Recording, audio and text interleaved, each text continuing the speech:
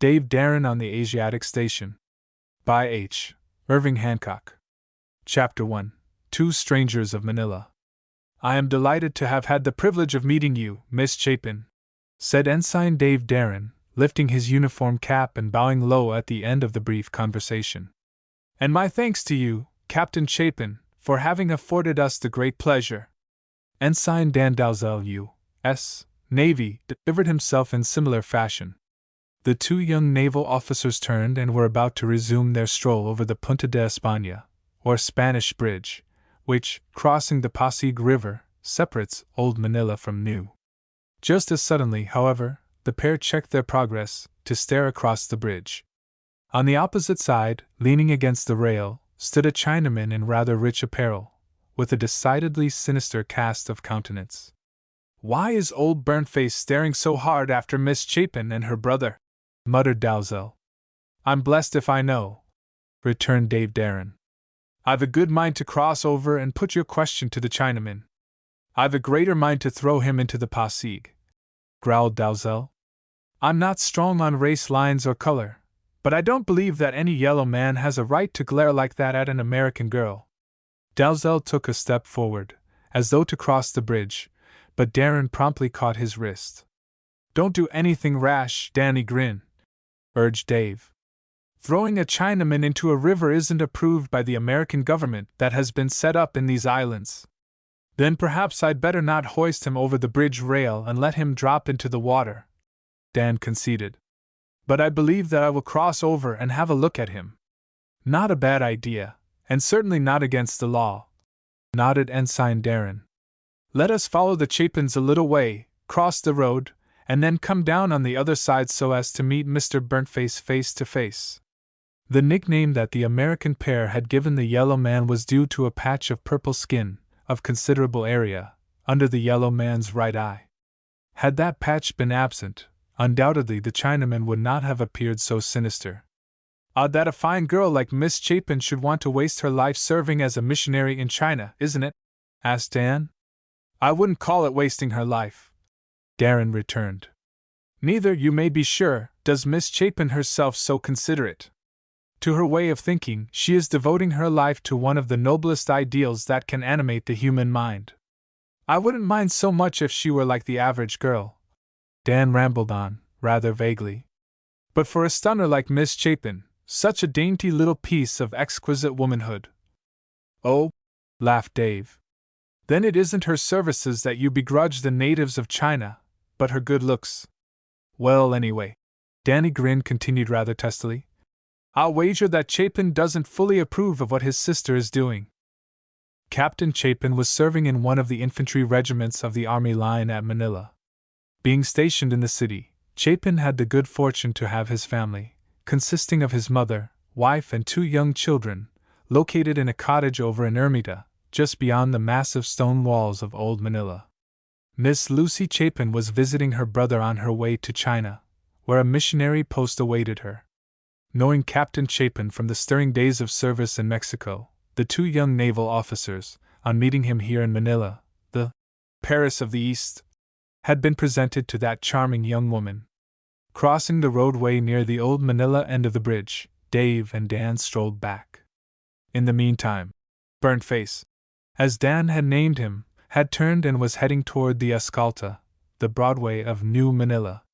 Both young officers wore the white service uniform of the tropics. Here and there a soldier or sailor, in passing, brought his hand to his cap in smart salute, a courtesy which both officers, in every instance, returned. "That's our fellow," whispered Darrin, slowing down his step. Burntface, a man of somewhere near 40, if it be possible to judge a Chinaman's age, kept on his way at a pace neither hurried nor slow.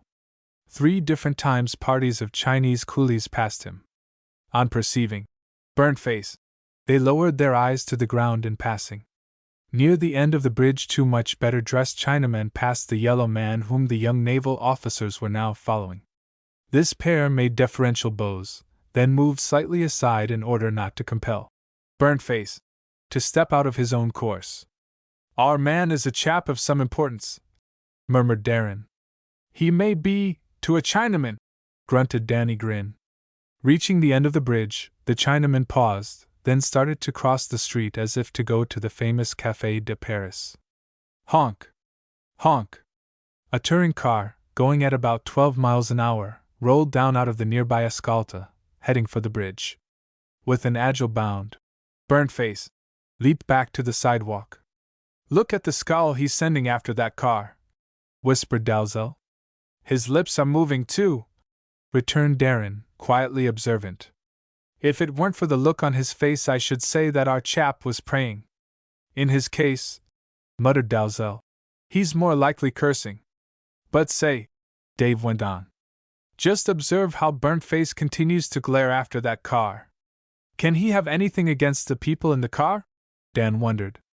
"It is more likely that his hatred is directed against the car itself," Darrin replied. "But why should he hate a mere assemblage of mechanical units?" Dan demanded. "I suppose that, being a Chinaman, he regards an automobile as the work of the evil one." Dave smiled. "Your real, old-fashioned Chinaman isn't strong for newfangled ideas. In some parts of China, the appearance of an automobile, even today, would rouse a mob to wild fury." "Queer old place, China," uttered Dalzell. "Since we're waiting orders to go to China, you'll soon know," Dave rejoined. "I don't believe I shall like China," Dan declared prophetically. Now that the road was clear, Burnt-Face crossed the street. He did not go to the Café de Paris, but stepped up in front of a drug store, where he halted and turned around. In passing, Dave and Dan managed, without staring, to get a good look at the yellow face. In addition to the purple mark under the right eye, Burnt-Face, with his lips parted, displayed one incisor tooth, the lower end of which had been broken off. At the left side of his chin was a mark such as might have been made by a knife or a bullet. "He's an ugly-looking customer," Dan muttered, when he and his chum had passed a few yards beyond the drug store. "That face carries a history," guessed Darrin. "Nor do I believe that it is a very savory history. I believe that the only real pirates left in the world," observed Dan, "are the black flags that every now and then infest Chinese waters. I wonder if Burnt-Face were ever apprenticed to the black flags." "Don't talk about him any more," murmured Dave, after a backward glance. "The Chinaman is now returning our late courtesies by following us." Attracted by the window display of a shop that dealt in Hindu curios, the two young naval officers went inside. "I want to buy something pretty with which to surprise Belle," Dave explained, as the chums roamed through the shop, inspecting the hundreds of quaint and artistic articles offered for sale. "You expect her to reach Manila the 26th of the month, don't you?" Dan asked. "The 16th," Darrin corrected his chum. "Due here in 11 days?" cried Dalzell, sharing his comrade's pleasure in the thought. "My, Dave, you're a very lucky young man. It seems ages since I said goodbye to Belle," Dave went on musingly. "Dan, it almost seems as if I had not seen my wife since she and I were high school sweethearts." "I can take my oath that you've seen her more recently than that," laughed Dan. "Yet I know that it must seem a long while between your meetings." A Hindu salesman, wearing European clothes, topped by a real Hindu turban, now approached them. "Something really nice for a lady." Dave nodded. "Pardon, Excellency," replied the Hindu, with a low bow. "Is the lady, young?" "Yes," assented Ensign Darrin. "May I, inquire whether the young lady be, wife, sweetheart, or sister?" suggested the Hindu, with a second bow that was lower than the first. "Why do you need to know that?" demanded Dave, frowning slightly. "She's the finest girl on earth. Isn't that enough for you to know?" "Then," declared the Hindu imperturbably, "she is your sweetheart, and in that case I am certain that I know exactly what to show you." "Oh, you do?" grimaced Ensign Darrin. "Then trot out the best you have." "Will your Excellency condescend to step this way?" proposed the Hindu, with the lowest bow yet. "I shall exert myself to show you the very finest that we have suitable for distinguished presentation to a sweetheart." Down to a vault, at the rear of the shop, the salesman led the way. Opening the vault door, he nimbly slipped out 2 trays of exquisite yet eccentric Hindu jewelry. Now let the Excellency gloat over these, begged the salesman, throwing out a bewildering array of rings, brooches, amulets, bracelets, neck chains and the like, set in a dazzling array of precious and semi-precious gems. How much is this chain? Asked Dave, picking up one of beautiful workmanship. The price of that, Excellency, is $1,200, but as a very special favor to an officer in the service I will allow it to go out of the store at $1,100. Sighing, Dave laid the chain down. It is not fine enough, I know, Excellency, glowed the salesman. Now, look at this chain. Is it not handsomer? Yes, Dave admitted. This chain, Excellency, is a wonderful bargain at $1,500. Dave sighed, but declined to examine the chain. Even if you had the money with you, remarked Danny Grin, your wife would hardly think you displayed good judgment in spending almost a year's salary to buy her a chain. Oh, it is for your wife? Exclaimed the Hindu, in an almost shocked voice. Yes, Dave assented. Oh, in that case, Excellency. With incredibly rapid movements, the Hindu put the articles back into the 2 drawers, shoved them into the vault, and closed the door. Here you are, Excellency! Cried the Oriental, springing to a nearby counter. Here is a chain of considerable beauty, and it costs but $6. Giving a momentary gasp, Darrin eyed the fellow, then suddenly reached over and took him in a tight collar grip. What do you mean, Mr. Insolence? Darrin demanded sternly. Do you wish to insinuate that a sweetheart calls for a handsome gift, but that anything is good enough for a wife? In my country, Excellency, when one buys for a sweetheart it is one thing. When he buys for a wife. Then thank goodness that my country isn't your country, uttered Ensign Darrin disgustedly, while Danny Grin implored. Before you let him go, Davy, turn him around this way so that I may register at least one kick. But Darrin suddenly released the rather frightened fellow, saying crisply, Show me some pieces of jewelry at prices around $50. At first the salesman displayed several pieces for which he asked from $75 to $100. You're wasting my time, but I won't waste yours. Dave suddenly broke in, turning away. Wait a moment, Excellency. Do you realize, Excellency, that you have not, in any instance, attempted to bargain with me? Do you mean that you expect me to work you down to a lower price? Asked Ensign Dalzell, lowering his voice. It is customary to bargain, Excellency, replied the Hindu, with a bow, though not so low as he had displayed at first. I'm not going to bargain with you, Dave declared quietly. At any price you name for an article I shall either accept the price, and pay it, or else refuse further to consider that article. And don't waste any more of my time. At the first sign of it I shall quit your store and not enter it again. Still the Hindu tried high prices for a while, then suddenly held up a necklace set with small, beautiful bits of jade. $80, he exclaimed. Mex? Broke in Dan quickly. Of course, Excellency, confirmed the Hindu. See here, David, little giant, Danny Grin rattled on.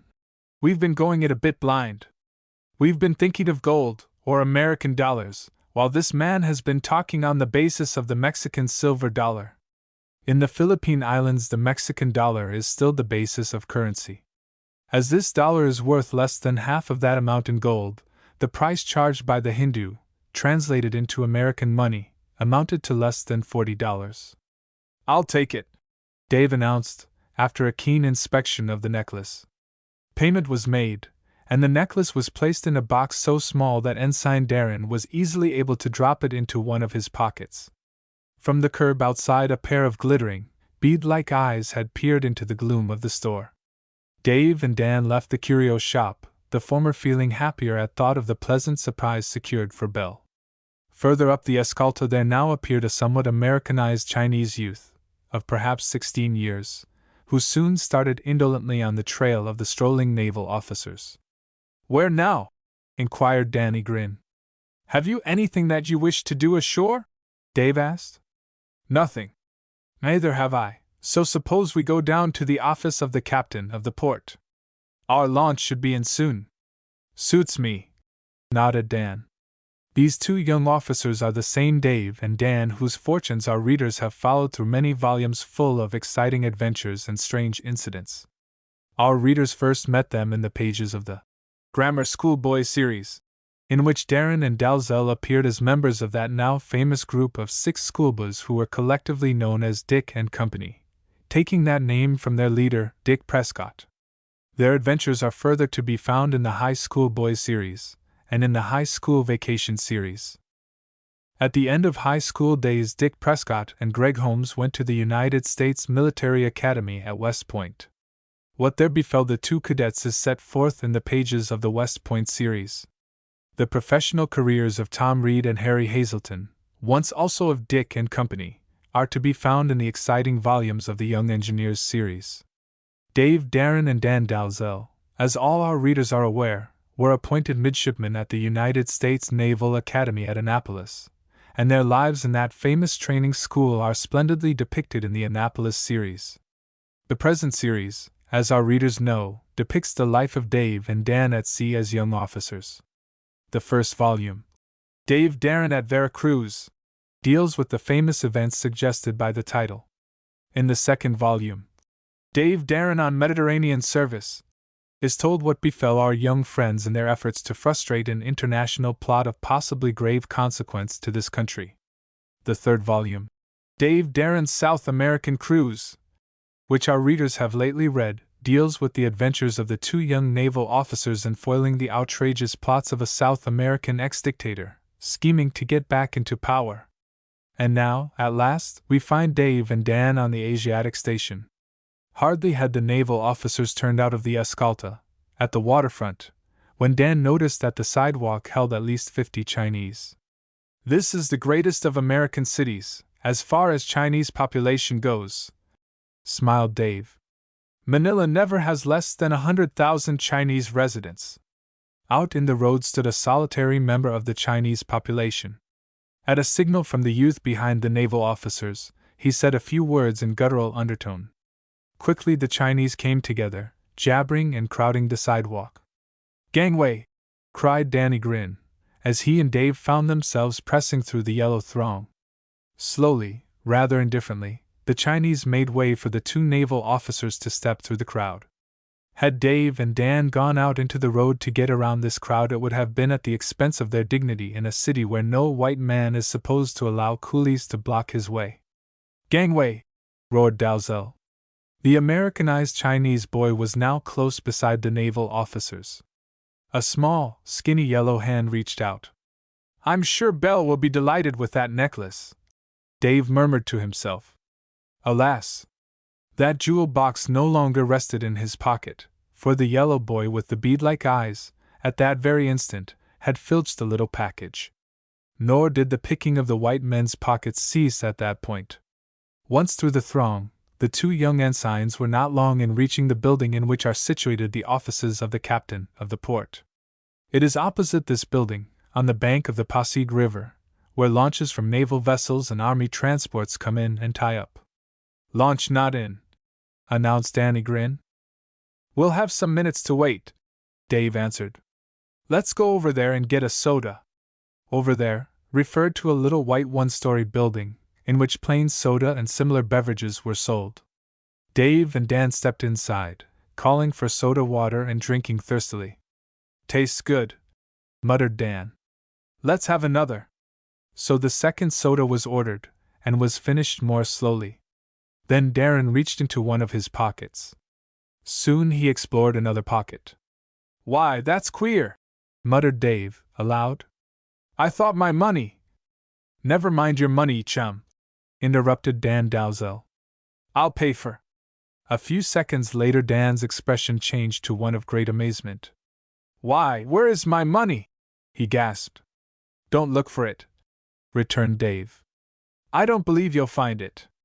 For myself, my pockets have been completely cleaned out. I haven't even the necklace that I bought for Belle." "Look here," uttered Danny Grin, his lower jaw dropping low, indeed. "Have we been robbed?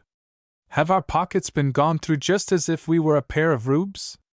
"Our pockets have been picked all right," Darrin assented, with a smile.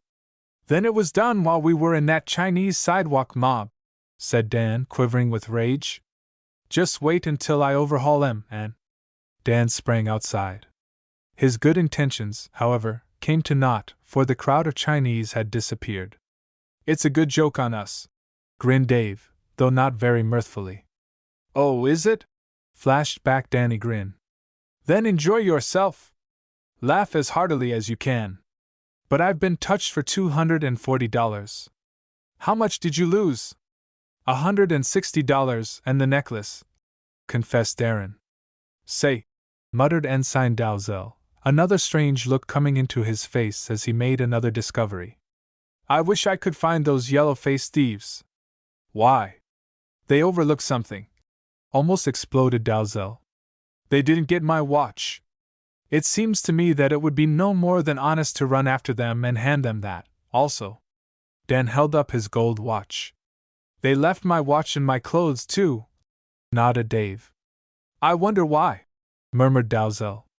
Over $400 from the two of us, muttered Dave, staring grimly up the road. Not a bad 2 minutes' work for someone.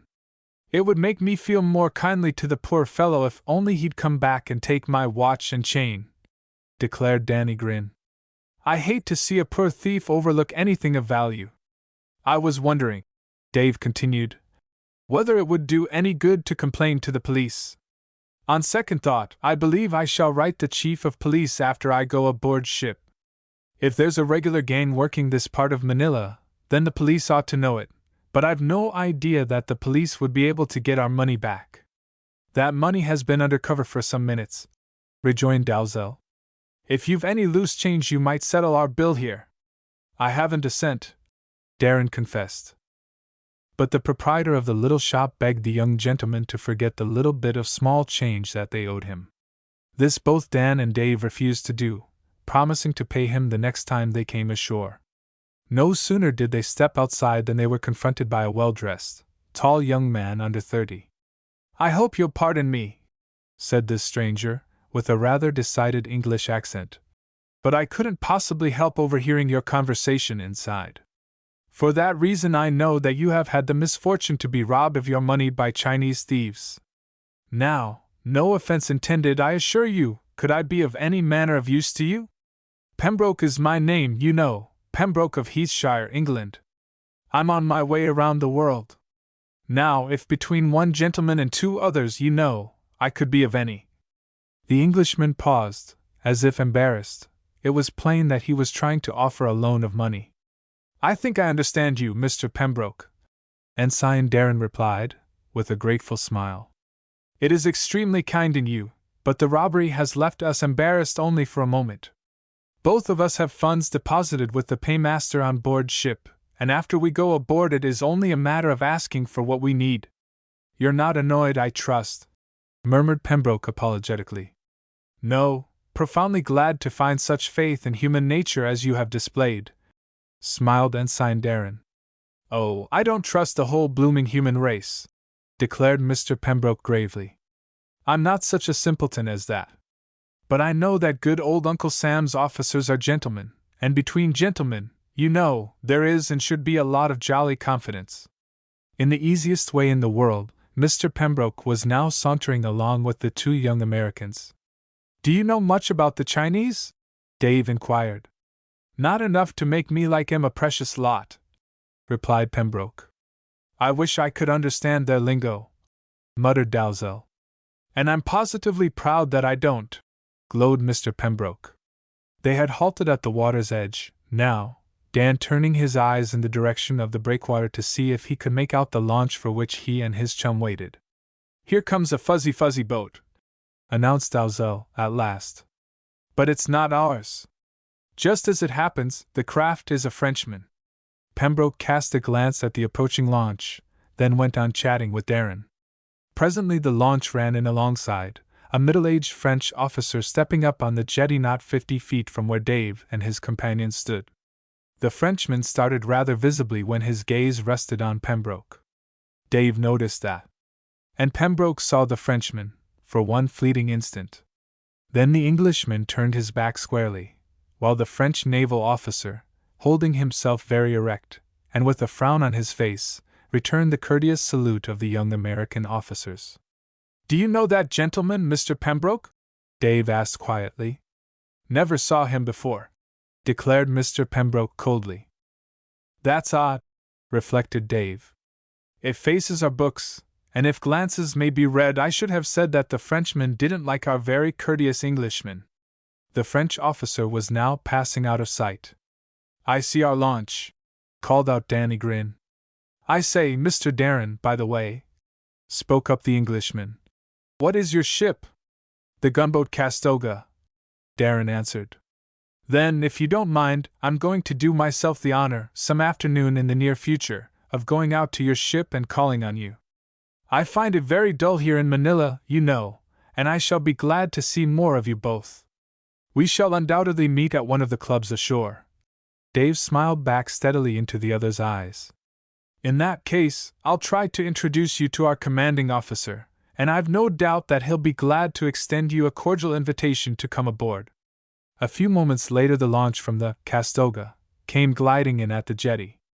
Dave and Dan extended their hands to Mr. Pembroke, then stepped aboard the launch, leaving the Englishman to turn away. Nor had he more than turned his back when Pembroke allowed a very distinct frown to gather on his face.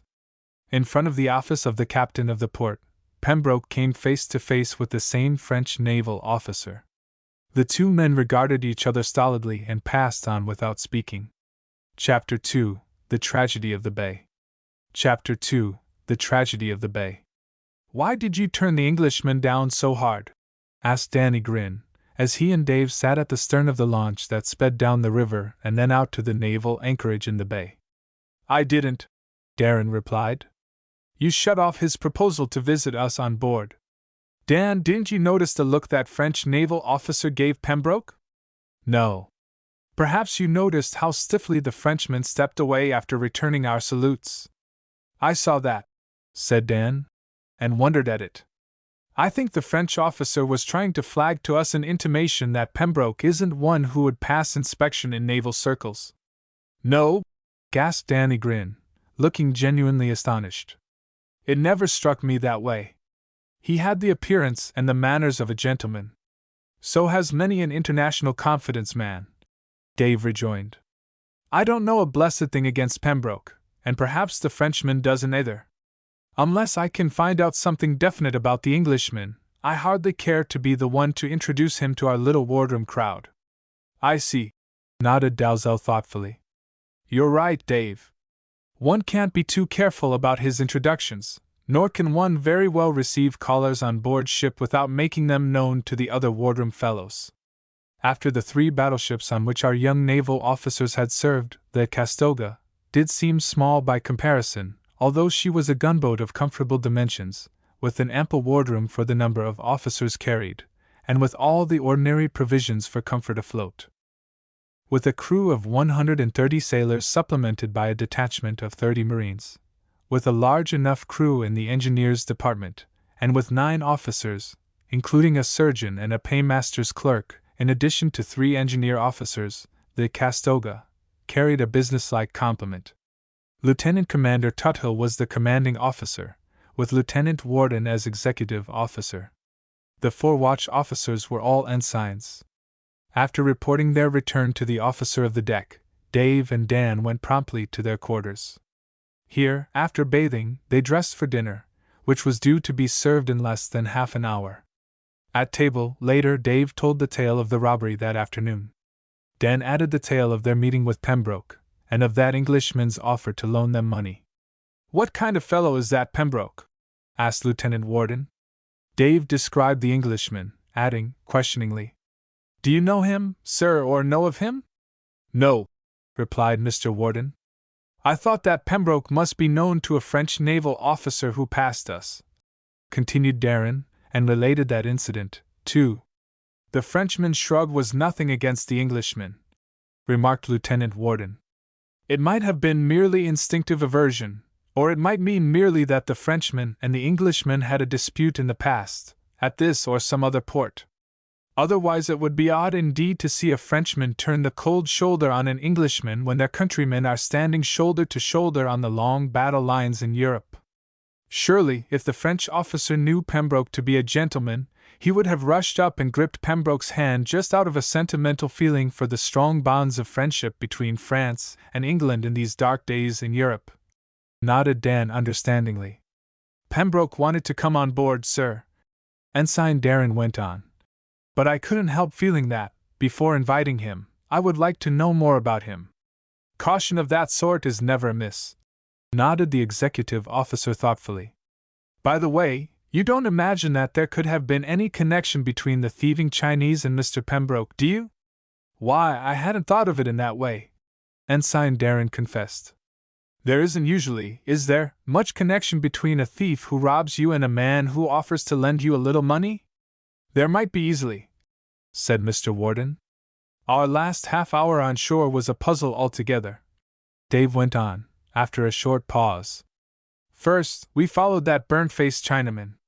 Then we ran into a crowd of Chinese who cleaned out our pockets of everything but our watches. And then we met Pembroke, at whom the French officer turned up his nose. I am now actually beginning to wonder if Burnface, the thieves, and Pembroke may not all be links in a chain of mystery. At least Pembroke doesn't speak or understand the Chinese language. Dalzell broke in. He said he didn't, Dave returned. However, if Pembroke is not a gentleman and a straightforward fellow, it is as easy to believe that he lied as that he spoke the truth. Don't bother any more about it, advised Ensign Hale bluffly. The money is gone. As to the rest of the story, it isn't worth puzzling your heads over. Your adventure was all grossly material. No such things as mysteries or romances are left in the world, nothing but work. Nevertheless, smiled Ensign Darrin seriously, I shall continue to admit myself puzzled until I have succeeded in gathering certain information that I really wish. What kind of information? Asked Hale. For instance, I want to know if Burnface has any connection with the yellow boys who went through our pockets. I think that at least half likely, replied Ensign Hale gravely. And then, next I want to know, Darrin went on, if there is any connection between Burnface and Pembroke. That is much less likely, answered Hale. Last of all, if Pembroke is in the least shady, I'd like to know something definite about him. Wound up Ensign Dave. Go to the Frenchman for that, advised Hale. Thank you, I believe I shall. But what does it matter, Darrin? Asked Lieutenant Warden. Whether Pembroke is all right or not? You turned him aside from visiting this craft, so what does it matter whether the fellow is a gentleman or the reverse? Because, replied Dave Darrin, so solemnly that some of his brother officers stared, I have a premonition that I'm going to meet Pembroke again, and under conditions where I shall be glad to know something definite about the fellow. At 8 bells in the evening, Ensign Dalzell went on duty as officer of the deck. Darrin, aroused in season from a nap, took over the watch at midnight. Any orders? Asked Darrin of his chum. None, save the usual orders for the safety and security of the ship, Dalzell replied. Salutes were exchanged, and the former officer of the deck hurried to his quarters. A marine sentry paced aft, another forward. 6 sailormen, including 2 petty officers, occupied their posts about the deck and on the bridge. 2 or 3 of the engine-room crew were on watch below. The others on board slept, for the night was clear and the gunboat at anchorage half a mile out from the mouth of the Pasig River. After the first tour of inspection to see that all was snug, Ensign Darrin leaned against the quarter rail, looking out over the water. By this time the sky had clouded somewhat, though the barometer remained stationary, showing that no atmospheric disturbances were to be looked for at present. The night was so still that nothing but the discipline of trained habit prevented Ensign Darrin from nodding, then falling asleep. Even as it was, his eyelids drooped almost to the closing point as he leaned there over the rail. But he was not asleep. After some minutes Dave opened his eyes wider, straightened up and glanced out sharply over the water, on which objects were not now so clearly visible as they had been at midnight. That sounded like a paddle, Darrin told himself, then added, in a low voice, Sentry! Aye, sir, replied the Marine, in a low voice, at the same time giving the rifle salute. I thought I heard a boat approaching yonder. Keep your eye open for any kind of craft coming near. Aye, sir. It was Ensign Darrin who discovered a small, outrigger canoe stealing forward in the night. 2 seconds later the Marine also reported it. Calling the nearest sailor to him, Dave gave him brief, whispered instructions which sent the young man slipping noiselessly forward. Shall I hail that craft, sir? Whispered the sentry, standing stiffly beside the young officer. Not yet, Dave rejoined. Both stood there, watching keenly. Few landsmen, on such a night, would have been able to make out so small a craft at such a distance. Those who follow the sea are trained to cat-like vision. Sentry, whispered Dave. Do you make out a second craft following the first? Just barely, sir, replied the sentry, after a sharp look. Unless the 2 small craft changed their courses speedily, Darrin knew that he would have to hail them and warn them off. In these piping times of peace in the Philippines, there was nothing very suspicious in 2 boats coming close to a war vessel at anchor. Still, the 2 canoes could not be permitted to come up alongside without the occupants first giving an account of themselves. It looks like a race, Dave told himself, as he continued to watch intently. Jove, I am tempted to believe that the second canoe is trying to overtake the leader. What can it? In the act of bawling an order forward, Ensign Dave Darrin felt his tongue hit the roof of his mouth. For, at this instant, the pursuing canoe ranged up alongside the first. There was a dim flash of something, accompanied by a yell of unearthly terror. Light! Shouted Dave Darrin huskily. Aye, sir. In a twinkling, the narrow, dazzling beam of one of the forward searchlights shot over the water. Within 3 seconds it had picked up the smaller of the canoes. To the watchers from the deck of the gunboat this canoe appeared to be empty.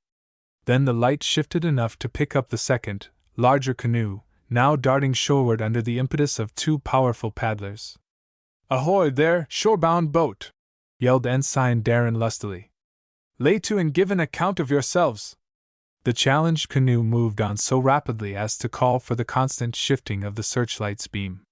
Lay to there, or we fire! Bellowed Ensign Darrin over the rippling waters of Manila Bay. But the canoe made no sign of halting. Sentry! Aye, sir. Take aim and hold it. Aye, sir. Then again Dave challenged. Shorebound boat, 3rd challenge. Lay to instantly. No attention being paid by the 2 paddlers, Ensign Darrin now gave the sharp order. Fire! That bullet must have whistled uncomfortably close to the fleeing craft, for on the instant both paddlers rose in the canoe. Fire! Commanded Ensign Dave, the second time. At the sound of the Marine's shot both poised figures sprang overboard from the canoe. Shall I fire again, sir? Asked the Marine, as the beam of the searchlight continued to play upon the waters where the divers had vanished. Not unless you see those men that jumped overboard from that canoe, replied Ensign Darrin. Though the searchlight continued to flash further across the water, nothing was seen of the men from the canoe. Indeed, at the distance, the rippling waves might easily conceal a swimmer. Pass the word for the boatswain's mate, Darrin ordered. As that petty officer appeared, Darrin ordered him to turn out a boat crew and put one of the boats over the side. First investigate the nearer canoe, then the second. Bring them both in alongside. If you see any swimmers in the water, pursue and pick them up. Aye, sir. Still the searchlight continued to play over the waters. The Castoga's small boat ranged alongside the smaller outrigger canoe, and soon had it in tow with a line astern. A minute or 2 after the second canoe was picked up. A short search was made for swimmers, after which, on signal, the boatswain's mate turned and headed for the gunboat. Ship's boat ahoy! Dave called, as the boat and its tows came near. Ahoy the deck, sir! Are both canoes empty? Darrin inquired. The first one isn't, sir, replied the boatswain's mate. There's a dead Chinaman in it. Head almost cut off, sword work, I should say, sir. Bring both tows alongside, Dave ordered with a shiver. I will communicate with the police. After ordering a wireless operator turned out, Ensign Darrin went over the side, down a sea ladder, to the smaller of the outrigger canoes. Huddled in a heap in the canoe was a Chinaman who did not seem to be more than 30 years of age. His head, nearly severed from his body, had fallen forward until it hung close to the dead man's chest. It was only by turning the head that Ensign Darrin was able to see the face, on which there still lingered a look of terror. A Chinese tong fight or a gang murder, Dave told himself, in keen disgust. Then climbing up over the side, he sent an orderly to summon the executive officer. Less than 3 minutes later, Lieutenant Warden, fully dressed, and wearing his sword, walked briskly out upon the quarterdeck.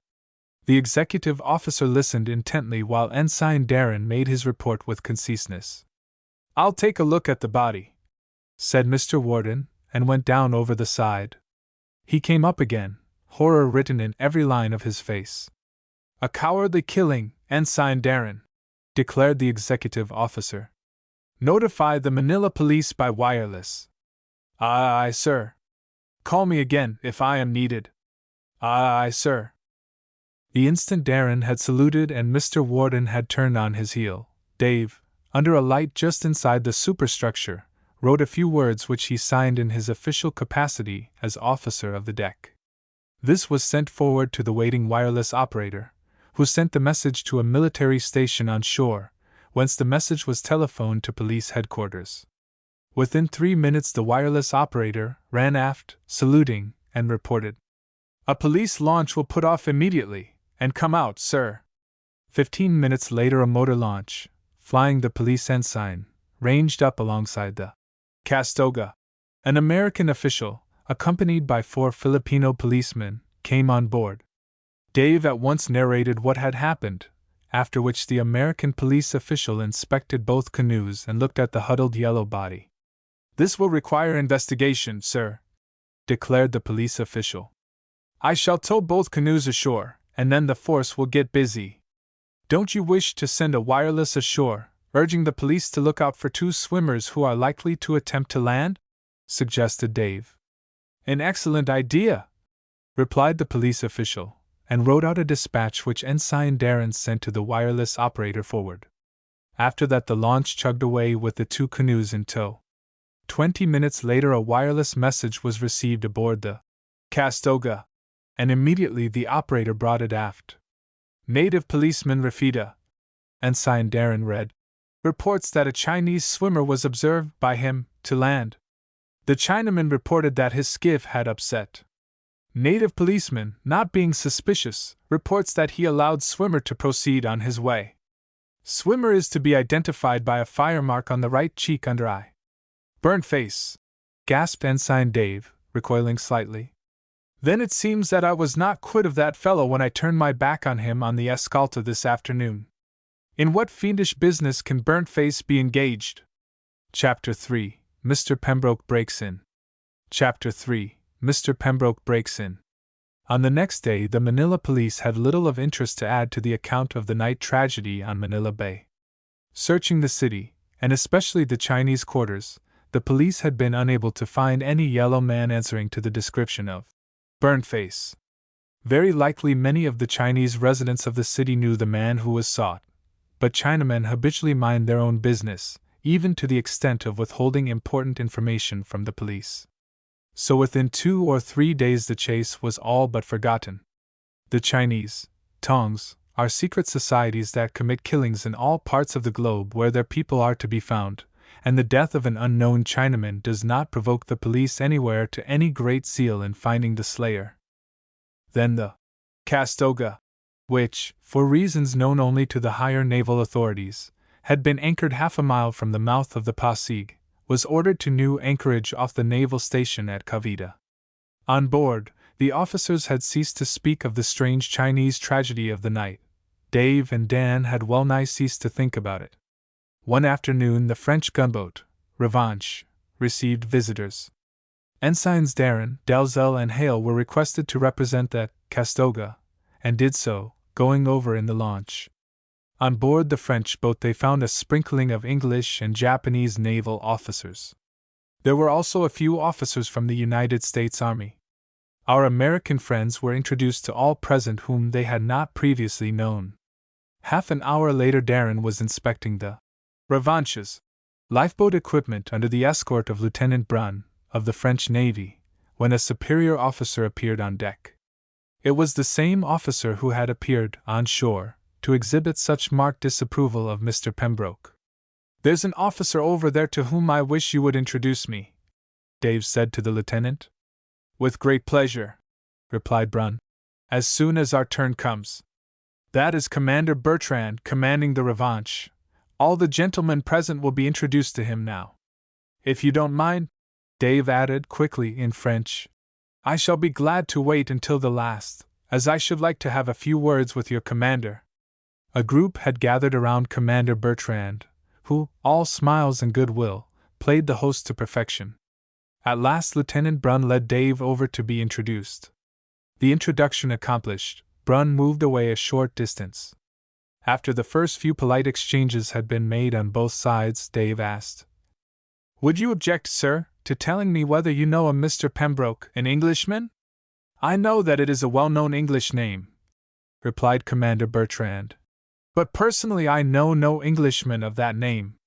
Do you remember seeing Mr. Dalzell and myself with a man in front of the office of the captain of the port a few days ago?" "I recall having passed you," replied the Frenchman readily. "That was Mr. Pembroke with whom we were talking." "Was it?" inquired the Frenchman politely, as he raised his eyebrows.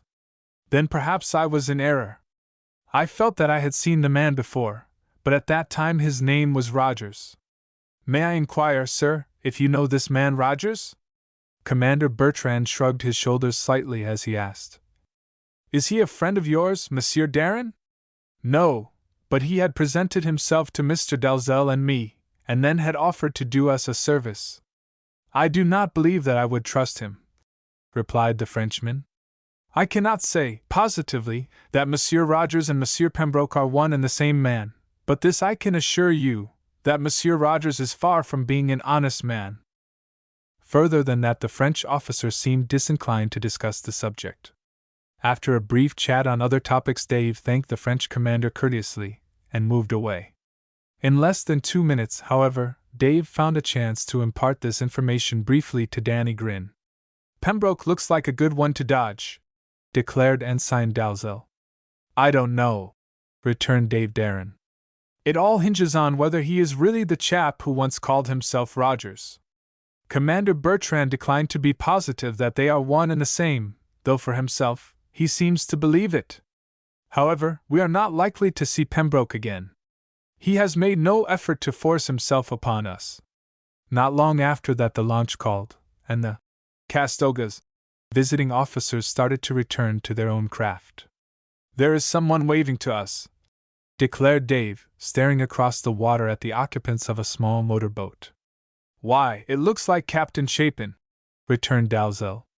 "It is Chapin, and that is his sister with him," returned Dave.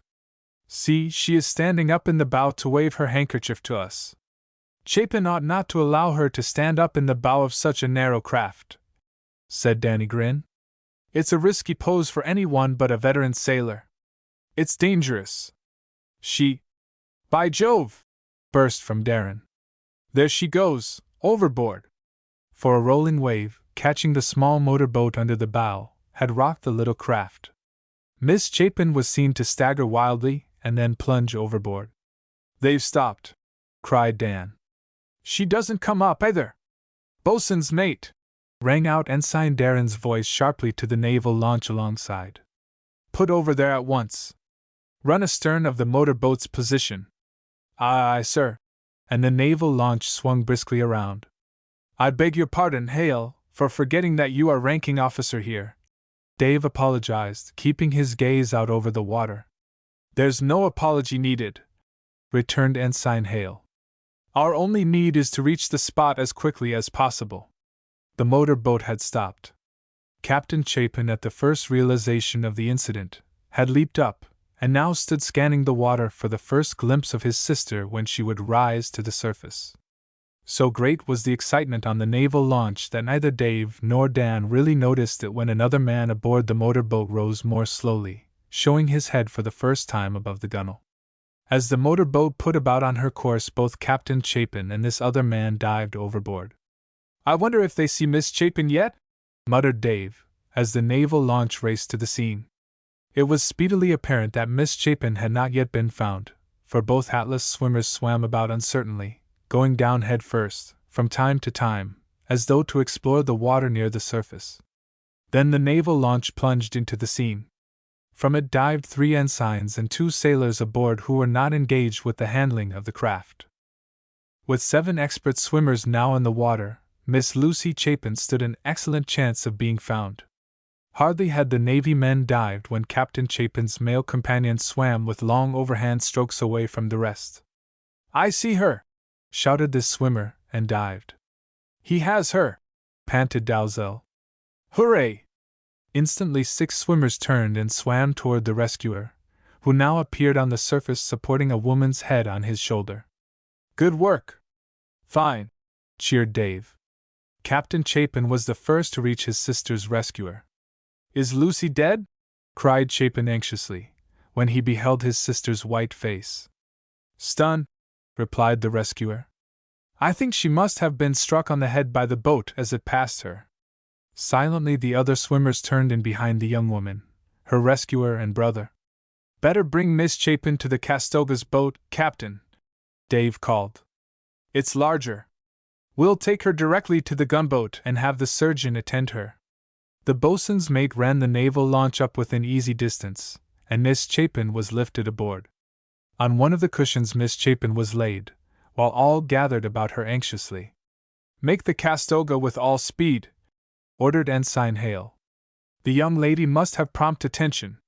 On the way to the Castoga, Captain Chapin did everything he could think of to revive his sister. The others stood about, ready to help. Then it was that Dave happened, for the first time, to face the rescuer. "Pembroke!" he called in astonishment. "Howdy do?" asked the Englishman, with a smile holding out his hand. Though Dave felt himself chilling with suspicion of the pleasant stranger, he could not withhold his hand. "I was on my way out to visit your ship," smiled Pembroke, as he released Dave's hand after a warm grip. "Captain Chapin was good enough to say that he would present me on board.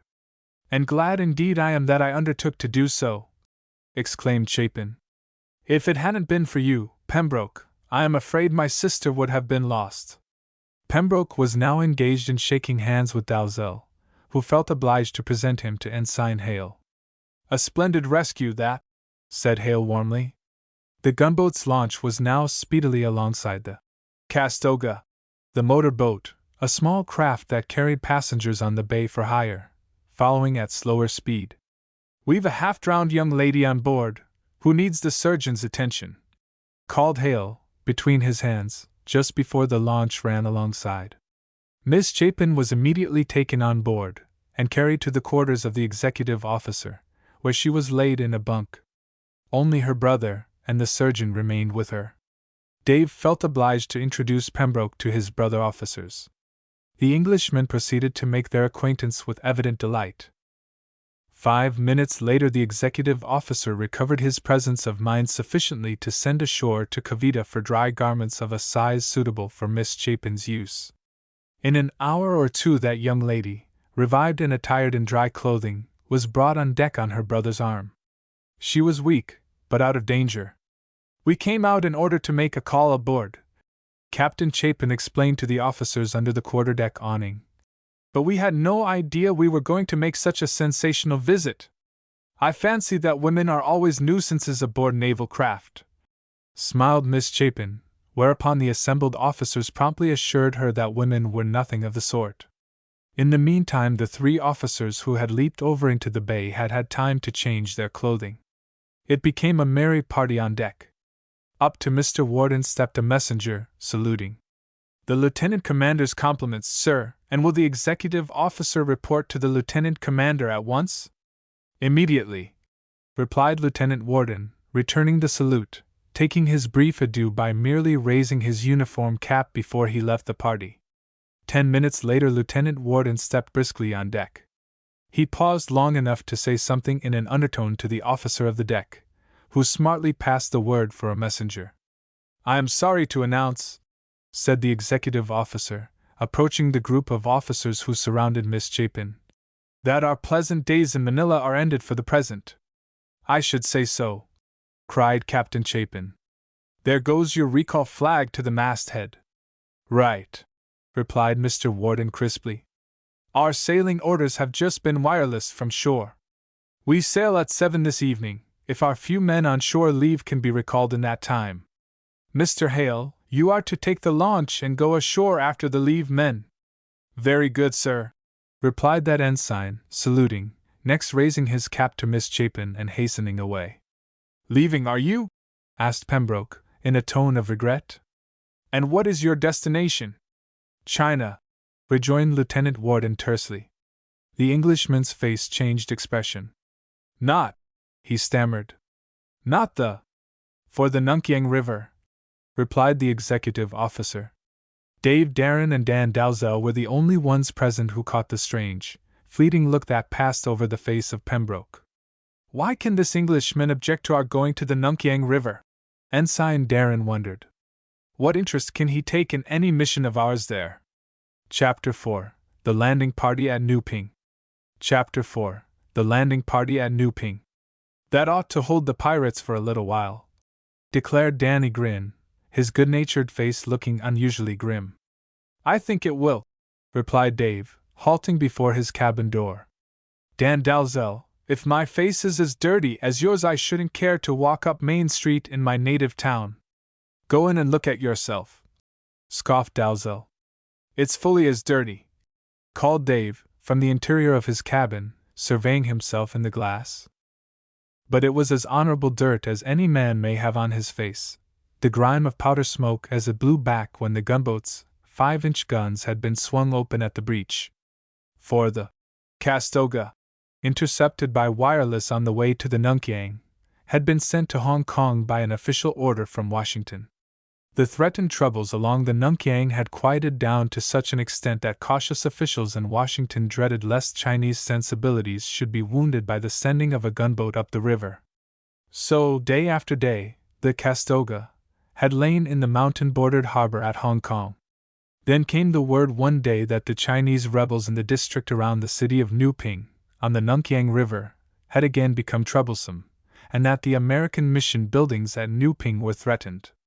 The Castoga had been ordered to proceed at full speed, she being the nearest craft of a draft light enough to ascend the river. During the last hours of darkness the gunboat had steamed up the river, all eyes on board turned toward the sinister red glow that lighted the sky above the Chinese city, capital of a province. Just before daylight the gunboat dropped anchor with every man and officer at quarters. From shore came the sound of rifle shots, a wild pandemonium of yells, as thousands of raging Chinese surged upon the mission buildings, to which fire had already been set, and from which the American missionaries and their families, aided by the white residents of Nuping, were making the only resistance that lay within their power. The first note of cheer that came to the missionaries and their friends was the whistle of the gunboat, sounding clearly when still 2 miles distant. Then the lights of the fighting craft came into sight. For a few minutes after coming to anchor, the commander of the Castoga was forced to wait for sufficient daylight to enable him to distinguish accurately between friend and foe.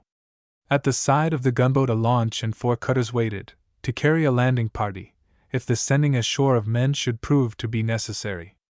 Anxiously, using his night glasses every minute, the American commander paced the deck and listened. Then, when there was barely enough light, word was telephoned to the division officers to begin action. Boom! Spoke the first gun from the gunboat. Other shots followed rapidly. In the compound before the burning mission buildings was a mass of yellow fiends, crowding, yelling and shooting. From the windows of such portions of the burning buildings as were still tenable American rifle fire was poured into the mob. That first shell, landing among the yellow fiends, killed more than 20 Mongols, wounded others, and drove the attackers out of the compound. Boom! Bang! Other shells flew through the air, clearing away the rabble further back. From the mission buildings, a quarter of a mile away, went up a wild cheer of hope. But the attacking rabble, despite the first shell fire, came back, inviting further punishment. Again the gunboat's 5-inch guns roared out. There was now sufficient light to enable the American gunners to make out the locations of the mob. At least 30 shells were fired ere the rebels beat a retreat beyond the confines of New Ping. It was time to stop firing, for some of the American shells had set fire to Chinese dwellings and business buildings. On a low hill, a quarter of a mile away from the burning mission buildings, flew the Chinese flag, flanked by the flag of the governor of the province. Watching this yamen, or palace, the American officers saw a body of not more than 100 soldiers issue suddenly from behind the walls. Straight to the mission hurried these tardy fighting men. Though late in acting, the Chinese governor was sending an invitation to the endangered missionaries and their friends to share the hospitality and protection of his yamen. "He might have done that before," muttered Dan Dalzell. "If he has so few Chinese soldiers," Dave explained, "he never could have driven back the thousands of rebels. Our friend, the governor, is cautious, surely, but plainly he is no fool." Once the bombardment had stopped, the various officers, except one division officer, had been ordered to their quarters to clean up and put on fresh uniforms, for the work of the day was by no means finished. So back to their quarters hurried the released division officers. Dave Darrin quickly divested himself of his dungaree working clothes, then stripped entirely, going under a shower bath. From this he emerged and rubbed down, drew on fresh underclothing, a clean shirt, and hastily completed his toilet. At that instant there came a summons at the door, with an order for Ensign Darrin to attire himself in khaki uniform. The same order was delivered to Dan. "Landing party work," was the thought that leaped instantly into the minds of both. Nor were they disappointed. Into the launch, with several other boats alongside, tumbled 40 sailors and 12 marines, armed, and with rapid-fire guns and ammunition. In one of the other boats were additional cases of ammunition, in others were commissary supplies. Dave received his orders from Executive Officer Warden. "You will go ashore, Ensign Darrin, and at all hazards reach our fellow Americans. What you shall do on reaching them will depend upon circumstances and upon instructions signaled to you from this ship. Ensign Dalzell will accompany you as next in command. On board we shall keep vigilant watch, and you may rely upon such backing as our guns can give you in any emergency that may come up." Dave saluted, with a hearty, "Very good, sir," but asked no questions. None were necessary. In another moment the landing party had been reinforced by a petty officer and 3 men who were to bring the boats back to the Castoga. Casting off, the launch headed shoreward, towing the boats astern. Within 3 minutes, landing had been made at one of the smaller docks. "I don't see any reception committee here to welcome us," muttered Ensign Dalzell. "Probably all of the natives, who are curious by nature, are watching the burning of the buildings that our shells set on fire," returned Ensign Darrin. "But I'm glad there's no reception party here, for undoubtedly it would be an armed committee." As soon as landing had been effected, however, a petty officer, who was sent forward with 3 men, succeeded in routing out a number of sturdy, sullen coolies, who had been hiding in a nearby warehouse. These yellow men the petty officer marched back briskly, the coolies being forced to pick up and carry the ammunition and food supplies. "See to it that these Chinese don't try to run away with the stuff," Dave ordered tersely. "Keep them under close guard." "Aye, sir." At the word from Darrin, Dalzell ordered the sailors to fall in and lead the way in double file, the Marines marching at the rear of the little baggage train.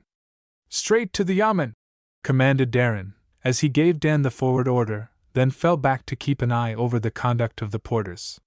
For the first block of the march through the narrow, foul-smelling streets, the natives contented themselves with glancing sullenly out at the handful of daring invaders. But a turn in the street brought the American naval men in sight of an angry-looking crowd of nearly 1,000 Chinese, all men. "Are they going to block our way?"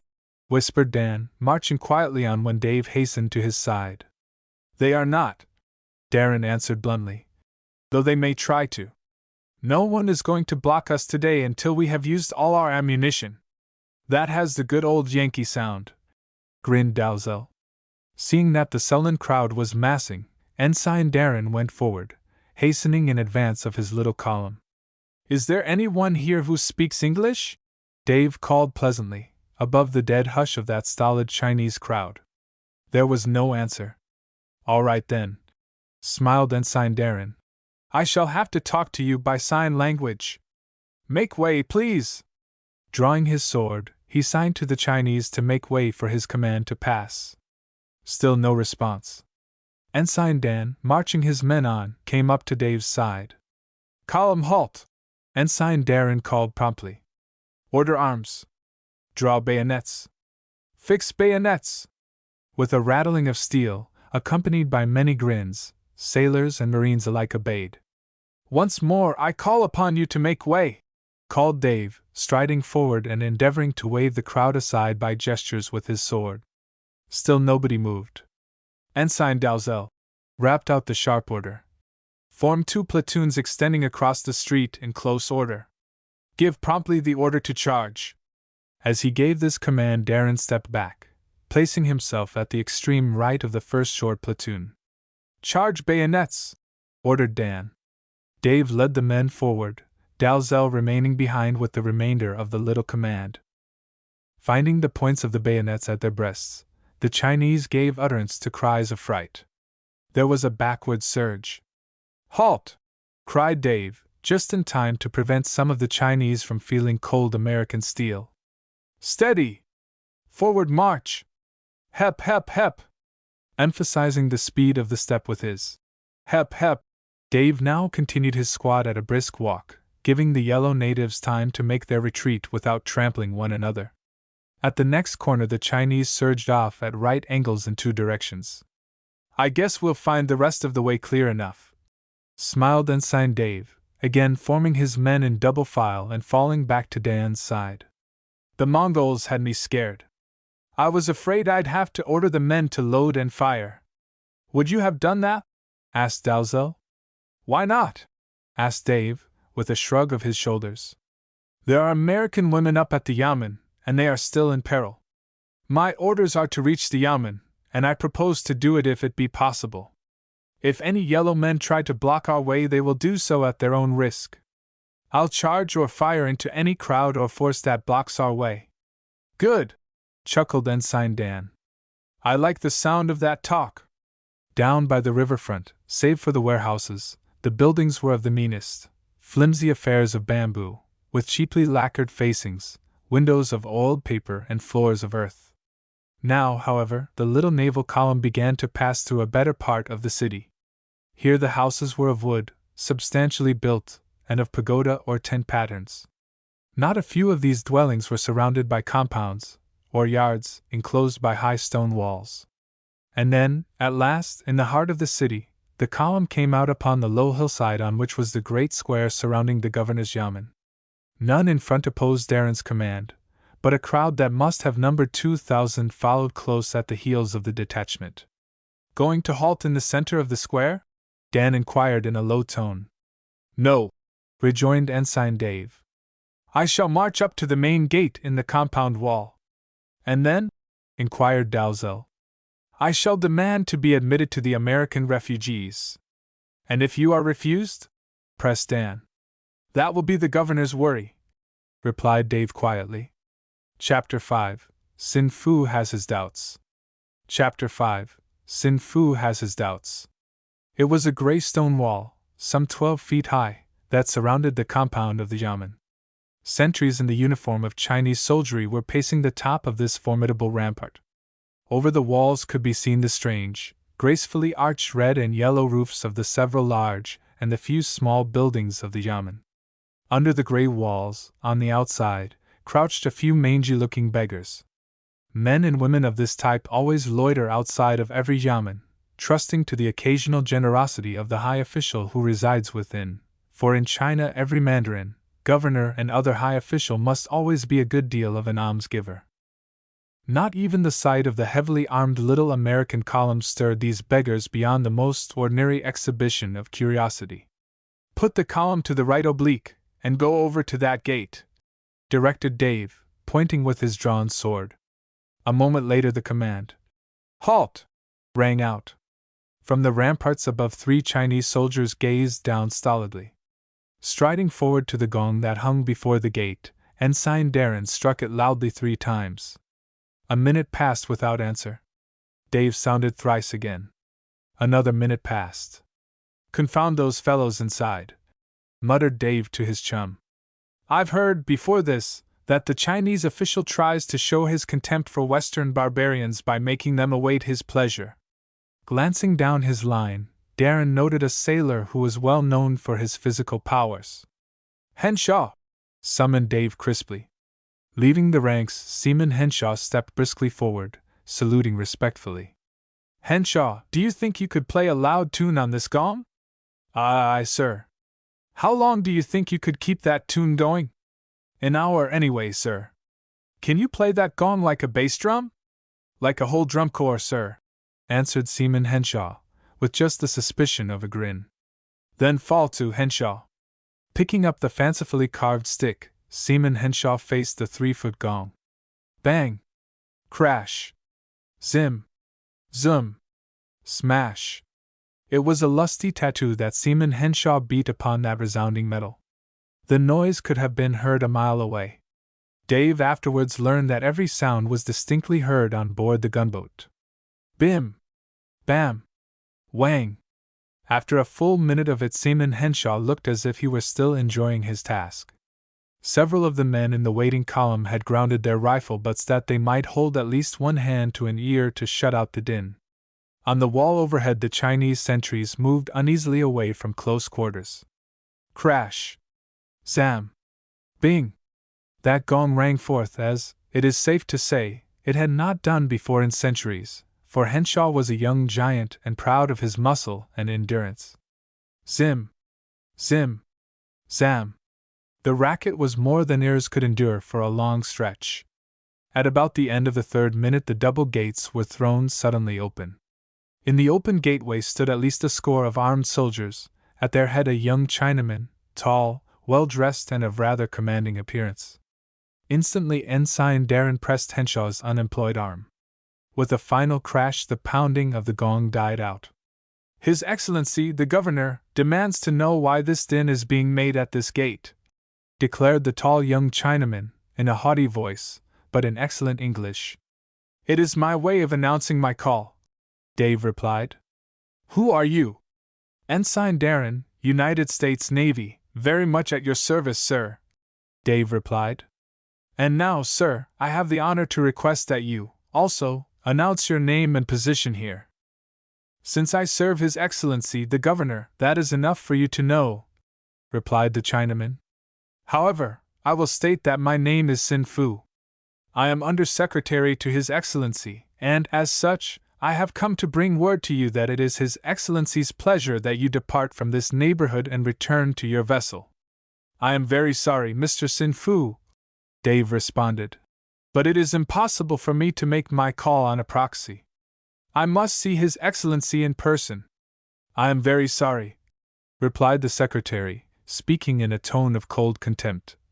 "But His Excellency cannot see you so early in the day. Later." "Attention!" called Ensign Dave, in a low voice. "Column, forward march!" Instantly the naval line moved forward. Shocked and indignant, the secretary spoke in Chinese to some of the soldiers. The big gate began to move as though it would shut.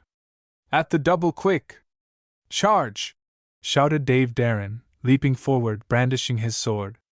In a twinkling the first dozen seamen, headed by 2 officers, had rushed into the compound. At one side stood 2 Chinese soldiers, working a cumbersome wheel, attached to a windlass and rope that moved the double gate. Henshaw leaped at this pair, knocking both down. "I must warn you, Ensign Darrin," shouted Sin Fu, his face purple with rage, "that this conduct of yours is contrary to the usages of respect that must be observed between the representatives of 2 great countries. Your conduct, sir, is an outrage." "And the Governor's conduct also is an outrage," Darrin retorted sternly. "In allowing mobs to burn the mission buildings and all but take the lives of the American missionaries and their families." "All the mission Americans are safe at this yamen," retorted Sin Fu. "There is no need to fear for your fellow Americans. They are safe and under the immediate protection of His Excellency, the Governor. That is what I have come to see about." Dave declared. Mr. Sin Fu, I have no wish to be lacking in courtesy, and I shall display as much as I can, under the circumstances. But my men are now inside the compound, and here they will remain until my orders are changed by my commanding officer. Though the Chinese soldiers had withdrawn to varying distances before the harmless bayonet rush, Sin Fu remained and faced Ensign Darrin with every sign of indignant disapproval in his almond-shaped eyes. The impressed Chinese porters had been driven into the compound, where they dropped their burdens. Dan quietly paid them off with silver coins. The instant they found themselves permitted to leave, these sullen coolies fairly flew out through the still open gate. "Sir," began Sin Fu again, speaking with great haughtiness, "if these supplies are intended for the American missionaries, I will undertake to receive them on behalf of your countrymen, but I must once more, and for the last time, insist that you withdraw your men from this compound. If you do not instantly withdraw, it will provoke grave trouble between your country and mine." "Mr. Sin Fu," Dave replied, speaking pleasantly and smiling, "I wish to treat you, and all other Chinese officials with every mark of courtesy. I must make it plain, however, that I shall not leave this yamen until I have been so ordered by my commanding officer. Moreover, I am under strict orders to see the American mission party at once, and I must very respectfully insist upon no more delay. I demand, sir, to see Bishop Whitlock first of all." "Ensign Darrin, your language is insolent," cried Sin Fu angrily. "My talk will quickly change to acts if my requests are not at once granted," replied Dave firmly. "Acts? What do you mean by that word?" demanded Sin Fu. "I mean that if Bishop Whitlock and his friends are not at once produced, I shall be under the necessity of searching the yamen for them," Ensign Darrin rejoined. "Search the yamen?" gasped Sin Fu incredulously. "Would you dare profane the sovereignty of China?" "I'll do it in just 5 minutes if my request is not heeded," retorted Ensign Dave, drawing out his watch. By this time at least 150 armed Chinese soldiers had appeared, on the ramparts, in the compound, in the doorways and windows of the buildings. Darrin's force was much inferior numerically. Sudden treachery on the part of the Chinese might cut the American naval force in two, but Danny Grin was keeping alert watch on all Chinese in sight. "You are making a grave miss," began Sin Fu loftily. "And you have already lost 45 seconds of that 5 minutes," Ensign Dave suggested, still standing, watch in hand. "If you use up the time in conversation, Mr. Sin Fu, I shall not grant a grace of even 5 seconds. "Your insolence, sir, overwhelms me," replied the Undersecretary. "Shudderingly, I shall take it into the presence of His Excellency, and impress upon His Excellency, if you please, that I am not going to lose time," answered Dave, again glancing at his watch. Turning on his heel, Sin Fu disappeared through a nearby door of one of the buildings. Several minutes slipped by. Dave glanced frequently at the hands of his watch. "The time is nearly up, Dan," he announced at last. "You remain in command of the Marines and guard our ammunition and other stores. At the second of 5 minutes I shall form the sailor men and march through this yamen until I find the missionary party." Danny Grin nodded gravely. "Seamen, fall in!" called Ensign Darrin, replacing his watch in his pocket. "Forward guard left, Mar!" "Stop!" cried a ringing voice. Out of the doorway through which he had vanished appeared Sin Fu, running and waving his arms. "The governor's answer?" Dave curtly demanded, turning upon his heel. "I will take you to the missionary party," conceded Sin Fu. "Very well, step with me, then, and lead the way." "But you must not take an armed party with you," protested Sin Fu, looking very much aghast. "My men go with me," Dave replied firmly. "Sir, we cannot have any more nonsense. I am convinced that my countrymen must be prisoners, else they would have come out to greet me before this. Lead the way and I will march my men behind you." Looking as though he would very much like to say a good deal, Sin Fu led the way around the buildings to the left, thence to the farthest building of all at the rear of the compound. Scattered around the outside of this building were nearly a score of Chinese soldiers carrying their rifles at shoulder arms. "You have kept the Americans as prisoners, just as I suspected," charged Ensign Darrin, turning accusingly upon the undersecretary. And you forget, Ensign Darrin, retorted Sin Fu, that His Excellency the Governor commands here. We'll let it go at that, answered the young ensign, provided your governor doesn't attempt to put any crimps in the safety or liberty of my countrymen. Right now, be good enough to order your soldiers away so that there may be no clash between them and my men. Through the windows of the one-story building, Dave Darrin could see several faces of men and women looking eagerly out. Sullenly, Sin Fu spoke to the Chinese soldiers, who, saluting, withdrew to a distance, though they did not leave the scene. Then a door was flung open, and American citizens began to pour out.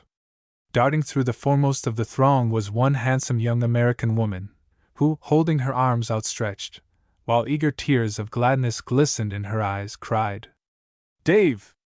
It was Belle Darrin, once Belle Meade, Dave's schoolgirl sweetheart then, and now his wife. "You, Belle?" he exclaimed, almost incredulously, as he embraced her.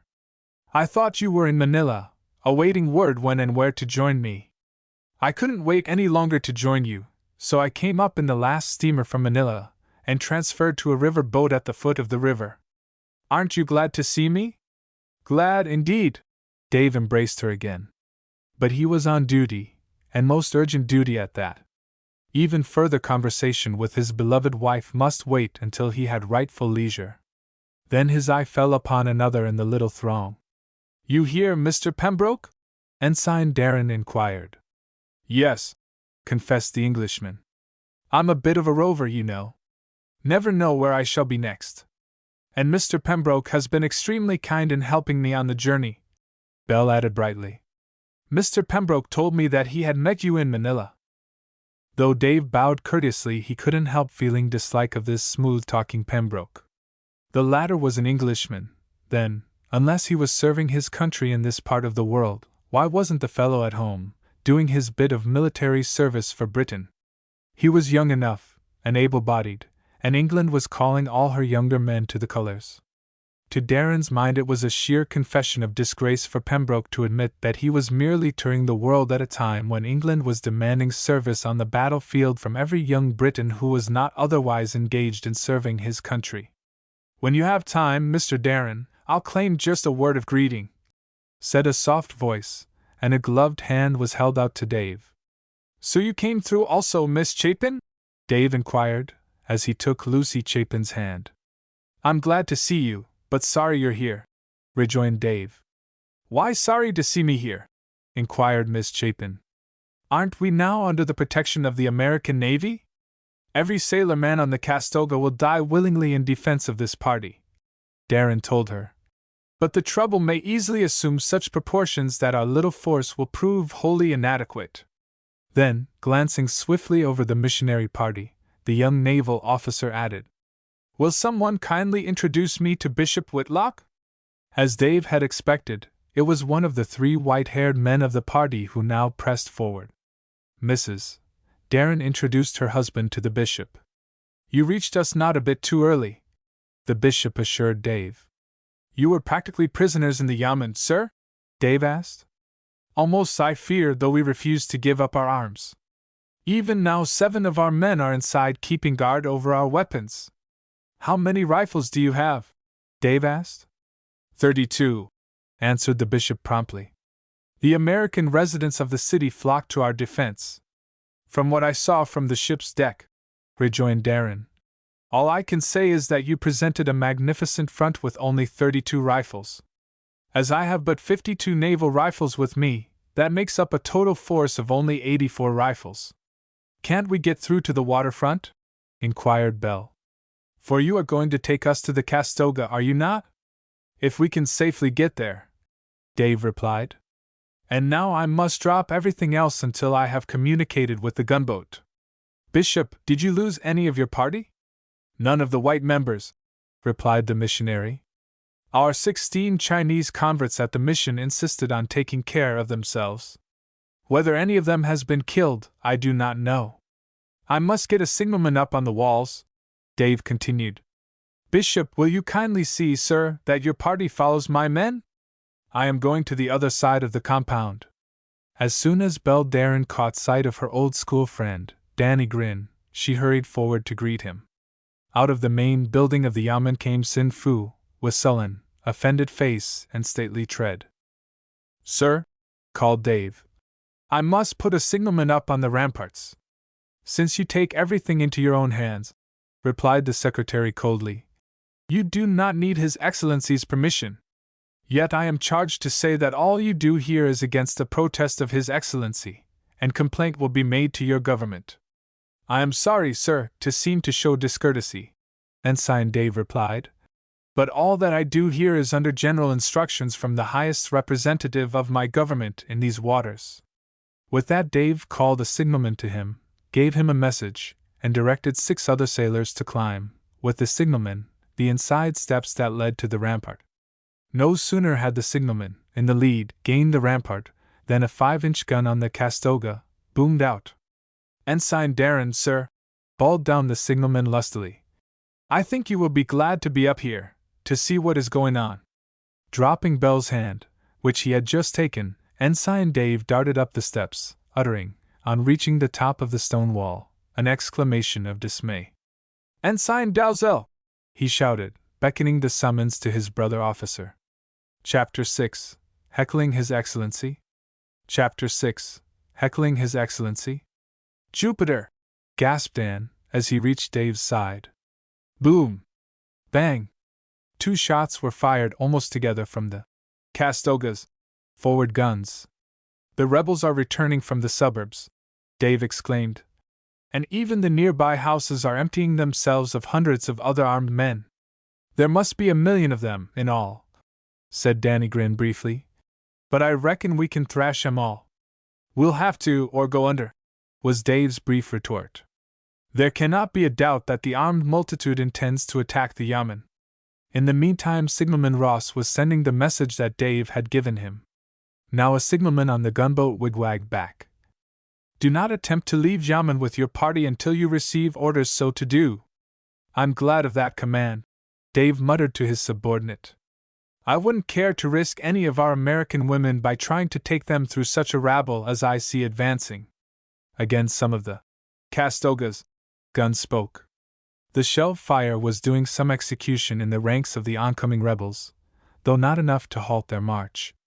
"I am going down into the compound to send up men and rapid-fire guns," Dave announced to his chum. "Post the men, and station 1 rapid-fire gun on each of the 4 sides of the compound." "What are you going to do with the Chinese soldiers?" Dan asked. Dave frowned.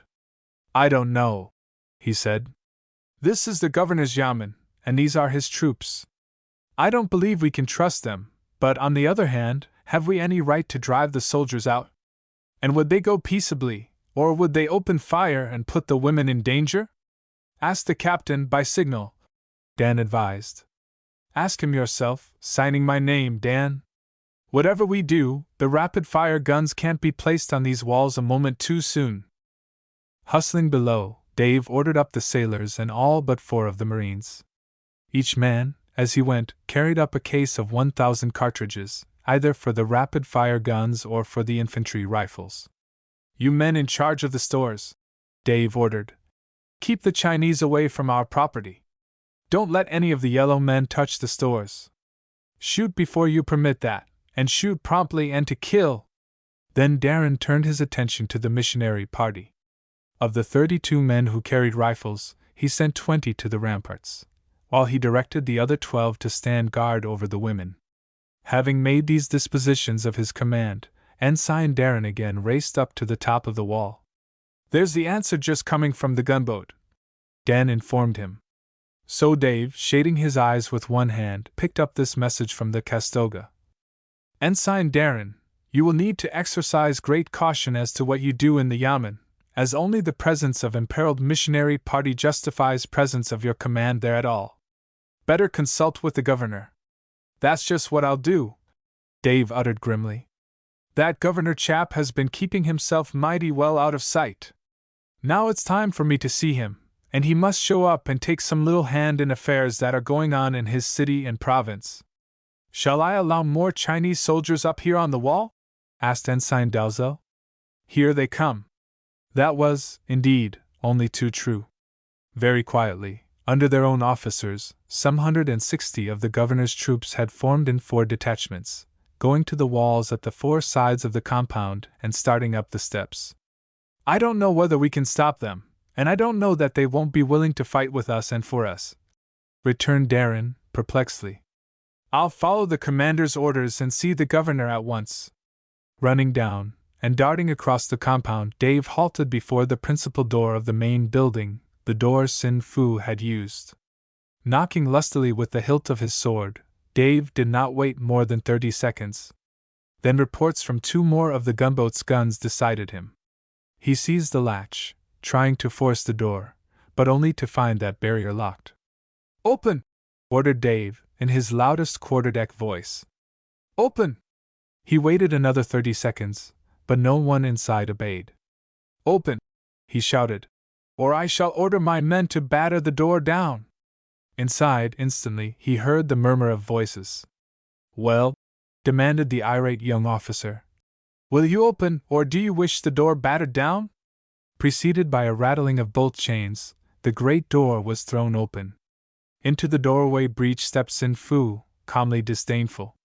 Behind him stood fully a score of Chinese soldiers, each with rifle leveled ready to shoot. Why this unseemly disturbance before the official residence of the governor? Demanded Sin Fu. I must see the governor immediately, Dave replied. It will be impossible to see His Excellency, except upon appointment, replied the secretary. His Excellency's presence is sacred, and is not to be invaded at will by a hasty caller with sword in hand. If you will wait here, I will ascertain if His Excellency will be pleased to see you in an hour.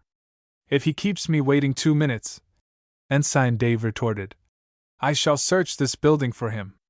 At your first step inside, Sin Fu proclaimed, these soldiers will fire upon you. That will be the signal for all our troops to fire on your men, who are no better than unlawful invaders. Ensign Dalzell! Shouted Dave, over his shoulder. Aye, sir. Rush 6 men here, with the machine gun from the river side of the wall. Very good, sir, came in Dan's delighted voice. No sooner did he comprehend than Sin Fu uttered something in Chinese. Through the squad of soldiers darted 6 yellow servants who instantly sought to close the door. Back with you! Ordered Darrin, whipping out his revolver and menacing the frightened servants. If the word to start killing is given, it will really come from you, Mr. Sin Fu, Dave warned the secretary sternly. And you will be one of the first men to drop dead. Dave's foot was now posted where it would obstruct the closing of the door, even if attempted. Here we are, sir, panted a sailor, darting up with a machine gun and its crew. Train your gun to cover this corridor, Dave ordered tersely. The gun captain posted the machine gun so that its nose pointed at the squad of Chinese. Withdraw those soldiers, Mr. Sin Fu, briefly commanded Ensign Darrin. What? Gasped the thunderstruck undersecretary. You presume to give orders in the governor's very residence. I don't intend to argue, Dave retorted, as another of the Castoga's guns spoke from the river. If you don't run your soldiers out of this corridor, then the janitor will have them to sweep out, for I'm going to order the machine gun into action mighty soon. Sin Fu looked puzzled, but soon he spoke to the soldiers, who, scowling, wheeled and marched back down the stone-flagged corridor, vanishing around an angle of the wall. The governor will not see you, sir, Sin Fu insisted. You're wrong there, too, Dave crisped out. It was my wish to be courteous. But now I have the honor to tell you that the governor will come to the doorway to speak with me, and he'll come very promptly, or else I shall march a force of men into the house and find him. It will be much pleasanter for His Excellency if he promptly decides to come here. Mr. Sin Fu, you have my permission to go and tell him just what I have said. For perhaps 30 seconds the undersecretary stood gazing at the ensign. On his face was a look of absolute horror. During the pause Dave eyed him sternly. I mean business, Mr. Sin Fu.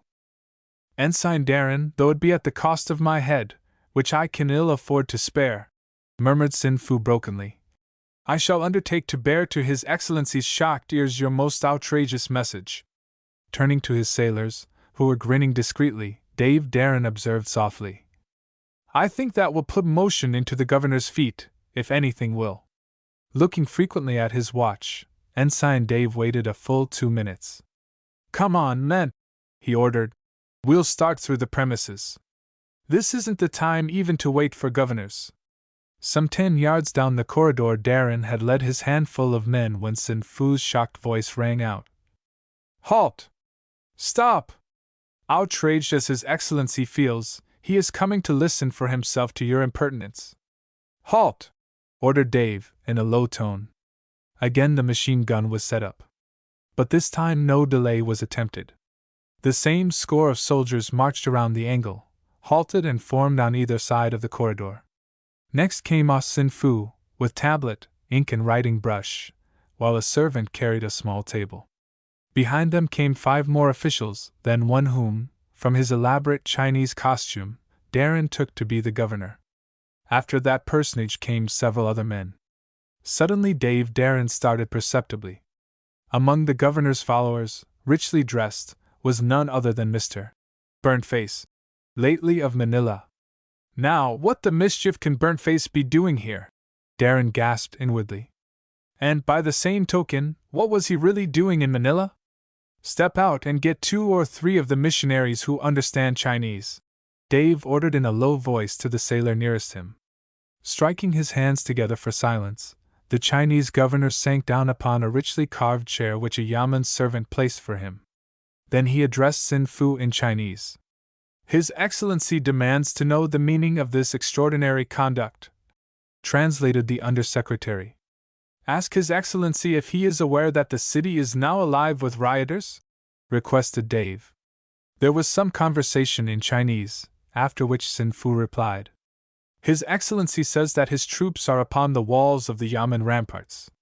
"Does His Excellency believe that his troops are going to be able to defeat the thousands of rioters who are marching here rapidly?" Dave asked. After more conversation in Chinese, Sin Fu explained, "His Excellency says he will guarantee the safety of all within the Yamen precincts." "Even if the rebels attack resolutely?" Dave insisted. "In spite of any attack," Sin Fu assured him. The missionaries who had been sent for were entering, but ahead of them darted a sailor who saluted the young officer and cried, "Ensign Dalzell reports, sir, that the ramparts are being fired upon from the streets beyond. Ensign Dalzell believes, sir, that a general attack upon the Yamen is about to begin." "Tell Ensign Dalzell," Dave answered, "that he is to open fire as soon and as heavily as he deems best." Then, to the astounded Under-Secretary, Darrin added, "I must beg His Excellency to go with me to the ramparts."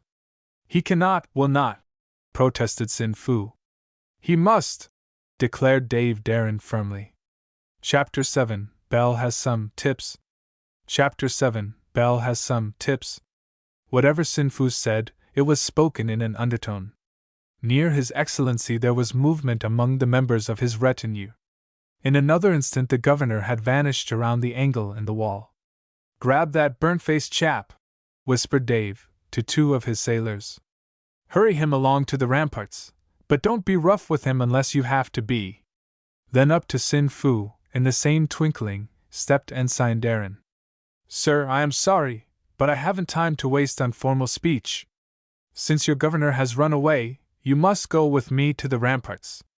"But I am not a fighting man," protested Sin Fu, turning to a greenish hue, which in a Mongol is equivalent to turning pale.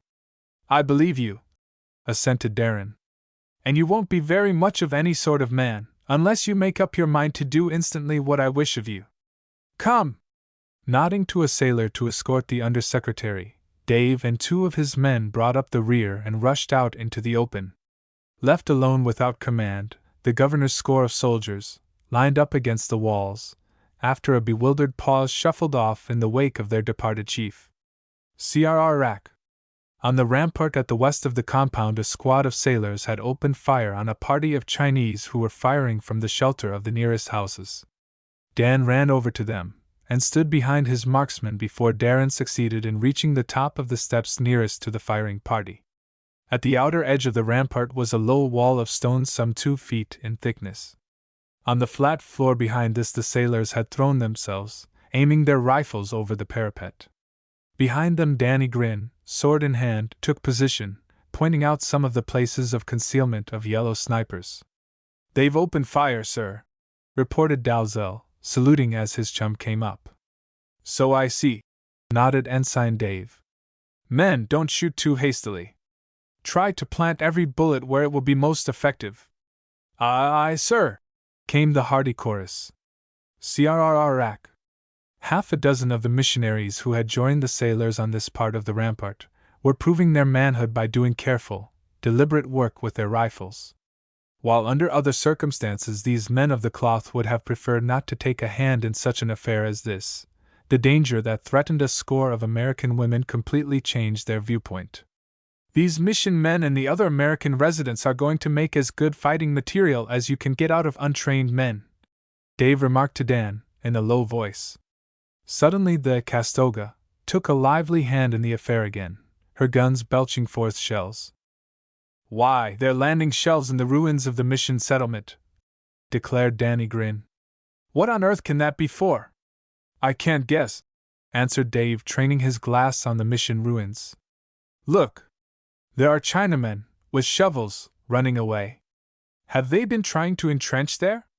"Digging," answered a quiet voice behind the young officers, and Dave, turning, beheld the white hair and venerable face of Bishop Whitlock. "They are seeking the treasure, or were, until the gunboat shelled them out of our old compound." "What treasure, sir?" Dave asked. "Some Chinaman, either a simpleton or a mischief maker, started this story that we missionaries had robbed a famous and very ancient temple at Sionhokum of a hidden treasure there, amounting to several $1,000,000 worth of gold and jewels, and that we had hidden the treasure by burying it in our own compound." "There was no truth in that, sir?" asked Ensign Darrin incredulously. "Not a bit, of course," replied the bishop, smiling wearily. "Our entire treasure, in wealth, consisted of about $700 in gold, belonging to our mission treasury. That gold is now hidden on the persons of men in my party." Right over the top of his head Ensign Darrin felt something click.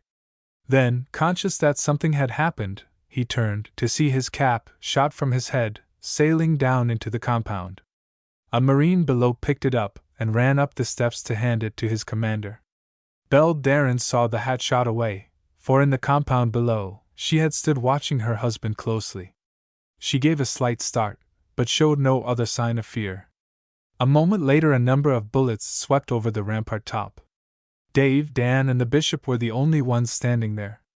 As for Sin Fu and Burnt Face, they were groveling on the rampart floor. "Sir, I beg you to go below," Ensign Darrin urged the bishop. "Or else lie flat. You are in too great danger here. I believe that the fire will soon be 10 times more brisk, and considerably more deadly." "I am not afraid," replied Bishop Whitlock calmly.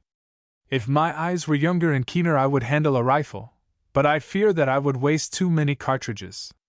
"Won't you go below, sir, that we may all feel easier?" Dave begged. "If I am making you uneasy, then I shall go down at once," answered the missionary simply. "My friend, may you be fortunate and successful here today." He held out a hand which Ensign Darrin grasped. Then the old man started below. "The Chinese are starting firing from the river side," Dave announced, as a heavy volley of shots rang out from a new point. "Dan, you had better go over and direct our reply to the fire from the river side. Don't let any of the yellow rascals get close to the compound." Dave turned just in time to see Sin Fu crawling down the steps, while Burnt Face looked on with evident interest. "Mr. Sin Fu," Dave rasped out sharply, "come back! If you make another attempt to leave this rampart you will be fired upon without challenge. Any of my men who see you make the attempt will shoot you without further orders." His fright showing to a ghastly degree, Sin Fu slowly crawled back. He was not in the slightest danger so long as he did not raise his head above the parapet, but the undersecretary plainly had no military blood in his veins. As for the Chinese soldiers on the ramparts, none of them displayed curiosity, nor had they shown any intention of attacking the Americans. It looked as though these yellow fighting men of the governor's did not regard it as being in any way their fight. Several of them were smoking pipes that gave off villainous odors. Leaving a petty officer in charge, with general instructions, Dave went over to Dan's side of the compound. "Your husband is showing magnificent courage," remarked Bishop Whitlock to Mrs. Darrin. "My husband has been trained in the greatest fighting school in the world," Belle answered, "and I am certain that he is conducting himself according to the best traditions of his training and service." A sailor came nimbly down with a message from Dave to the Marines to open some of the food supplies and to start the preparation of a meal. In case the ladies were ready to eat, the Marines were instructed to serve them first. "How long since you Navy men have eaten?" Belle asked the sailor. "Supper time, last night, ma'am," replied the sailor, grinning. "Then we women cannot think of eating until you men are taken care of," Belle replied, with emphasis. "Not one of our men would eat until the ladies have eaten, ma'am," replied the sailor respectfully. "Ask that seagoing soldier there. When there are ladies with our parties, ma'am, they always have to be looked after first, ma'am," said the Marine, straightening up. "There are enough women here to serve everyone at the same time," replied Belle Darrin. "Ladies, come here and help, if you please." There were only crude implements with which to prepare food, but a supply of wood was brought and preparations for a meal went rapidly forward. With only 68 riflemen to guard all four sides of the yamen, and 20 of these civilians, Dave's task of defense was not an easy one. At times spurts of rifle fire swept the ramparts, though so far none of the rebels had attempted to rush the yamen. "Remember, men," Dave urged, as he passed along behind the firing parties, "your great task is to keep the heathen from rushing us. Make every cartridge count, but don't expose yourselves unnecessarily so long as the enemy are content to keep close to cover. Unless they succeed in making numerous hits, I don't believe they will try to rush us in daylight." "But tonight, sir," spoke up one of the petty officers, "I hope that we shall have a chance to get out of here before nightfall," Ensign Darrin answered. "It will be a miracle, if we do get out of here safely before nightfall," muttered the same petty officer, as Dave passed on to another part of the defenses. After a while the firing died down. Dave ordered strict watch kept, but directed that there be no unnecessary firing until the Chinese beyond opened up heavily again. Then, in the lull, he descended to the compound, to see to the care of the women, and afterwards of the men. Standing aside, talking with a group of women, was Pembroke. That young man had made no effort to secure a rifle. He had not even offered his services toward the defense. At the first opportunity Darrin walked aside with his wife. "Mr. Pembroke came up from Manila with you?" he asked. "On the same ship, yes," replied Belle. "And came up on the same river boat with you?" "Yes." "Did Pembroke go to the mission to live?" "He was there a part of the time," replied Belle. "He also lived elsewhere in Newping some of the time. One day, I remember, I saw him on the street with a Chinaman who had a peculiar purple mark on his face under the right eye." "Did you know that that same Chinaman, with the purple mark, is here at the Yamen now?" Dave asked. "Why, yes. After we were shut up in the building at the back of the compound, this morning, Mr. Pembroke went outside for a while, and afterwards I saw him talking with that same Chinaman with the purple mark on his face." "Why are you asking all these questions, Dave?" "Because I am puzzled about Pembroke," Dave replied. "At Manila I had an intimation that Pembroke is far from being a gentleman. At Manila, too, Burntface was in evidence. If he were in Manila now he would be arrested, charged with the murder of another Chinaman. I have been doing some hard thinking, Belle. Suppose Pembroke knew that trouble with rebels was about to break out here at Newping? He did know that the Castoga was the gunboat in eastern waters best fitted for ascending the Nunkiang River and that she was going there. Pembroke tried hard to make my acquaintance, and to force himself upon me. Did he figure on being able to use me to advantage when the Castoga was ordered to duty at this port, where he may have known that the rebellion was about to be sprung? To go further, weren't our Pembroke and Burntface pals and comrades, working together for some sinister purpose?" Belle looked puzzled as she replied slowly. Bishop Whitlock attributes the present trouble to the spreading of a foolish story that in the mission grounds were buried millions of dollars worth of treasure, looted from an ancient Chinese temple. What connection could Pembroke and his Chinese friend, away down in Manila, possibly have with such a stupid fable as that? They may have believed the story, Dave answered, and so may the governor of this province, who is skulking in yonder building. The governor and his followers may have secretly fomented this rebellion, in order to have a chance to loot the mission and secure, as they thought, the buried treasure which we know doesn't exist. And the governor, knowing how quick Uncle Sam would be to send a gunboat here, may have sent Burnface to Manila to find some white rascal who could get acquainted on board the Castoga, and perhaps thwart our plans. Pembroke may be here, even now, for the purpose of springing some treachery. That is an awful thought, Dave, cried his wife. But it may be pretty close to the correct guess. Ensign Darrin rejoined. At any rate, I shall have a pretty close watch kept on the movements of Mr. Pembroke. Chapter 8. The Swarm of Night Furies. Chapter 8. The Swarm of Night Furies. Late in the afternoon another meal was prepared. Though the yamen was surrounded on all sides, and sniping was engaged in from time to time, the Chinese besiegers made no attempt to rush the compound.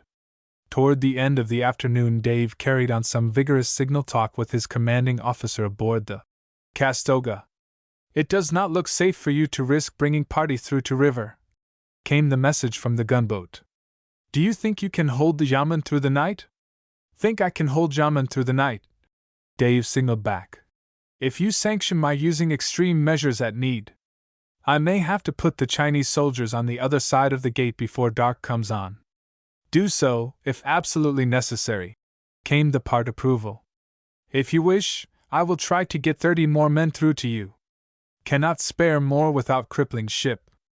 I believe so small a force as 30 men would be massacred in the streets before reaching here.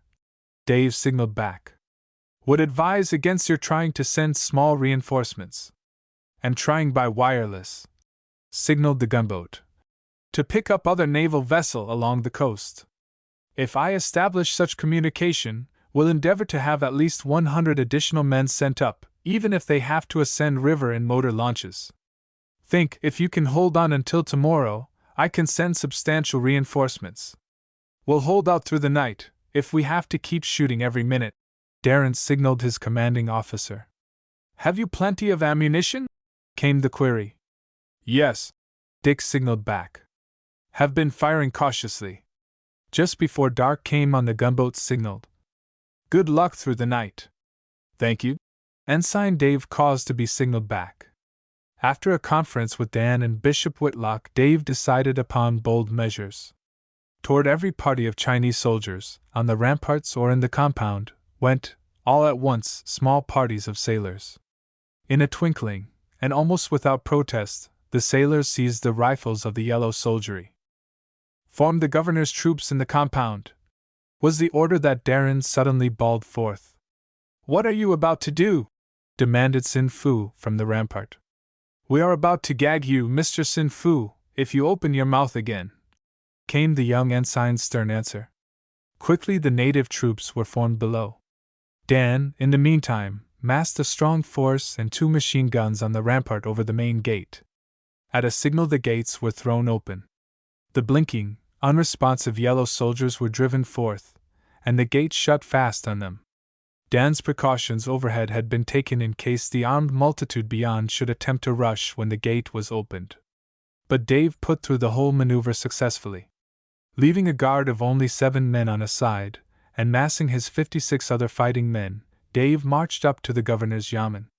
The move that I am going to take may bring down a torrent of official abuse upon my head, thought the young ensign. First he called out a summons to open the door of the governor's dwelling. There being no answer, he directed several sailors, with a pole on their shoulders, as a battering ram, to smash in the door. Once the door was down, Dave led his party inside, and began searching from room to room. At last he came upon the governor, surrounded by the same score of soldiers. In addition were Burnface and some dozen attendants. Disarm the soldiers, came Darrin's instant order, as he marched his command into the spacious handsome, richly furnished room in which the governor had taken refuge. Do it without fuss if you can, but take the guns away. 3 of the soldiers attempted to resist, and were promptly knocked down by the sailors. After that, all submitted to disarming. March these yellow soldiers outside and give them the gate, smiled Ensign Dave. Leave Burnt Face and this servant with the governor, and put the rest of the attendants outside too. Forward, march! That audacious move was carried out without a hitch. Pass the word from Mr. Sin Fu, Dave ordered. Then, when the indignant undersecretary appeared, Dave went on.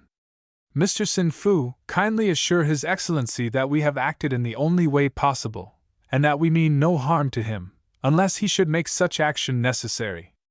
Tell the governor that we have put his people outside because we do not intend to have any nonsense here tonight. Sin Fu started to speak. Pardon me, Mr. Darrin, interposed the missionary, but the undersecretary is not interpreting correctly. He is abusing you to the governor. Look here, my friend, warned Dave, placing a heavy hand on Sin Fu's shoulder.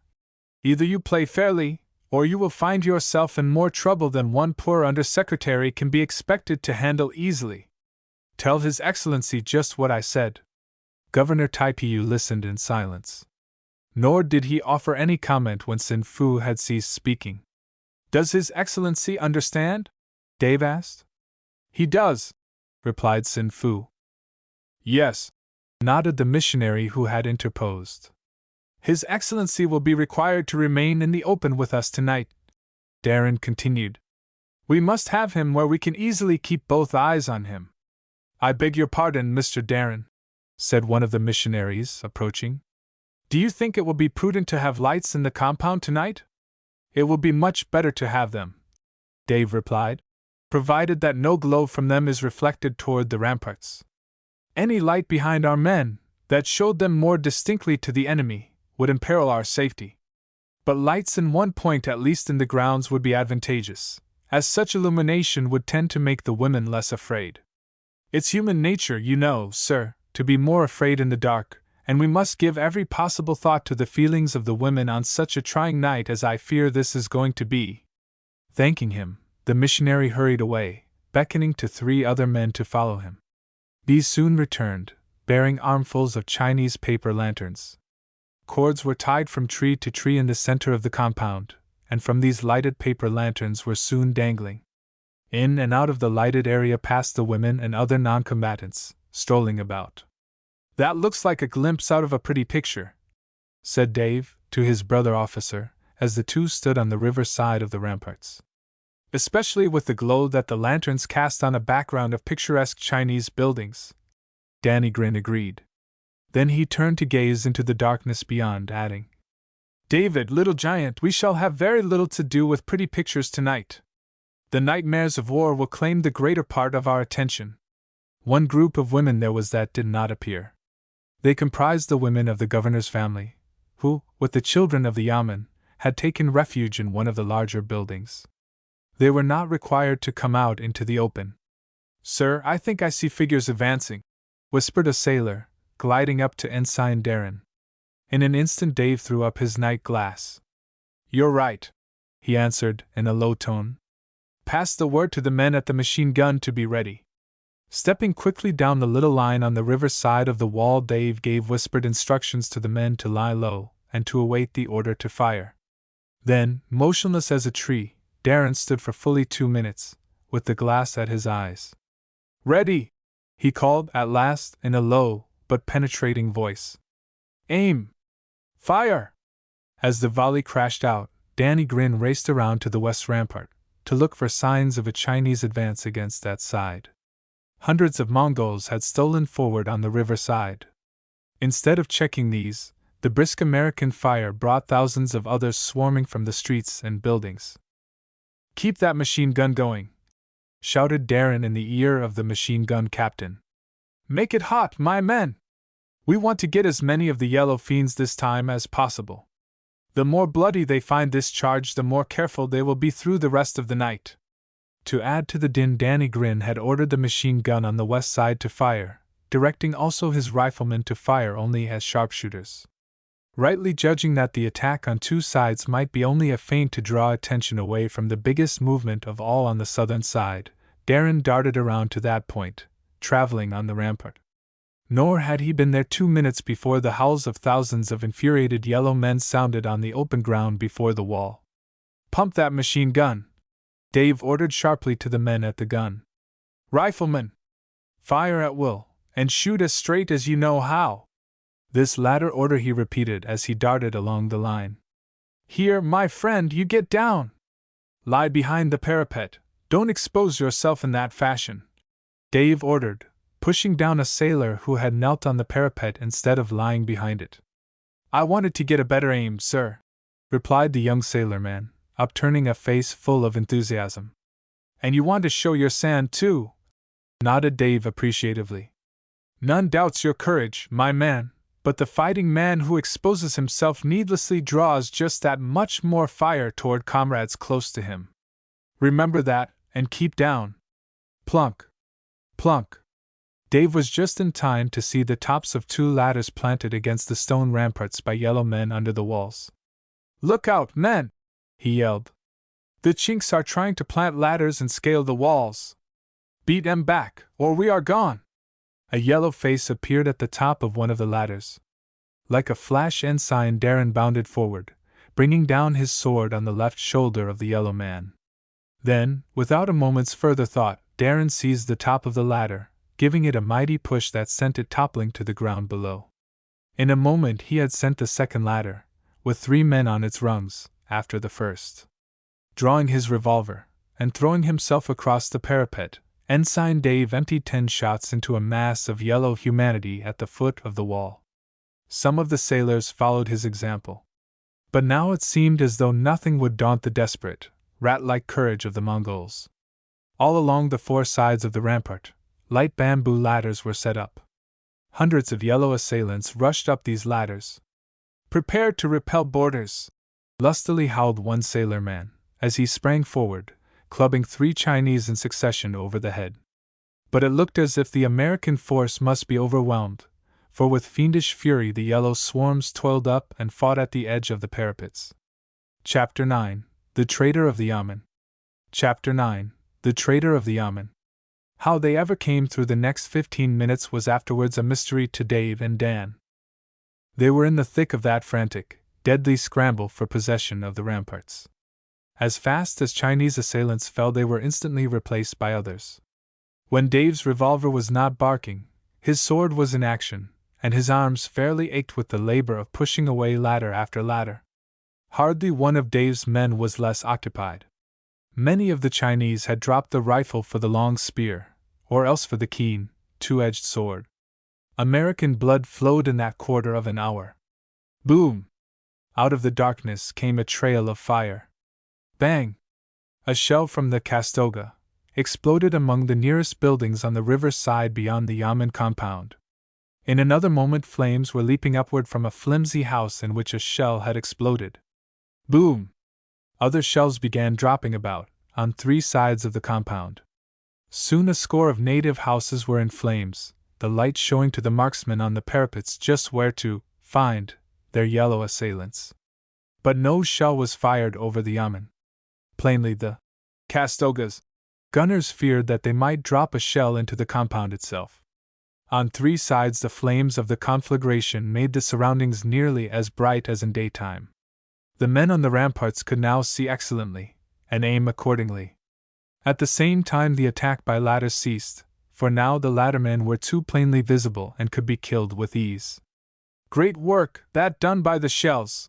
chuckled Danny Grin. "Yes," nodded Dave. "But I wish we could have the same kind of illumination to the southward. Withdraw enough men from the other 3 sides, Dan, to strengthen the southern ramparts sufficiently."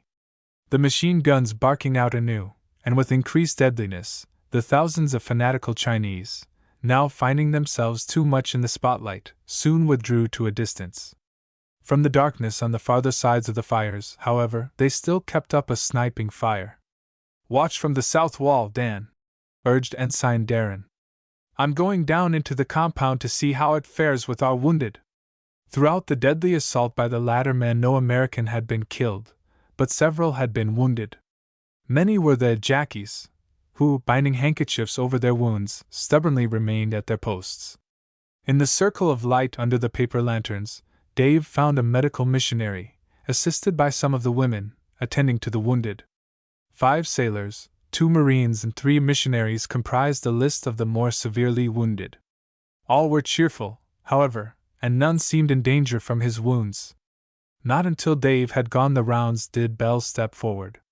"Have you a moment to tell us anything?" she asked quietly. "Yes," smiled Dave, resting an arm on her shoulder. "We are going to have quite a noisy night. Are you going to be able to hold the Yamen against the Chinese?" "That's exactly what we're here to do," answered Dave with a confident smile. "But are you going to be able to do it?" "Yes," the young ensign declared. "You are not saying that solely to cheer us?" persisted Belle. "You are sure that you can hold out?" "If there's any power in American fighting men, we can," Dave asserted. "But you have 10 men here who are out of the fight. How many more such losses can you stand?"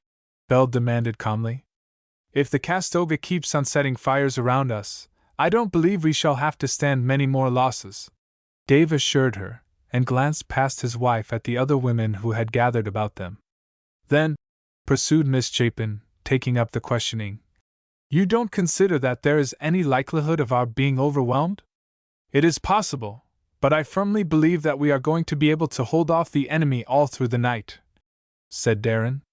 "The Chinese are attacking us in great numbers, and they are well armed and desperate. But we are all Americans on the walls, and there is a something in the morale and fighting fiber of an American that bears down and overawes the Chinese. They have hurt 10 of our men. I believe that we have put at least 1,000 of the yellow men out of the fight. That is all I can say now. Is it enough to reassure you, ladies?" "It is enough," spoke up another woman. "To make us thankful that we have American men, instead of men of any other nation to defend us in this night of terror." Bowing to the women, Dave kissed Belle, then passed on. She did not seek to detain him. She was proud of her husband, confident of his fighting qualities, and aware that he could, at present, devote little time to her. "The yellow men are creeping up again on this side, sir," called down the voice of a petty officer from the rampart that faced the river. "When you think they're close enough, let 'em have it, and let 'em have it strong," Darrin called back. "Use the machine gun, but don't waste ammunition." "Aye, sir." Soon a pattering of shots on the north rampart announced that the yellow men were once more attempting to come in close. Dave did not rush at once to the top of the wall, for he knew, by the comparative lightness of the fire of his own men, that the attack had not become serious. The officers there were capable of handling the situation. From the red glow against the sky, Ensign Darrin knew that some of the Chinese dwellings were still burning, giving ample light to enable his men to serve as sharpshooters. "My heartfelt thanks are due for that bombardment by the Castoga," the young ensign told himself. "With light to shoot by, we must score at least 5 times as many hits as would be possible without it." Crossing to the southern side of the compound, Dave ascended nimbly to the rampart. Dan came forward to meet him. "Nothing but a little sniping going on at present," reported Dalzell. "The nearest approach to trouble appears to be at the north side, facing the river. Shall I go back there?" "I believe that this side will again witness the heaviest fighting," Ensign Dave rejoined. "You had better remain here." Again Dave went below. Listening for a moment to the sounds of firing, he crossed the compound in no great haste. Past the circle of lighted lanterns he went. Had he not taken a second quick look at the main gate on the north side, Darrin would not have noticed what was happening. Starting violently, he looked again. Yes, that big, double gate, moved by some unseen force, was swinging open. In another instant it would admit into the compound the vanguard of a mob of frantic yellow men. With a gasp of terror, when he thought of the defenseless women in the Yamen, Ensign Dave Darrin rushed forward at a run, revolver in hand. Chapter 10. The Climax of the Attack. Chapter 10. The Climax of the Attack. As he ran in beyond the zone of light by the gate, Dave saw more clearly through the darkness. Good reason was there for that double barrier to swing open. At the wheel and windlass of the gate stood Pembroke, both arms tugging hard and succeeding in slowly swinging the halves of the gate inward. So intent was he upon his treacherous achievement that Pembroke either saw nor heard the man dashing upon him. Whack! A blow with the butt of Darrin's revolver laid the scoundrel flat. On to the gate dashed Dave, just as an exultant yell outside told him that the yellow multitude was about to rush in. Slam up against the gate rushed Ensign Dave, the force of his body sending the two halves shut. Outside the tumult increased, as scores of yellow shoulders were hurled against the barrier. "Help! Here! Quick!" roared Darrin. Above the tumult his voice carried hardly any distance. The pressure of the Chinese outside must finally overcome his straining muscles as he struggled to keep the gate closed. Just then a sailor passed at a trot, with a message.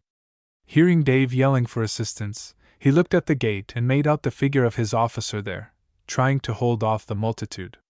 "All hands to the gate!" yelled the seaman, using his hands as a trumpet. Some of those within the circle of lanterns heard, and took up the alarm. Jackies rushed to Darrin's side, hurling themselves with all their strength against the gates. Their combined efforts seemed to be as nothing. 3 of the missionary party had hurried to the spot. There were now 5 men against the scores outside. The mechanism of the gate had not been wholly opened, and that fact helped greatly. Sailors and Marines sprang up from many quarters. By this time, if the Chinese succeeded in getting through, they would find themselves confronted by a platoon of rifles. "Hold fast!" yelled Dave. "Ross, come with me!" Officer and man rushed to the wheel that controlled the opening and closing of the gate. Seizing this, and throwing into it all their combined muscular force, they succeeded in driving the double barrier close. "Here are the double bars!" shouted one of the Marines at the gate. Someone took them down.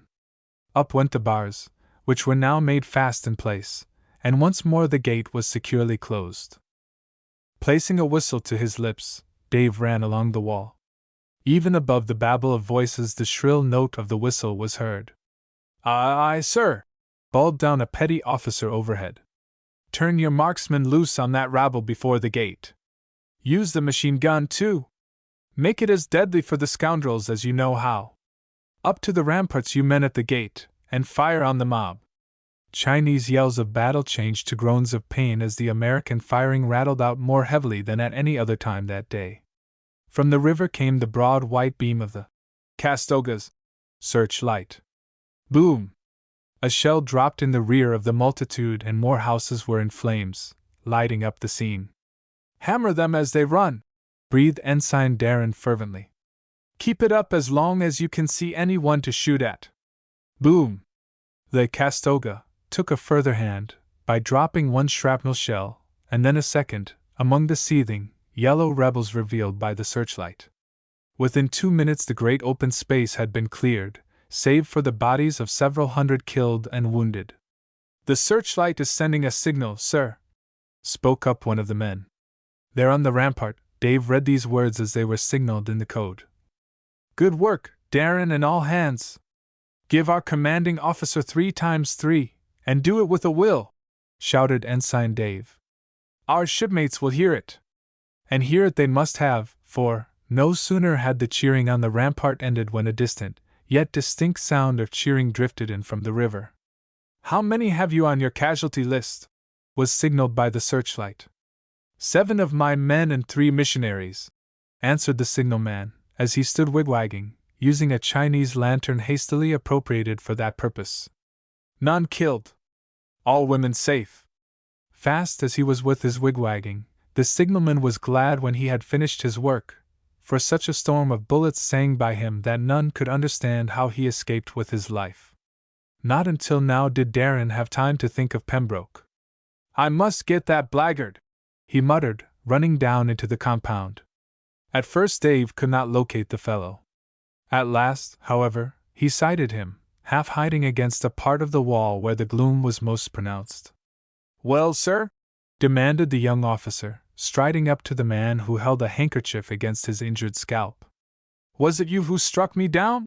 demanded Pembroke. "It was." "Why did you do such a dastardly thing?" "Das," gasped Dave, astounded.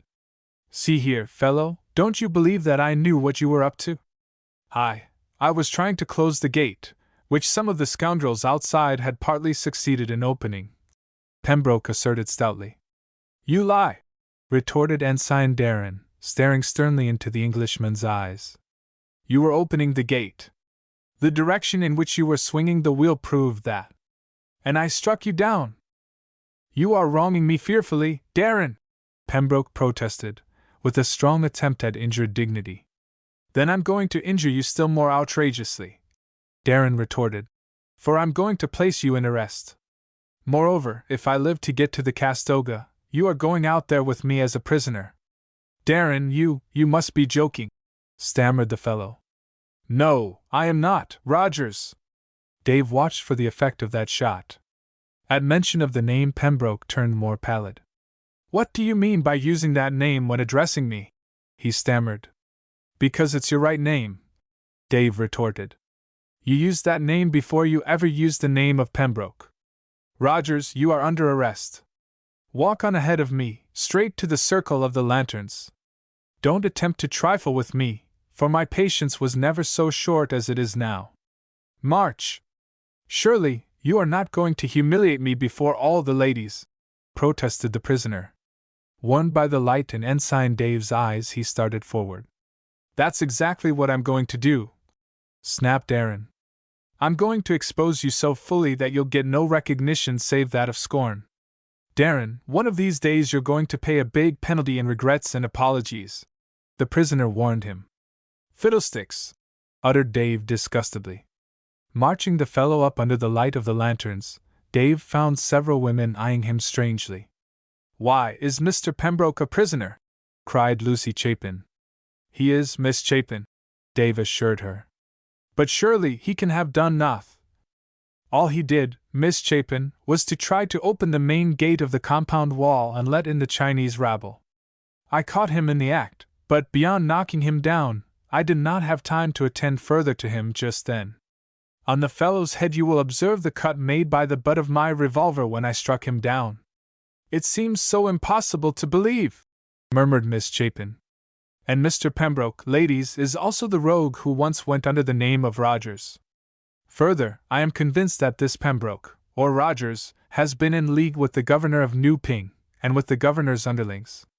I am certain, in my own mind, that this fellow is largely responsible for the attack on the mission, and for all our troubles on this day and night. Dave's plain words and his simple, straightforward manner carried conviction even to those who were, like Miss Chapin, reluctant to believe ill of the one who had called himself Pembroke. Marine, there! Called Dave, turning. The sea soldier stepped over, saluting. You will take charge of this prisoner, and be responsible for him. You will be prompt to shoot him if he tries to escape. Aye, sir. Dave Darrin turned to lift his cap to the ladies, but started, turned, gasped. In an instant such a din had arisen as he would once have believed could come only from the infernal regions. From all four sides at once came the angry yells of thousands of men, mingled with thousands of detonations. The crashing racket of numberless gongs made the night still more hideous. The storm of noise was ear-splitting, nerve-wracking. Believing the south wall to be the place most in danger, Dave rushed across the compound in that direction. Chapter 11. A surprise party for the governor. Chapter 11. A surprise party for the governor. It's Chinese war, real Chinese war, roared Danny Grin in his chum's ear, as he pointed down at the packed throng in the open beyond the compound. The heathen are beating gongs, ringing cowbells, shooting off firecrackers and yelling like wild cats, just as the Chinese did in battle 1,000 years ago. They're trying to scare us to death with their racket. It's awful to turn a machine gun loose on a tightly packed crowd like that, shivered Dave. But you've got to do it. Turn it loose, Dan, and keep it going. I leave you in charge at this point. Dave ran around the rampart to the western side. As he hastened, he grinned at the Chinese idea that noise can play any big part in winning a battle. Yet even Darrin admitted that the din was abominable enough to shake the strongest nerves. At the western wall he gave his orders, then rushed onward to the north wall, which included the main gate.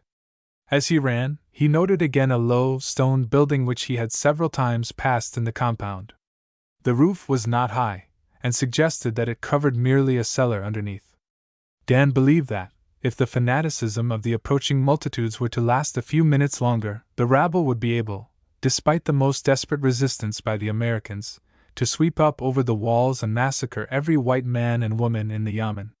Why didn't I think of that before?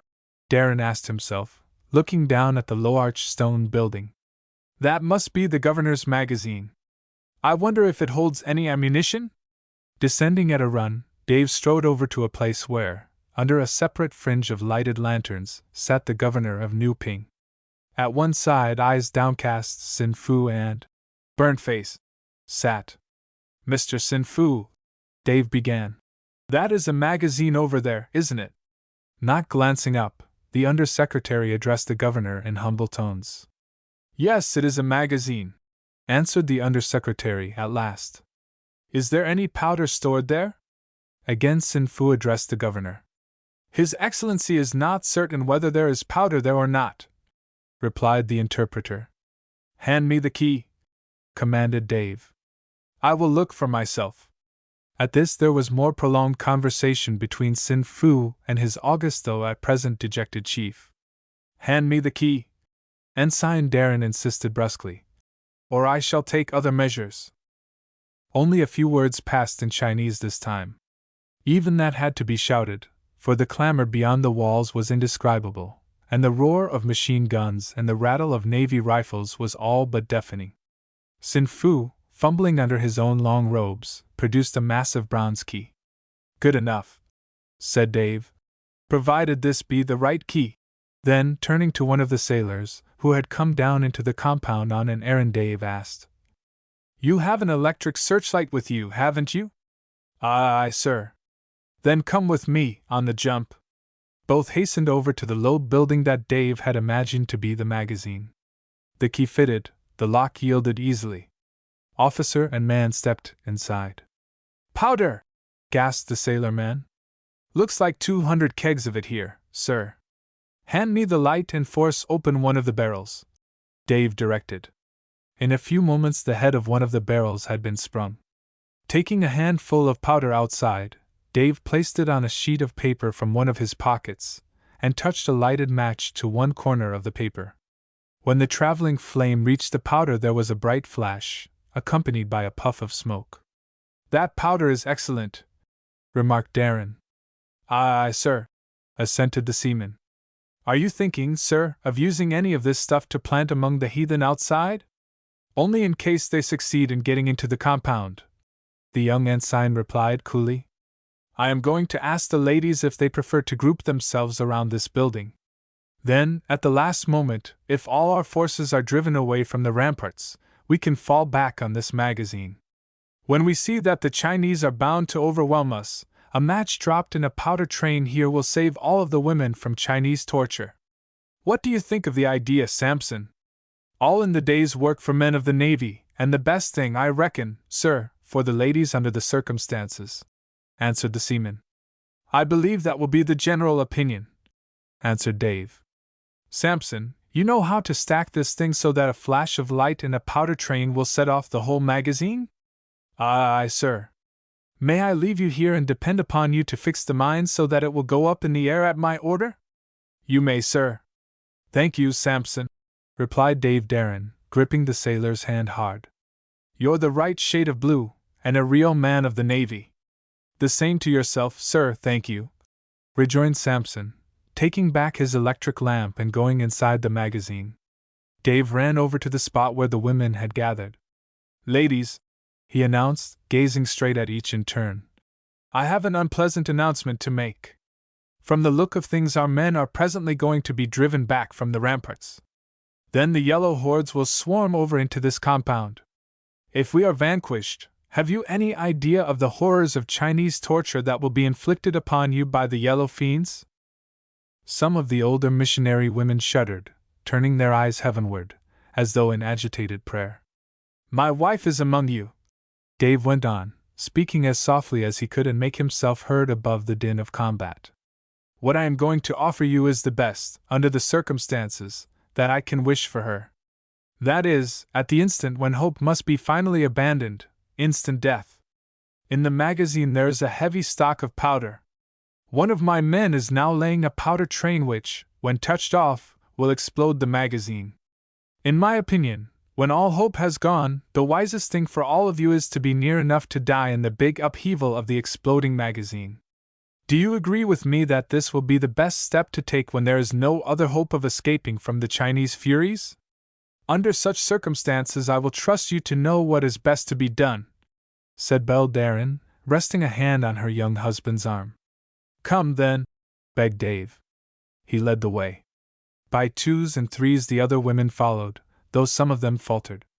The few men non-combatants removed the wounded to places near the magazine. Now, commanded Dave, turning to the Marine who had just brought up the quaking Pembroke. Leave your prisoner here, and you and Sampson go and bring the governor and his attendants here. When the governor and his little suite were brought to the magazine, their faces betrayed unspeakable terror. May I ask what insane project is now being considered? Quaked Sin Fu. Certainly, Dave answered blithely in his ear. When all other hope is gone, my fighting men will fall back to this spot. When we are all together, and your countrymen are about to conquer, we intend touching off the train of powder that shall blow us all free from Chinese vengeance. Sin Fu turned several shades of frightened green, one after the other. Then you must liberate His Excellency and his suite at once, cried the Undersecretary, falling forward upon his knees. You cannot, you have no right to risk the governor of Nuping in such a fearful tragedy. Order your men to turn us free at once, that we may pass out through the gate. Oh no! Ensign Dave Darrin retorted, with ironical cheeriness. Your governor and his advisers are wholly responsible for the awful position in which we found our countrymen. For that reason His Excellency the august governor of Nuping shall have the post of honor. He shall sit on top of the magazine, his suite with him. At a sign from Dave the governor was swiftly seized and boosted up onto the top of the arching stone roof. It was the first time that His Excellency had been handled with anything like roughness. After His Excellency Sin Fu and Burnt Face were almost tossed up after him. Let us down! Screamed Sin Fu piteously. This is inhuman. Kill yourselves if you will, but you have no right to destroy us with you. If we go up in the air on the wave of a powder explosion, then your crowd goes too, Dave roared back at him. You shall have ample taste of the cake you have stirred for us all. Though His Excellency, the governor, understood no English, he appeared to have only too clear an idea of what was now going on. Howling, and nearly collapsing with terror, he endeavored to slip down from the roof of the magazine, but ready American hands thrust him back. Sin Fu, too, made desperate efforts to slip down. As for Burnt Face, that yellow scoundrel had fainted, and now lay prone on the roof. This outrage shall not be! Screamed Sin Fu. You'll soon know all about that, retorted Sampson gruffly, hurling the Undersecretary on his back on top of the magazine. From the south rampart now came furious sounds of hand-to-hand conflict. Looking up, Dave Darrin saw that his own fighting men were all but surrounded by yellow fiends who had gained the rampart by means of ladders. Pausing only a second to kiss his wife, Dave darted toward the nearest steps to that rampart, bounding up, sword in one hand, revolver in the other. In the fleeting instant of turning after kissing his wife farewell, Darrin had shouted to Seaman Sampson. My man, I trust to your sand and judgment. Don't wait for my order, but fire the magazine trail the instant you think it is the only course left. And after Dave had floated, the sailors cool, resolute. Aye, sir. Chapter 12, Risking All on One Throw. Chapter 12, Risking All on One Throw. Just before Dave gained the parapet, some of his sturdiest jackies, by seizing a score of the yellow scoundrels and hurling them bodily over the wall on the heads of their countrymen below, had succeeded in clearing some elbow room in which to fight. The machine gun at this point had ceased sputtering, for its server had been forced back in the rush. Dave's sword flew in straight up and down cuts as he hurled himself among the furies who fought to drive him back.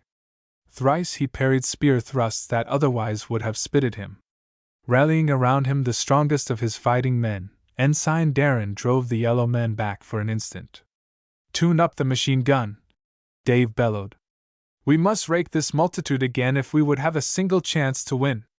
By signs, since he could not make himself heard many yards away, Darrin passed the word down the line for sailors and marines to fill the magazines of their rifles and fire into the Chinese, who were making an effort to raise new ladders against the wall. But Ensign Dave, glancing along his thin, exhausted line to see if many of them were hurt, muttered to himself, "The next rush ought to sweep us down into the compound. Then for the magazine, and the big noise!" "Mr. Darrin," bawled a missionary from below, "your sailor, Sampson, ordered me to come to you to say that the governor is nearly dead with terror over his position. Sin Fu promises that if the governor be brought up here, His Excellency will order and persuade the rabble to cease fighting and withdraw. Do you believe that, at this late stage, the governor could influence these thousands of madmen?" Dave demanded. "It is more than possible," replied the missionary. "Tell Sampson, if you please, to bring His Excellency up here. If the governor makes one false move, back he goes to the top of the magazine, without any further chance to redeem himself from going up with the rest of us in the big noise. Please tell Sampson to rush the governor here. And shall I come back, that I may know just what His Excellency says to the rabble?" suggested the missionary, who, like most of the others of his band, spoke the language of China. "Be sure to come back, if you please," Dave begged. Again swarms of ladders were rushed to the walls. Pigtailed heads were mixed with short-haired Chinese heads, for, though the Republic desired all Chinamen to lop off the pigtails of the monarchical days, only a portion of the Chinese men have done so. At times the swarms coming up the ladders pressed so close that sailors and marines fought them with the butts of their rifles and with fists, even. The superior athletic physique of the Anglo-Saxon bore up before the rushes of the Chinamen with seemingly tireless energy. Had the top of the rampart been broader, the Chinese must have carried all before them, but in the narrowness of the top of the wall the sailors had the advantage. Once more ladders had been tipped over, the last of the yellow men hurled to the ground below, and again the machine guns and the infantry rifles poured their shots into the thousands below. Now up came Sampson, carrying in his arms a collapsed form that was the governor of Newping. "Stand up, confound you!" adjured Seaman Sampson, planting the governor on his feet and seizing him by the collar. "Stand up!" The greenness of the governor's yellow face was more ghastly than ever. He shivered as a few stray shots whistled uncomfortably close to his ears. The rays of 4 pocket electric lights were turned upon him by as many sailors equipped with these articles. His Excellency stood in the spotlight, a very sorry-looking object. Soldiers and civil officials are chosen from 2 different classes in China. Often these civil officials, when put to the test, prove to be timorous indeed.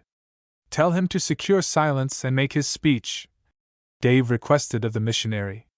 His Excellency's arms waved like a spectre's as he made gestures appealing for silence.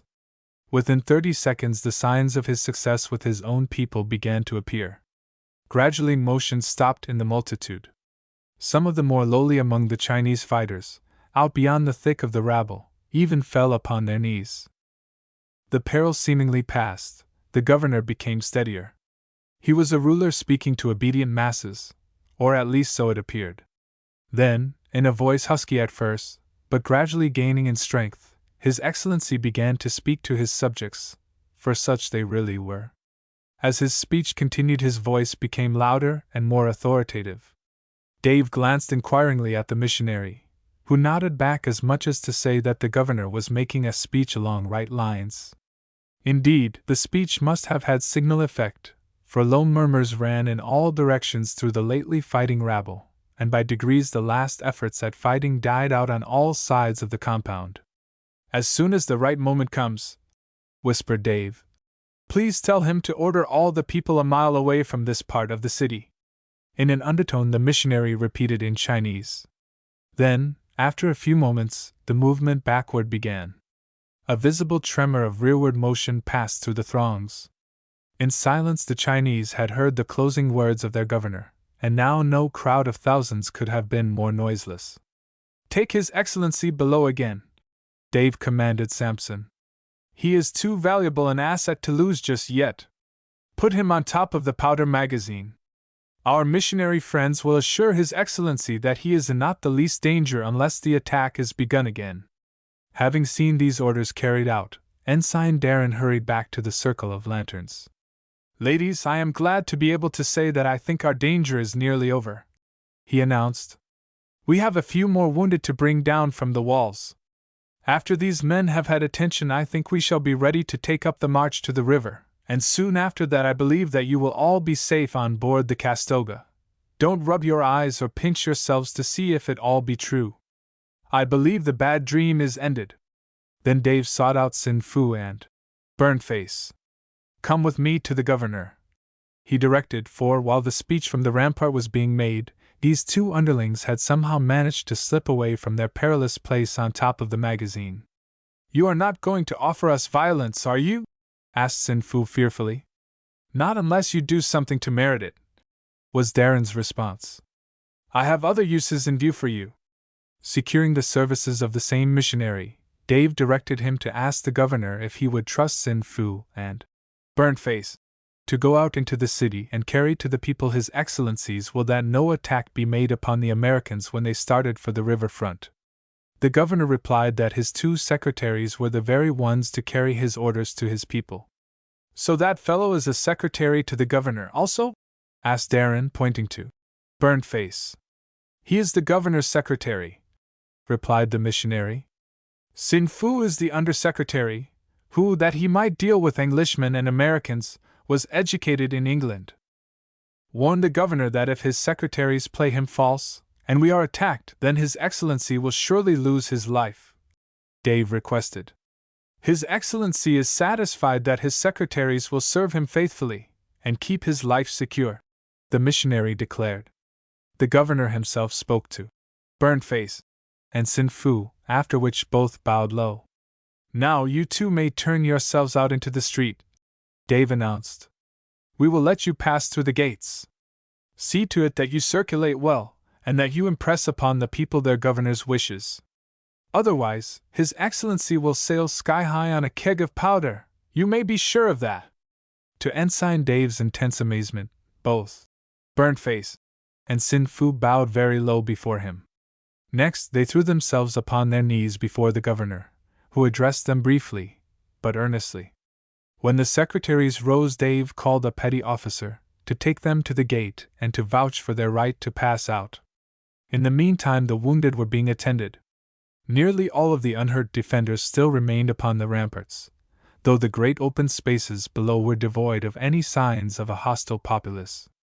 "I wonder if His Excellency would like to change his shoes before starting," Dave suggested to Bishop Whitlock, as he glanced down at the governor's dainty embroidered silken footgear. "Are you going to take the governor with us?" asked the bishop. "He must go with us to the river front, and must remain there until all of our party is safe," Darrin answered. "But you really mustn't make him walk," objected the bishop. "If you did, it would be such an affront as the people of New Ping would never forgive in foreigners. There are several sedan chairs in the yamen, and there are still enough attendants left to bear it. Permit me, Mr. Darrin, to see to the matter of the governor's sedan." "I shall be deeply grateful, sir, if you will," was Dave's answer. In less than 5 minutes the chair was ready, resting on the shoulders of 8 husky coolies. 10 minutes later the gates were thrown open. The defenders, hastily recalled from the ramparts, had formed. First in the line were the Marines, with a machine gun. Then followed a detachment of sailors. Danny Grin took command of the advance guard. Behind this were the wounded, some of whom hobbled slowly and painfully, as there was no conveyance except for those who had been badly hurt.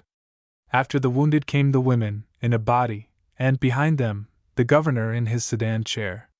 There followed the missionaries, armed and unarmed, and the other male American residents of New Ping. Finally marched the rest of the seamen with Pembroke as their prisoner, and Dave commanded at this point. Outside all was now as still as though in a city of the dead. Was it safe to risk the march, or were they soon to run into some villainous trap prepared by the ingenuity of the Chinese? "Forward, march!" Ensign Darrin sent the order down the line. Chapter 13. All about a certain bad man. Chapter 13. All about a certain bad man. Like a long drawn-out snail the procession crept through the yamen gates. The pace was set by the men most severely wounded.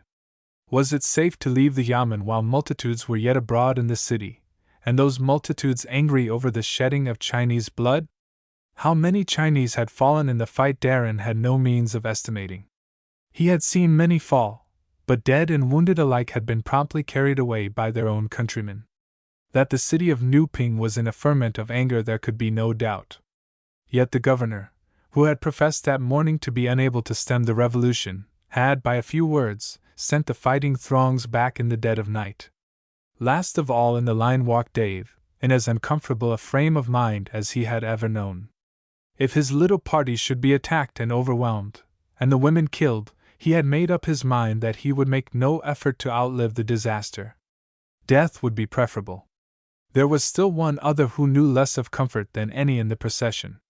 That one was His Excellency, the Governor of Nuping. In the sedan chair had been placed 6 kegs of powder, one of them opened. On top of the kegs, without as much as a cushion to soften the hardness of the seat, was His Excellency, squatting, terror-stricken. On either side marched a sailor with a loaded rifle.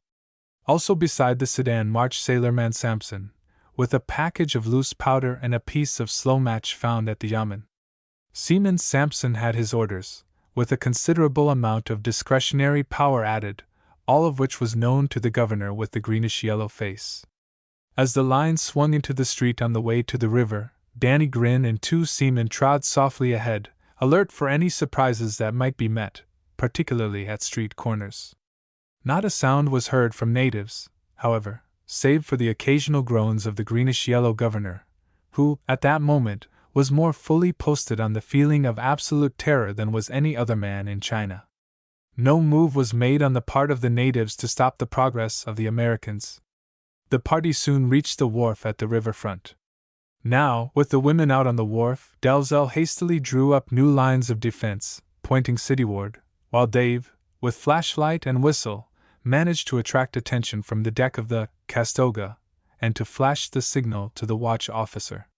It seemed but the work of a minute to get the launch and 2 ship's boats under way. The launch chugged busily shoreward. No time was wasted on explanations. The women and wounded were hurried into the boats, and taken out to the gunboat. On the next trip the rest of the party was speedily embarked. As the last act, Sampson relaxed his watch over His Excellency. Signs were made to the governor's chair-bearers to take their lord back to the yamen. Nor did the departure of the governor take any time at all. "Well done, Darrin!" "Fine, Dalzell!" boomed the hearty voice of Lieutenant Commander Tuthill as the 2 young officers stepped on the deck of the gunboat. "Every man under your command has behaved like an American." Then, as his eye roved to Pembroke, standing under marine guard, he asked, "How came Mr. Pembroke to be in trouble?" "Attempted treachery," Darrin responded. "I caught him trying to open the yamen gate to the Chinese rebels." Tuthill's brow darkened. "Pembroke, I did not think that of you, sir. You have a heavy burden of guilt. You will be taken down to the brig and locked up until I can decide what is to be done in your case, sir." After Pembroke had been marched below, to go behind bars, the commander of the gunboat continued, in a low tone to Darrin, "I am afraid not much of anything can be done with him. He is a British subject, I suppose, and guilty of an offense committed on Chinese soil. The most that I can do will be to keep him locked up until tomorrow, and then turn him loose. Perhaps the Chinese will take care of him. The ladies are waiting in the wardroom to thank Dalzell and yourself. You had both better go inside." "I'd rather face the Chinese again," laughed Dan, "than have to stand and be thanked by a lot of women." An hour later the ladies were established for the night, several of the officers' quarters having been given over to them. The American missionaries and civilians, like the sailors, were obliged to sleep in hammocks. Just as Dave was seeking a mattress on the floor of the wardroom, Surgeon Oliver hurried in. "Darrin," began the medical man, "did you know that Pembroke was badly hurt?" "By the blow I gave him on the head?" queried the young ensign, wheeling. "No, though that was quite bad enough. A stray bullet hit the fellow in the side, and he bound it up as best he could." He tells me that the shot hit him before you struck him down, perhaps an hour earlier. If I had known that, murmured Darrin, he would have had somewhat softer handling. Pembroke is really in a bad way, continued the surgeon. I have had him removed from the brig to the sick bay, and have put a hospital attendant on watch over him tonight. Is he going to die? Asked Ensign Darrin. Can't say. I think not. But what brought me here is the fact that Pembroke asked if he might see you. Now? Yes. Certainly. Dave was tired out.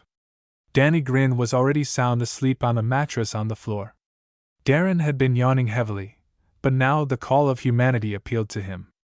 I'll go with you, Doctor, Dave added, and followed the surgeon.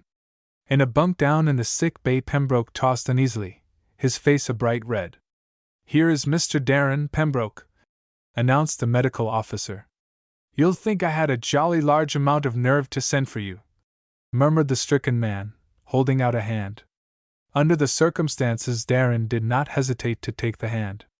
Sit down, won't you? Begged Pembroke, and Dave occupied a stool alongside. I felt that I ought to see you, Pembroke went on. Sawbones tells me I have plenty of chance to pull through, but I'm not so sure about that. If my carcass is to be heaved over in canvas, with a solid shot for weight, I want to go as clean as I can. So I want to tell you a few things about myself, Mr. Darrin. You don't mind, do you? I shall be glad to hear whatever you have to say to me, Dave replied. You look jolly well tired out, observed the stricken man. So I won't detain you long. Tonight you accused me of being a scoundrel, and you had the goods on me. There can be no doubt about my being crooked, and I may as well admit it. Then you are really Rogers instead of Pembroke? Dave asked. I've used both names, but neither belongs to me. I have had so many names in my day that I barely remember my right one, which I'm not going to tell you, anyway. I came of decent people, and some of them are left. I'm not going to disgrace them. Darrin, I expect that I'm going to die, and I'm going to try to do it like a man, the first manly thing I've done in years. If I wanted to live at all now, it would be that I might stand and take my punishment for my connection with this Nuping affair. I don't believe that you could be punished for that by Americans, Dave went on. You are a British subject, and your offense was committed on Chinese soil. I'm about as English as you are, returned Pembroke. If I were a Britisher, and any good, I'd been serving my country right now in France. I was born on the Atlantic seaboard of the United States. Out of decency, I'm not going to name my birth state. At times, when it suited better, I've been an Englishman as a matter of convenience. But what I want to tell you about, especially, Darrin, is my connection with this Nuping business. Did that connection begin back in Manila? Darrin asked. In Nuping first, but there was a Manila end. It won't take long to tell the story. In an instant a deadly pallor appeared in the stricken man's face. Then he lay silent. Doctor, I think Pembroke has gone, said Dave quietly, as he stepped over to the surgeon who was bent over another cot. Chapter 14. Dave hears some eye-openers. Chapter 14. Dave hears some eye-openers. I'll look at the chap in a moment, replied Dr. Oliver. But Pembroke had fainted, not died. Restoratives were applied, and presently he was ready to go on. Shall I listen to him now, or wait until tomorrow? Dave asked the surgeon. The man will feel better if he talks himself out now, advised the surgeon. So Dave sat down again, while Pembroke rambled on. You see, Darrin, this isn't the first time I have served Chinese officials among white men. I was in Nuping when that yarn got abroad that the missionaries had secretly looted that old temple and had removed millions in loot, burying the treasure secretly in the compound grounds of the mission at Nuping. You have no idea how such stories take hold in China. Doubtless, as a result of former rebellions and wars in China, the country is full of spots where fortunes have been buried for safety, with the people who buried the treasure killed off and the secret lost. I believed fully that the missionaries had buried such a treasure here at Nuping. The governor was sure of it, and so were his secretaries and the few other officials who had heard the story. Then why didn't the governor proceed officially and legally to have the mission grounds dug up and searched? Dave asked. Don't you understand? Cried Pembroke. If the governor had done that and found the treasure, he would have had to turn it over to the central government. In that there would be mighty little graft for His Excellency. Now, unless he did it in an open and official manner, the missionaries could resist and report His Excellency to the central government. Being a governor in China in these days isn't quite so fine a job as it was in the old days under the emperors. In those days the governor was called a viceroy, a ruler who served in the place of the monarch, and a mighty big chap a viceroy was. But these governors of the new breed are not such powerful chaps, though they still have many chances to steal without detection. But our yellow governor here at Nuping looked the situation over on all sides. He decided that it would be best to have a rebellion take place here on a small scale, have the missionaries killed or chased away, and then have his own men dig up the mission grounds and find the treasure. In the first place, our Nuping chap has about 12,000 troops under his command. They could stop any rebellion that started around here. It was necessary to get the troops out of the way, so His Excellency got ready to send them out of the way. He kept in town only the few troops you saw today. With so few soldiers he couldn't be expected to stop a rebellion, could he? The more His Excellency thought over the matter of the hidden millions in the mission grounds, the more he itched for them. Sin Fu sent for me, and I talked it over with them. The rebellion, once started, might last quite a while.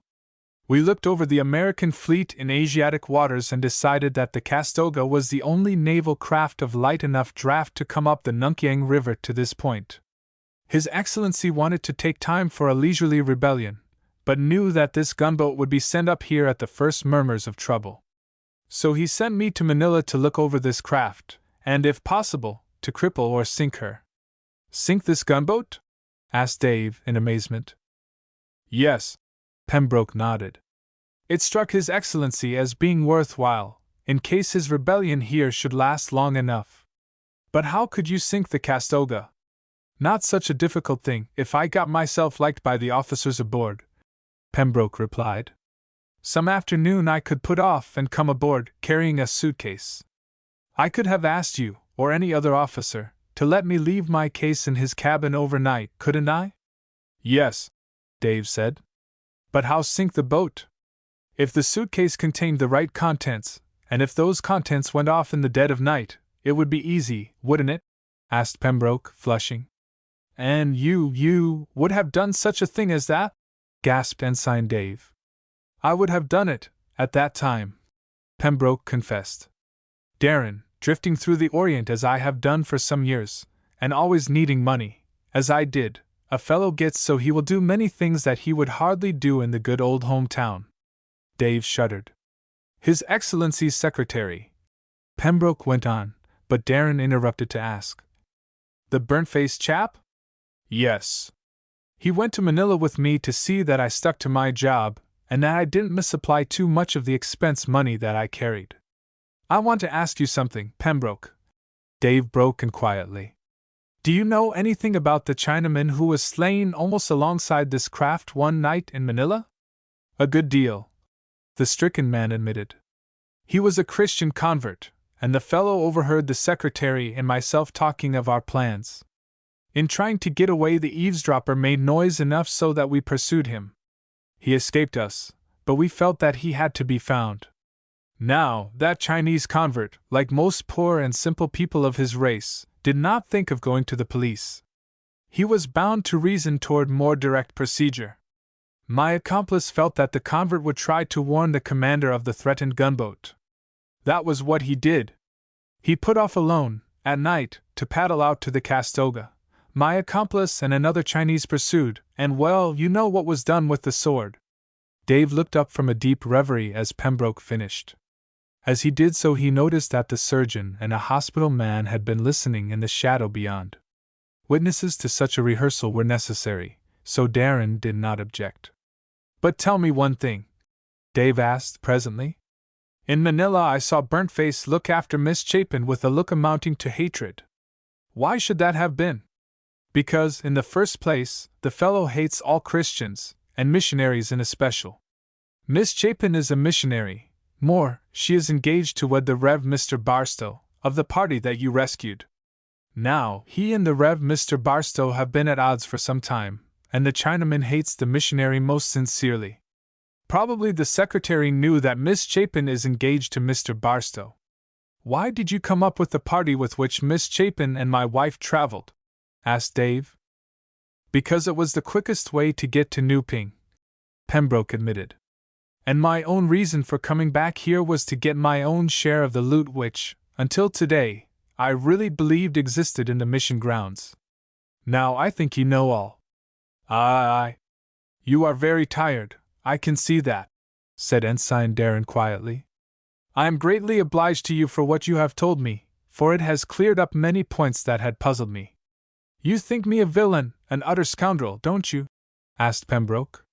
Yes, Dave assented, speaking as quietly as before. Any man who can plot to take innocent lives at wholesale is certainly a wicked scoundrel. But if you should recover, I hope that you will lead a new life, and will be manly hereafter. I wonder if a man can do that, after he has led the kind of life that I have led? Smiled Pembroke weakly. I think so. I believe that you can. But that is not as much in my line as some other questions. The man you should talk with is one of the missionary party. Shall I waken one of them and ask him to come to you? Not tonight, Pembroke answered, tossing. I am too weary. If I am alive in the morning, perhaps. Good night, said Dave, bending over the berth and holding out his hand. Can you shake hands with a fellow such as you now know me to be? Demanded Pembroke, in utter amazement.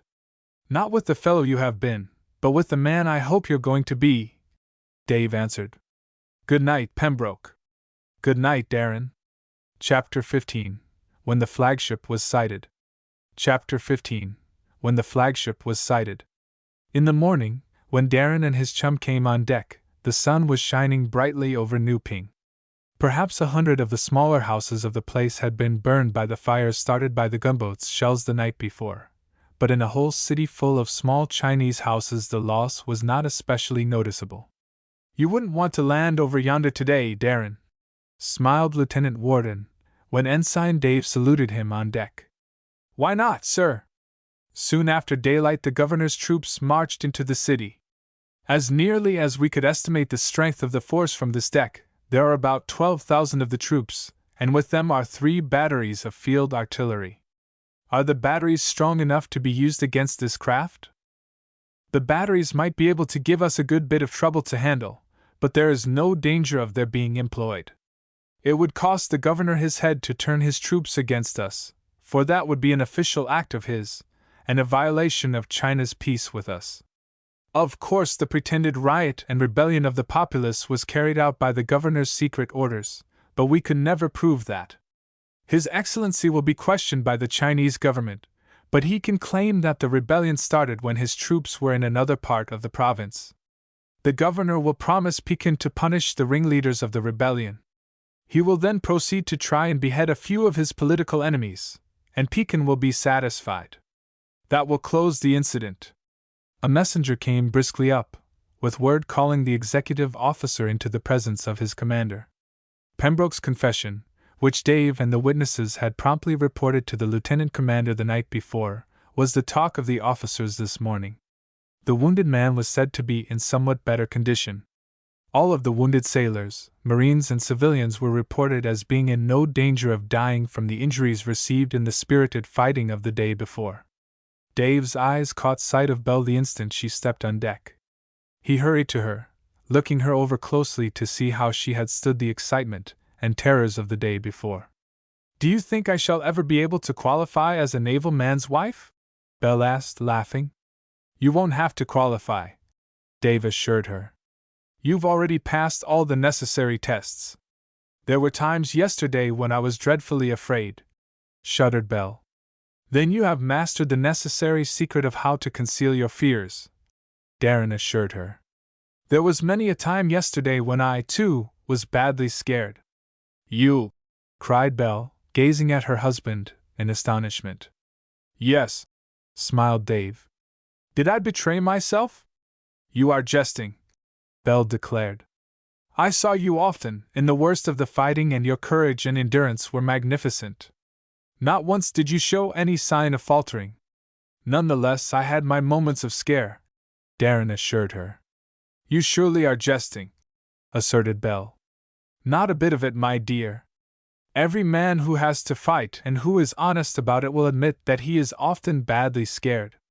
Am I interrupting a private conversation, Mr. Darrin? Asked the executive officer. Not in the least, sir, replied the young ensign, raising his cap. Then what I have to tell you is that our wireless picked up the Admiral's flagship a little while ago, and we have reported what took place here yesterday. We are under orders to sail as promptly as possible, and the flagship will meet us at the mouth of the river. The flagship will also try to pick up some coasting steamer, which will carry the missionary party and others down the coast to Shanghai, which is considered a safer place at present for Americans. Did the Admiral approve of what was done here yesterday, sir? He expressed neither approval nor criticism, but will take our detailed report when we join. The ladies will be summoned to breakfast soon, Mr. Darrin. Most of the officers will breakfast at second table today, but on account of Mrs. Darrin's presence on board you will go to first table with her. You will take my place at the head of the table. And, of course, as soon as the civilians are transferred to that coasting steamer I shall have to go with them, pouted Belle. It may be months before I shall see you again. I had hoped to be with you at least a few weeks in Manila. Instead, I had to come here. I have had a day with you, and what a day! It's hard, dear, sighed Dave. But such is a naval officer's life. However, our turn will come. One of these days I shall be ordered to shore duty for a while, and then we shall be together, month after month. We shall even be able to have a little home of our own. It may be, dear, that my shore duty will be at Washington. Yes, groaned Mrs. Darrin. And if you send for me to come and join you in Washington, by the time I arrive there I shall find out that you have just been sent away on a 3-year rescue cruise to find some lost explorer at the South Pole. That is the Navy. When the breakfast call came, Dave led his wife into the wardroom, conducting her to her seat at table and seating himself beside her. Before the meal was 10 minutes underway, the deck watch began to make active preparations for the start down the river. As the anchor was being hoisted, a large boat put out from the shore flying the governor's banner. As it came alongside, a great bale was hoisted on board, addressed simply, "To the American ladies." An envelope bearing a similar address was brought aboard by an officer from the governor's yamen, as well as a second envelope addressed to Lieutenant Commander Tuthill. The second letter was delivered at once. It contained an expression of the governor's profound regret over the occurrences of the day before, and stated that, the governor's troops having fortunately returned, His Excellency was now able to guarantee the safety of all Americans who might condescend to honor the city by their presence ashore. The governor's letter ended with the statement that he had endeavored to express his apologies to the American ladies in a more tangible if very humble and poor form. The American commander immediately dictated a letter thanking His Excellency for his letter and assurances, but adding that, under orders, the American party was being taken to the mouth of the Nunkiang River. "Get this letter over the side and signal the engine room for half speed ahead," Lieutenant Commander Tuthill brusquely directed. So, before breakfast was ended, the Castoga was steaming down the muddy river. Not until the officers and male guests had been served at second table was any mention of the bale made by the busy executive officer. Then the ladies were once more summoned to the wardroom, while 2 sailors undid the package that had come from the governor. The contents would have made a gift fit, indeed, for a royal family. There were more than enough handsome furs to go all around. There were silks, such as are never seen in America. Gold hair ornaments and rare jade jewelry were there in abundance, and many other articles dear to the feminine heart. "If this is a true expression of the governor's regret, then I wonder that he could ever have permitted the rioting to start," said one of the women. "But under the circumstances, have we any right to accept such valuable gifts?" asked Belle Darrin. "Shall I have them thrown overboard, then?" queried Mr. Warden, smilingly. "No, of course not," replied another woman. "But I feel that these magnificent gifts should be returned." "How?" asked the executive officer. This gunboat may never enter the Nunkiang River again. It begins to look, laughed Dave, as though the necessities of the case compelled the acceptance of these visible expressions of the governor's invisible regrets. There is no way to send the stuff back. It took an hour's discussion to convince the women that they must perforce accept. That point settled, they proceeded to divide the gifts by lot. Where am I going to put all this plunder? Belle asked her husband as she gathered up her own considerable share of the expressions of regret. I haven't a single piece of baggage. I fear I shall have to place them in my chest, and turn them over to you when we next meet, Dave suggested. And I may very likely be an old woman by that time, sighed Belle. At noon Dave took the bridge until 4 o'clock.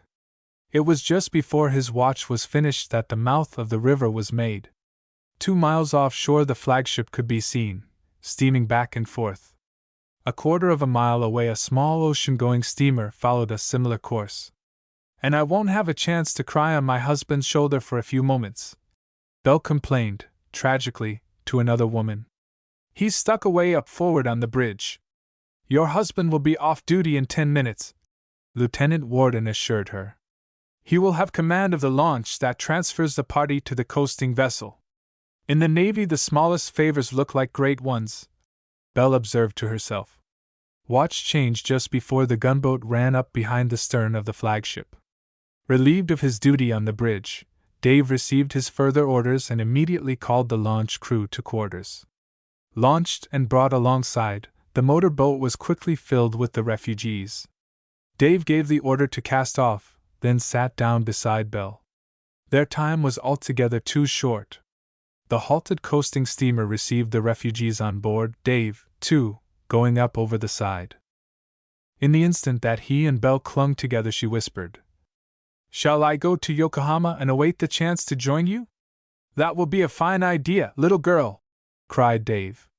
Then with a final kiss he went down over the side and into the launch.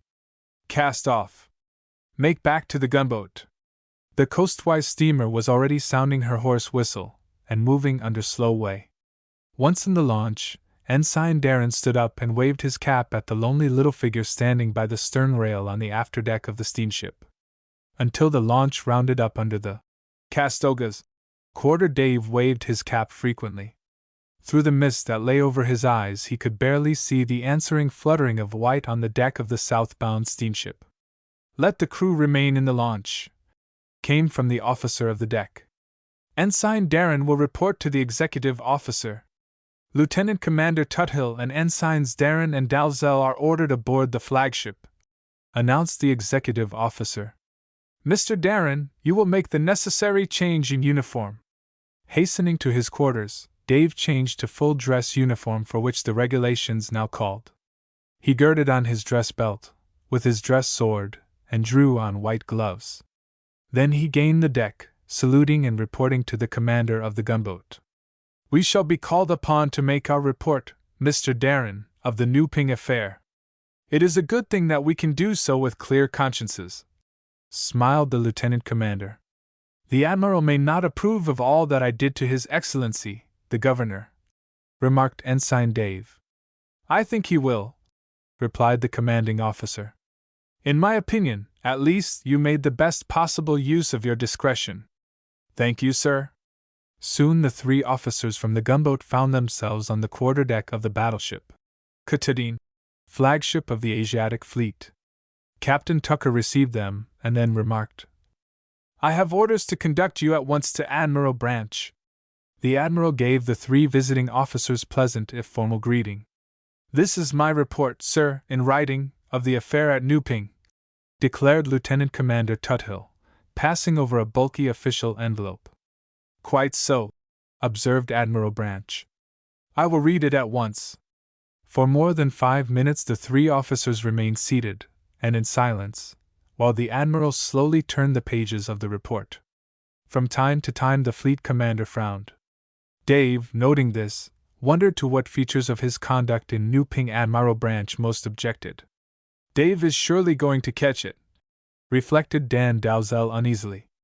"I wonder if I shall come in for some of the scotching, too. But probably there'll be no such luck." Dave was ranking officer ashore, and I acted only on his orders. I wish I could take my share in the storm. Having read the last page of the report, the Admiral slowly, thoughtfully folded it, laying it away in a pigeonhole over his desk. Surely, Mr. Darrin, you found some new ways of treating a Chinese viceroy, or, I should say, governor, remarked the fleet commander dryly. I tried, sir, not to subject him to any annoyance or indignity that could be avoided, Darrin responded gravely. And in a way that would have been impossible, had the governor been attended by his usual number of troops, continued Admiral Branch. Under the circumstances, however, you treated him in a way that I, as a junior officer, often longed to handle many an important Chinese official. Though the fleet commander spoke gravely, there was an unmistakable twinkle in his eyes. Dave's hopes began to rise. I shall endorse Lieutenant Commander Tuttle's report as being satisfactory to myself, continued the Admiral, and then shall send the report on through the usual channels. And I sincerely trust, Mr. Darrin, that the Navy and State Departments at Washington will also endorse the report. For myself, Ensign Darrin, I congratulate you on your handling of a most unusual and highly difficult lot of problems. I congratulate you, sir, continued Admiral Branch. I shall be glad to have you aboard this ship. On this ship, sir? Asked Darrin, as he took the Admiral's outstretched hand. Yes, but that is another story, and perhaps I had better tell that first. Some transfers have been ordered in the Asiatic fleet. Among other changes, Ensigns Holton and Brown, now on this ship, are ordered to duty on the Castoga, and Ensigns Darrin and Dalzell are ordered to the Katahdin.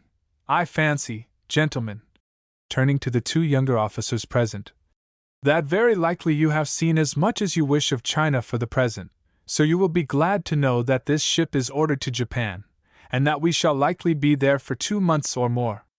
You will move your baggage over to this ship and report for duty as quickly as possible. Chapter 16. The Medallion Mystery. Chapter 16. The Medallion Mystery. Hello, Darrin, come over here just a moment. I want you to see something that is rather unusual, even in Japan.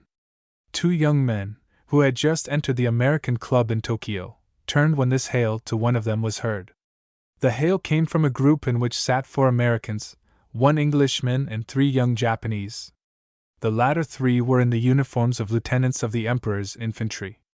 Come over with me, Dan, urged Dave in a low voice, as Dalzell held back slightly. I wasn't invited, murmured Dan. You simpleton, that's because Carter doesn't know you. I can introduce you, and that will set you straight. How are you, Carter? Asked Dave, as he went straight up to the young man who had hailed him and held out his hand. I wish to introduce my friend, Mr. Dalzell, same service and same ship. In turn, Dave and Dan were presented to all in the group. The American naval officers wore blue civilian suits. Carter belonged to the diplomatic service, and was now stationed in Tokyo. Dave had first met him in Washington. One of the other Americans was in business in Tokyo, and the other 2 were tourists. Mr. Katura was showing us something so wonderful, Carter explained, that I asked his permission to call you over to see it. Will you show that wonderful medallion again, Katura? The little lieutenant, who appeared to be very shy and diffident, flushed slightly as he bowed. Then, from an inner pocket, he drew out a small lacquer box, from which he took out and passed to Dave a filigree gold plate on which appeared the delicately tinted face of a beautiful Japanese woman. I never saw anything so wonderfully exquisite, gasped Darrin, in genuine admiration. I didn't know that such beautiful work could be done. No one in Japan could do it today, spoke up another of the Japanese officers, Toruma by name. That medallion comes from the most brilliant period of Satsuma art. In that face the paler flesh tints had been laid, with wonderful minuteness of detail, from flawless mother of pearl. The hair, which stood out in lifelike accuracy, had been worked in some highly polished blue blackstone. The teeth, as they showed in the parted lips of that tiny miniature, were real seed pearls, worked in the exact shapes of the teeth represented. The most striking feature of all was the beautiful red lips of the tiny mouth. This red had been laid in fine rubies, not showing separately, but blended delightfully. For fully 2 minutes Darrin gazed at the miniature face, fascinated with the beauty of the thing. Dan, standing by, admired it also. Now try the effect of this magnifying glass on the face, suggested Carter. It would be almost wicked to hold a magnifying glass over such a treasure, protested Ensign Dave, recoiling slightly, as though from a profanation of an art treasure. Try the glass, don't be afraid, said Carter. So Dave took the glass, focusing it over the wonderful medallion. A cry of wonder escaped the young ensign's lips. Can you find the slightest appearance of roughness under the glass? Asked the American diplomat. I cannot, Dave confessed. Think of the wonderful work of the artist, suggested Toruma, who, in an age when magnifying glasses were unknown, could join all the parts of that inlaying so perfectly. It is wonderful, murmured Dave. The artist's eyes must have been as keen as any magnifying lens. For some minutes more Darrin examined the medallion, both with the glass and without. The Japanese, smiling and affable, stood enjoying his very evident pleasure. Their hearts warmed to a foreigner who could feel such real appreciation of the marvels of the ancient art of their country. Here, I am afraid that you had better take this from me, begged Darrin laughingly at last. If it is much longer in my possession, I shall be under a temptation to commit grand larceny. Smiling, Lieutenant Katura held out his hand to receive the treasure. It has been in our family for at least 600 years, he explained proudly, though without any sign of boastfulness. It belongs to my mother.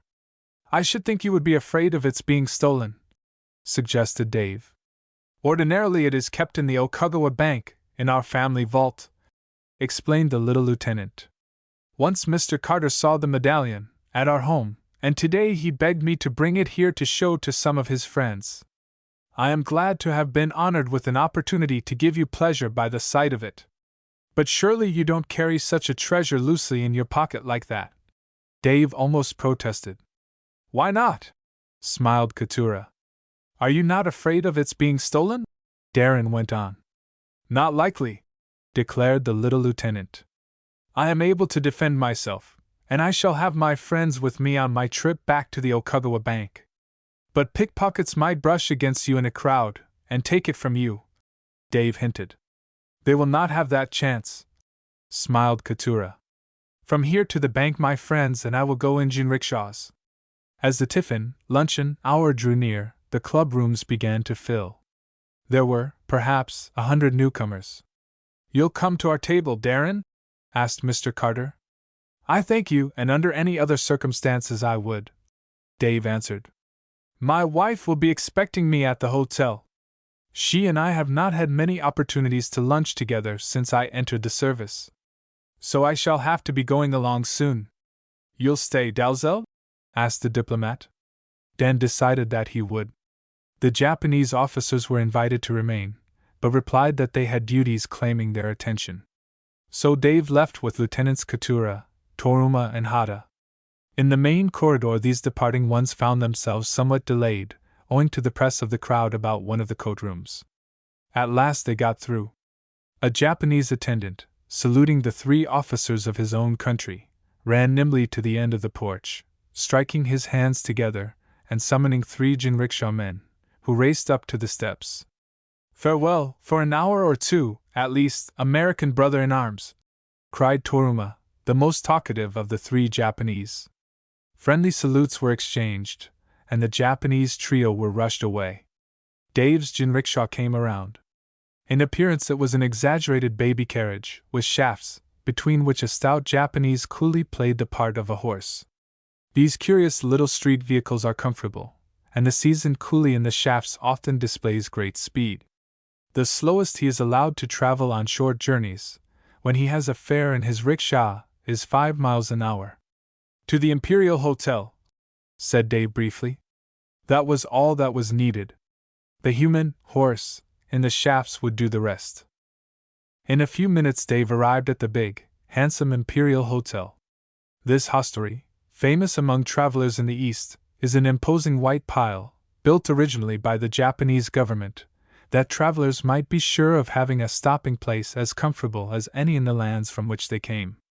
Bit by bit the management bought over the government's interest in the hotel, until now it is privately owned, though the pride of the Japanese is such that the government still supervises the hotel, and sees to it that the high standard is kept up. As Dave Darrin entered, he passed into one of the parlors at the entrance. Belle rose and came forward, a glad little cry on her lips. "How thankful I am that I thought of coming to Yokohama!" she cried. "It was but a step to Tokyo. And you are punctual.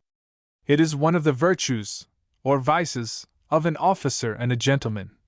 Darrin laughed, as he bent over to kiss her.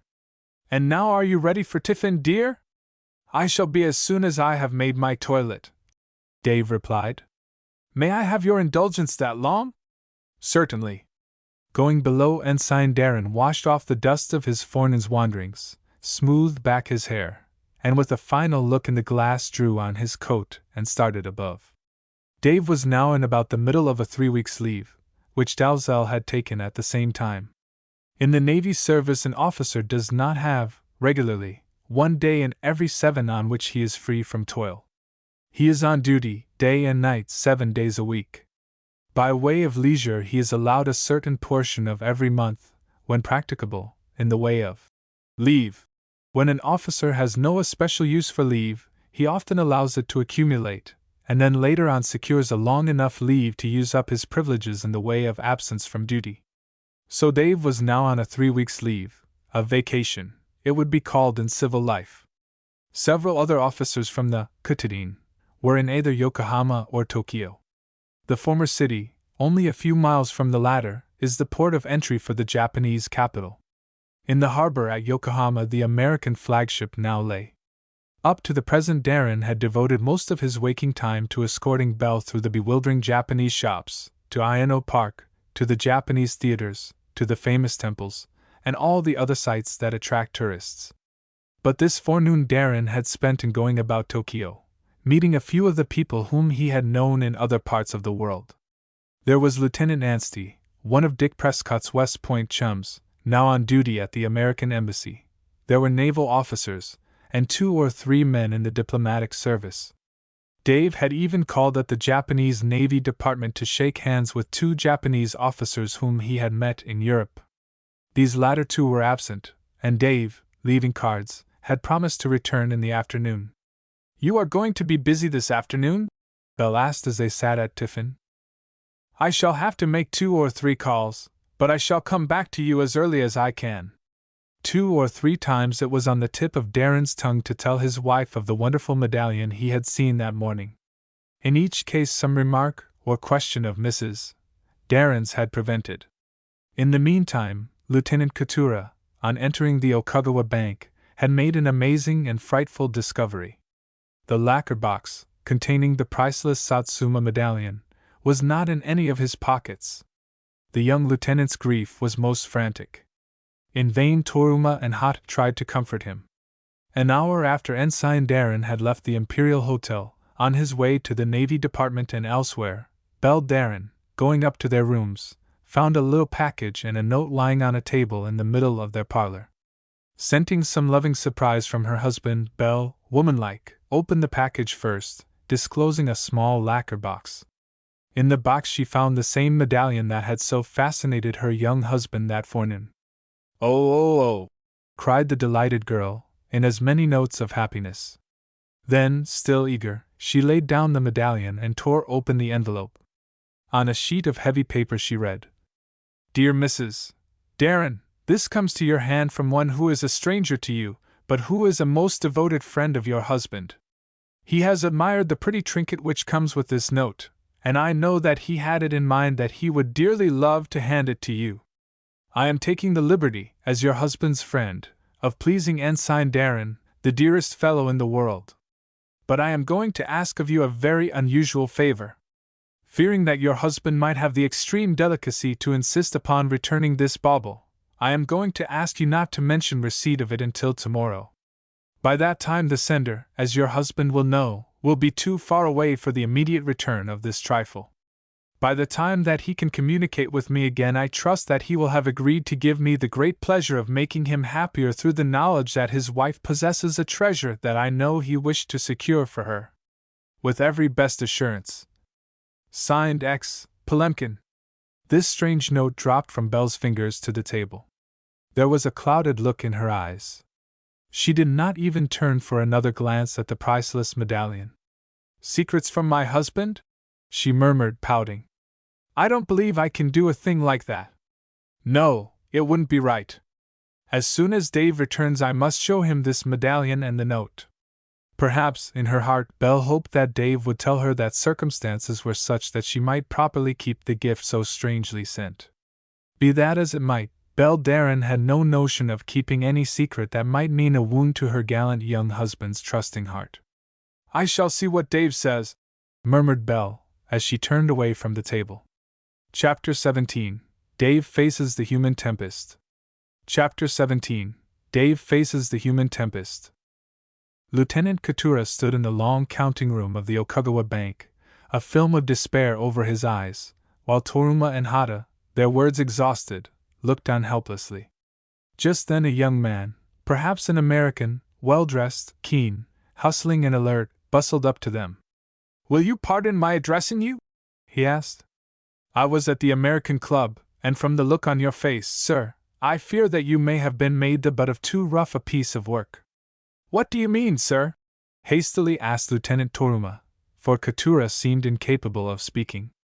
Why, I saw you three on your way out through the crush around the coat room, explained the stranger. With you was one of my countrymen, I should judge. An American, yes, Toruma nodded. I saw him play a little trick on your friend here, nodding at Katura. At the time I did not think much about it, and I might have forgotten it, had not business brought me here. But my first look at you made me feel certain that something was wrong. Something is wrong, replied Lieutenant Toruma quickly. But what was it that you saw near the coat room of the American Club? I saw my countryman slip his hand in one of your pockets, sir, continued the stranger, addressing Katura. He took out some small object, a lacquer box, I should say, but I cannot be sure.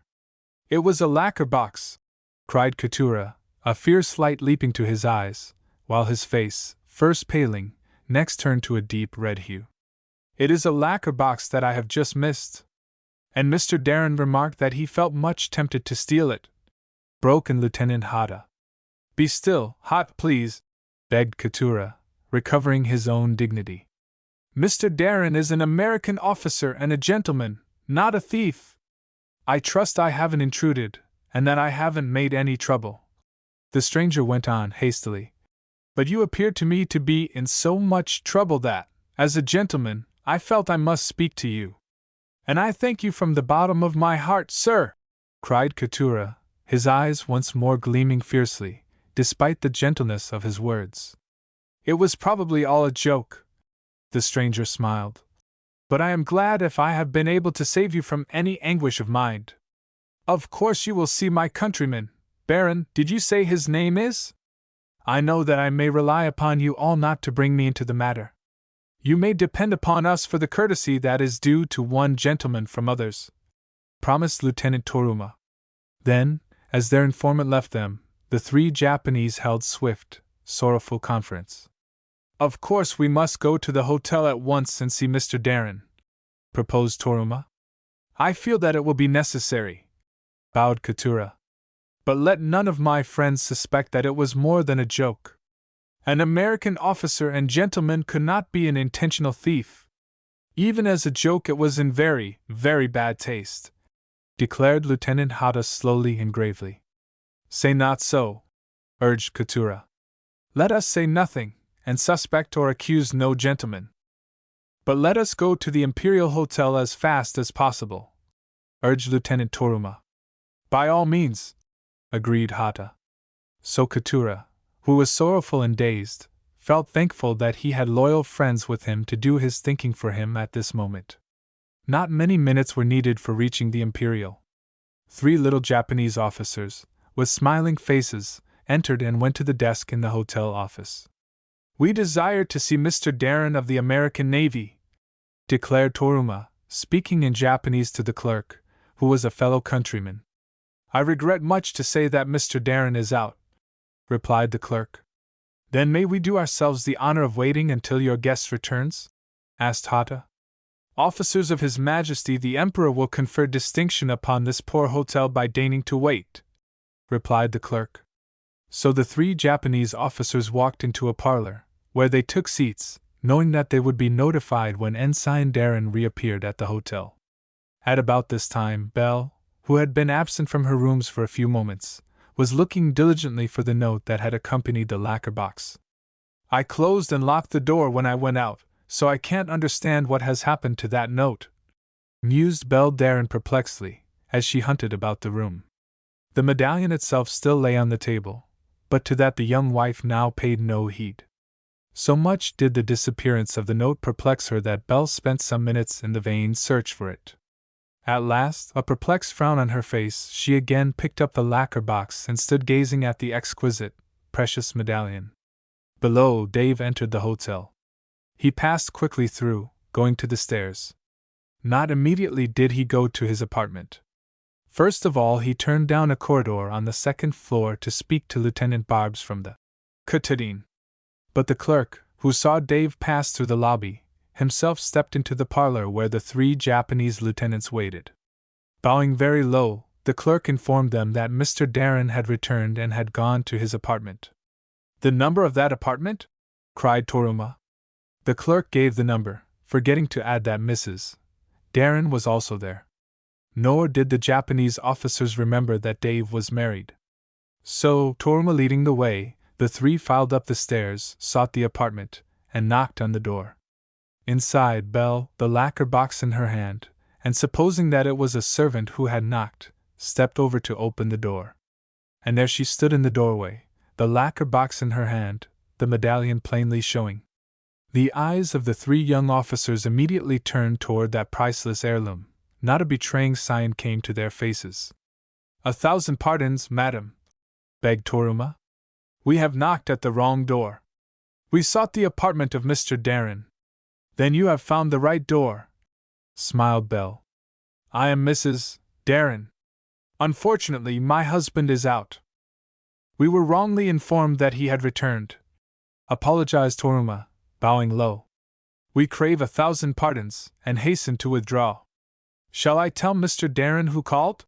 asked Belle. "We shall do ourselves the honor to see Mr. Darrin soon after he returns," replied Lieutenant Toruma sweetly, in a voice in which there was no suspicion of menace. "Who asks for me, gentlemen?" hailed a merry voice, as Ensign Dave Darrin rounded a turn in the corridor, and came upon the party. "Toruma? Katura? Hata? This is a pleasure. We shall go to the main parlor below," said Toruma courteously, taking the hand that Dave extended, as did the others. "May we hope to see you there, sir, at your own convenience?" "I will be down inside of 5 minutes," Dave promised lightly, and the Japanese bowed themselves away. Unconsciously, Belle had thrown behind her the hand that held the lacquer box. For that reason, Dave did not see it until he had stepped inside and had closed the door after him. Then, of a sudden, young Mrs.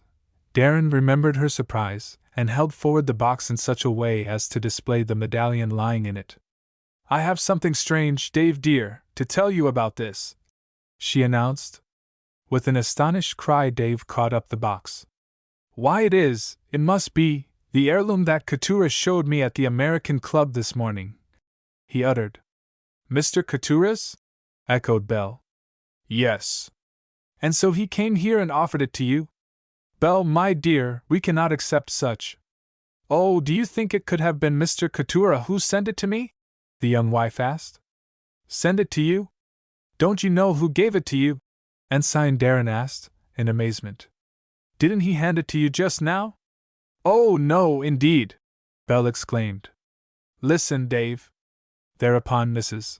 Darrin related all she knew of the matter. She and Dave spent some minutes together in hunting for the strange note, which could not be found. "No use in looking any further," Darrin declared at last. "Besides, Katura is waiting for me below. I will take this medallion back to him. Certainly he can clear up the matter for me." Full of uprightness of purpose, Dave Darrin started below, to face a storm that was certain to be past his comprehension. Chapter 18. Mr. Katura Does Some Astounding. Chapter 18. Mr. Katura Does Some Astounding. Katura, my dear fellow, I'm immensely sorry to have kept you waiting, cried Dave genially, as he entered the parlor. His nod took in Toruma and Hata as well. The waiting has not been tiresome, replied Katura coldly, rising to his feet, as did his comrades in arms. And now, Katura, Dave went on, I am going to ask you if you can clear up the mystery as to how this medallion, this magnificent heirloom of yours, fell into Mrs. Darrin's hands. I came to see if you could account for that, replied the little lieutenant coldly, though his face still wore a smile. Why, what do you mean? Asked Dave. All I know is that, upon my return, I found that Mrs. Darrin had been presented, under very strange circumstances, with this medallion, which I instantly recognized as yours. I saw it in her hand when she opened the door to us, Katura answered. Beyond that, about all that I know, Mr. Darrin, is that, upon my arrival at the Okawa Bank, I found the box missing from the pocket in which I had placed it. Then it was not you who sent this box and its contents to Mrs. Darrin? The American ensign demanded. I did not send it to her, Katura rejoined. Then how did she come to receive it? That is what I have come to ask you, Mr. Darrin, returned the little infantry lieutenant. What do you mean? Asked Dave, coloring slightly, for, despite the smiles on the three Japanese faces, there was something accusing in their manners. How did this box happen to reach your wife? Asked Lieutenant Hata gravely. Dave frankly related the circumstances as told him by his wife. If we could see the note, that might throw some light on the matter, suggested Lieutenant Hata darkly. That is the curious part of it, gentlemen, said Dave gravely. Soon after the gift came that note disappeared, and neither Mrs. Darrin nor I have been able to find any trace of it. That is certainly remarkable, said Hata with emphasis. Very remarkable, agreed Toruma. So remarkable, added Katura, that I cannot comprehend it at all. At any rate, before I leave Tokyo, proposed Darrin, I shall hope to have the whole matter cleared up. For the second time Lieutenant Katura's face flushed a fiery red. He could not help feeling that he was being lightly or insolently used. In his own mind the Japanese was not prepared to suspect an American officer and gentleman of deliberate theft. Mr. Darrin, asked Katura, is this your idea of a really clever joke?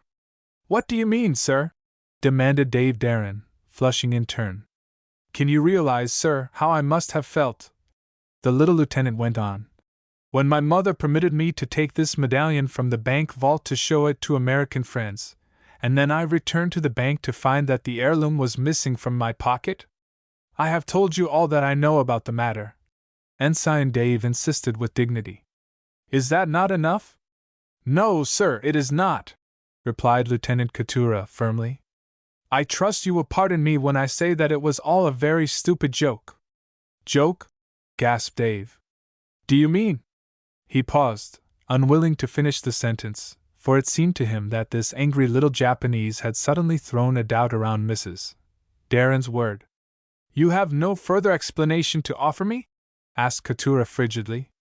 There is no other explanation to be offered, sir, Dave Darrin returned, with equal stiffness. Then I am sorry, but I have to do this. Advancing a step or two, Lieutenant Katura landed the flat of his right hand across the cheek of the American ensign. Swifter than a flash, Ensign Darrin returned the insult in the same manner.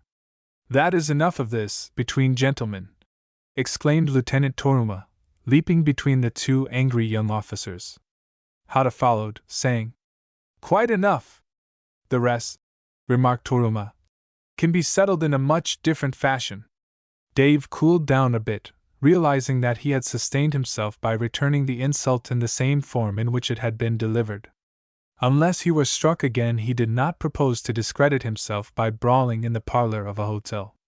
Katura, after a moment of sullenness, flashed at Toruma a look that the latter quite understood.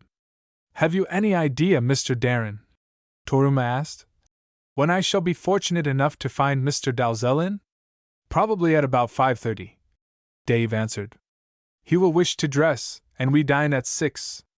Then we will do ourselves the honor of wishing you good afternoon," said Hata, bowing low. In another moment the 3 Japanese had left the room.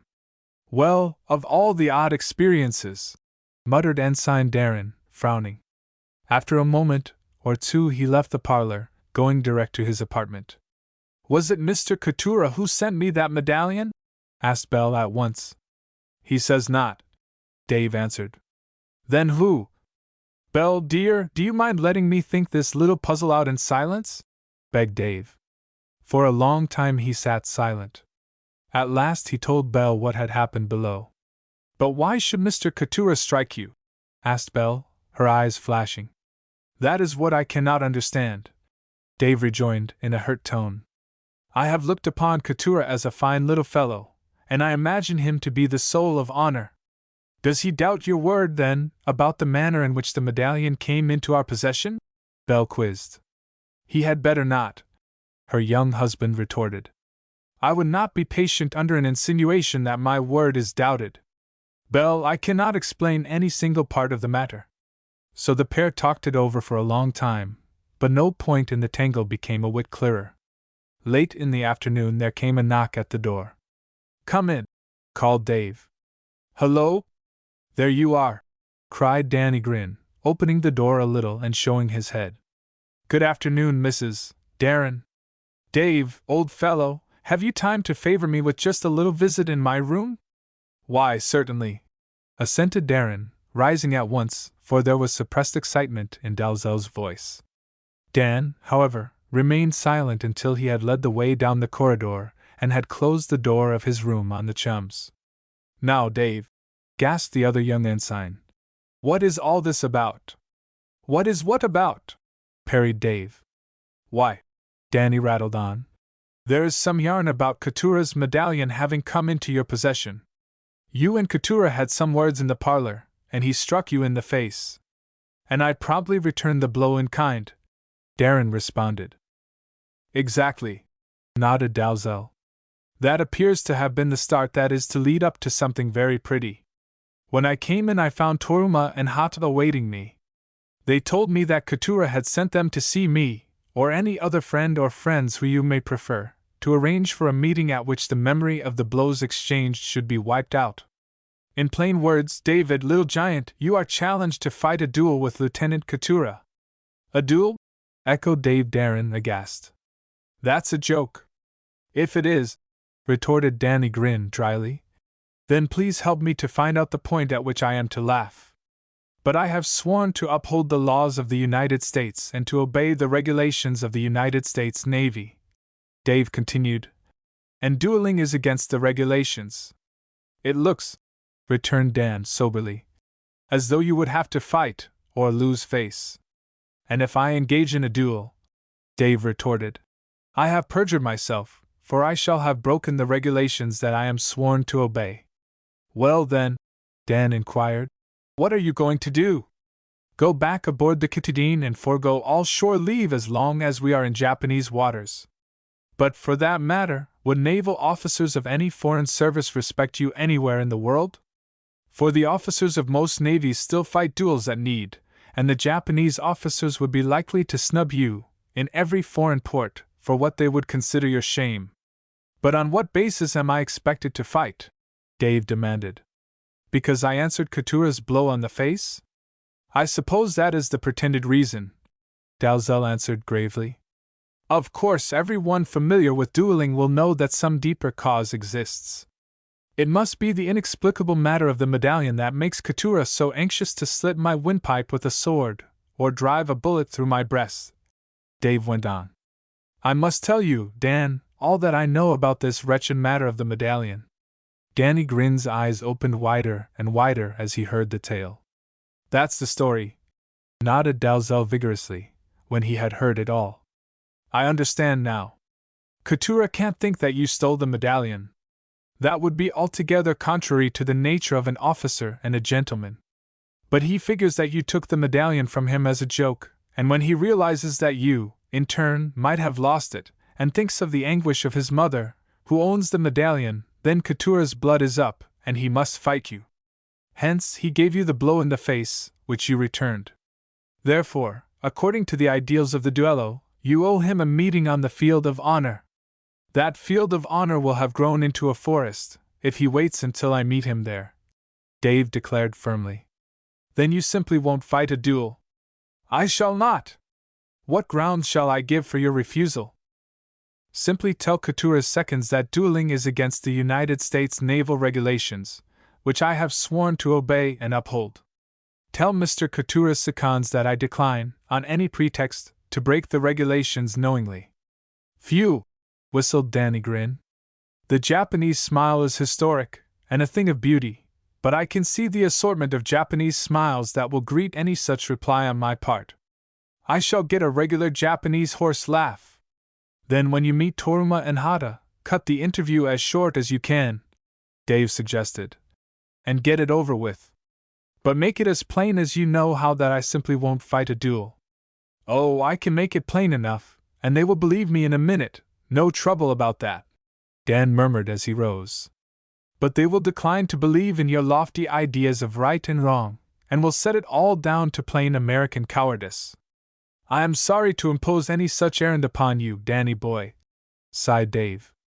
"But I will go with you, and speak for myself."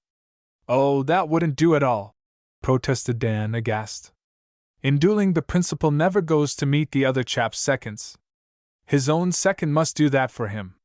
"But there isn't going to be any duel," smiled Dave. "And I am not a principal, nor are you my second. You are my friend, and the best in the world, but you will never be my second." "There's going to be the dickens of a mix-up," grunted Dalzell, as, after wringing Darren's hand, he moved toward the door. "I'll do the best I can, but you must expect, after declining a duel, to be snubbed everywhere in Tokyo." "Then I shall endeavor to set Tokyo an example in calmness," smiled Dave again. But the instant that the door had closed on him, and he strolled down the hallway, a thoughtful frown came to his face. In the meantime, Dan Dalzell was hastening below, on a by no means pleasant mission.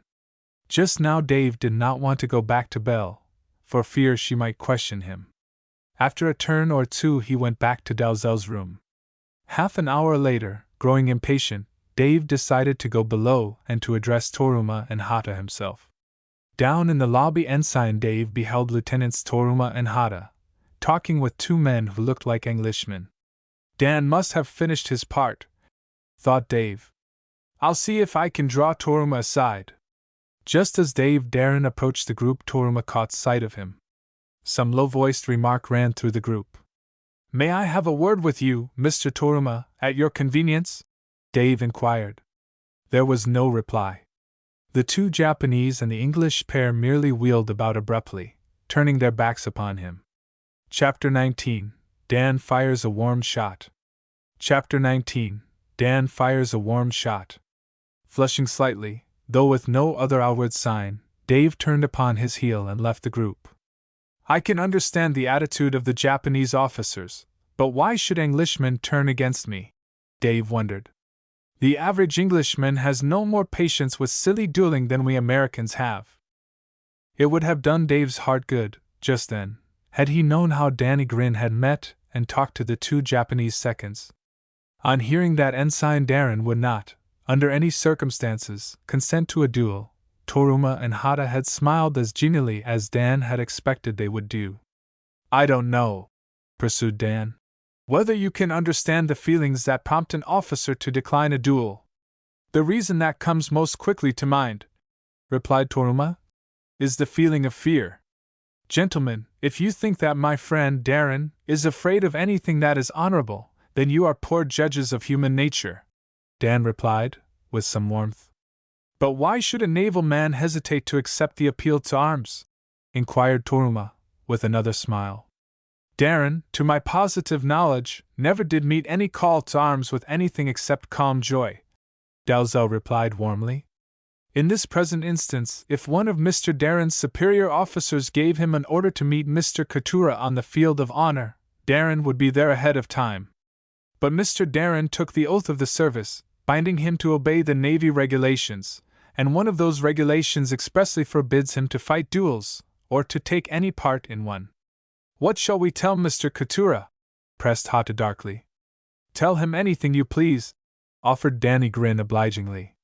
But he will feel at once, as we do, that Mr. Darrin declines the meeting because Mr. Darrin has not the valor to meet a resolute man on the field of honor. Danny Grin looked thoughtful for a minute.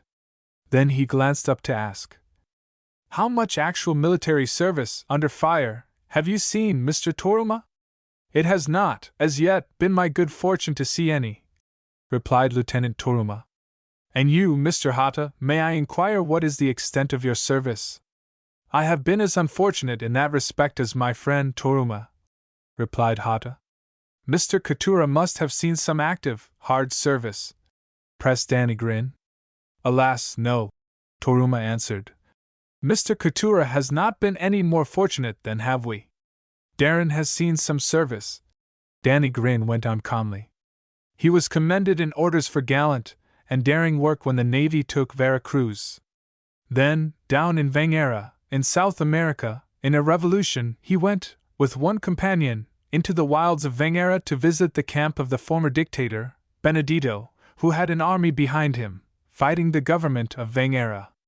With the help of only that one companion, Darrin, in the heart of Benedito's own army, took the ex-dictator captive, at the point of a revolver, and brought him through the forests, through the government lines as well, and turned General Benedito over to the United States forces. That was a splendid deed, bowed Toruma. Have you heard of the recent conduct of our Navy at Nuping, China? Dan asked.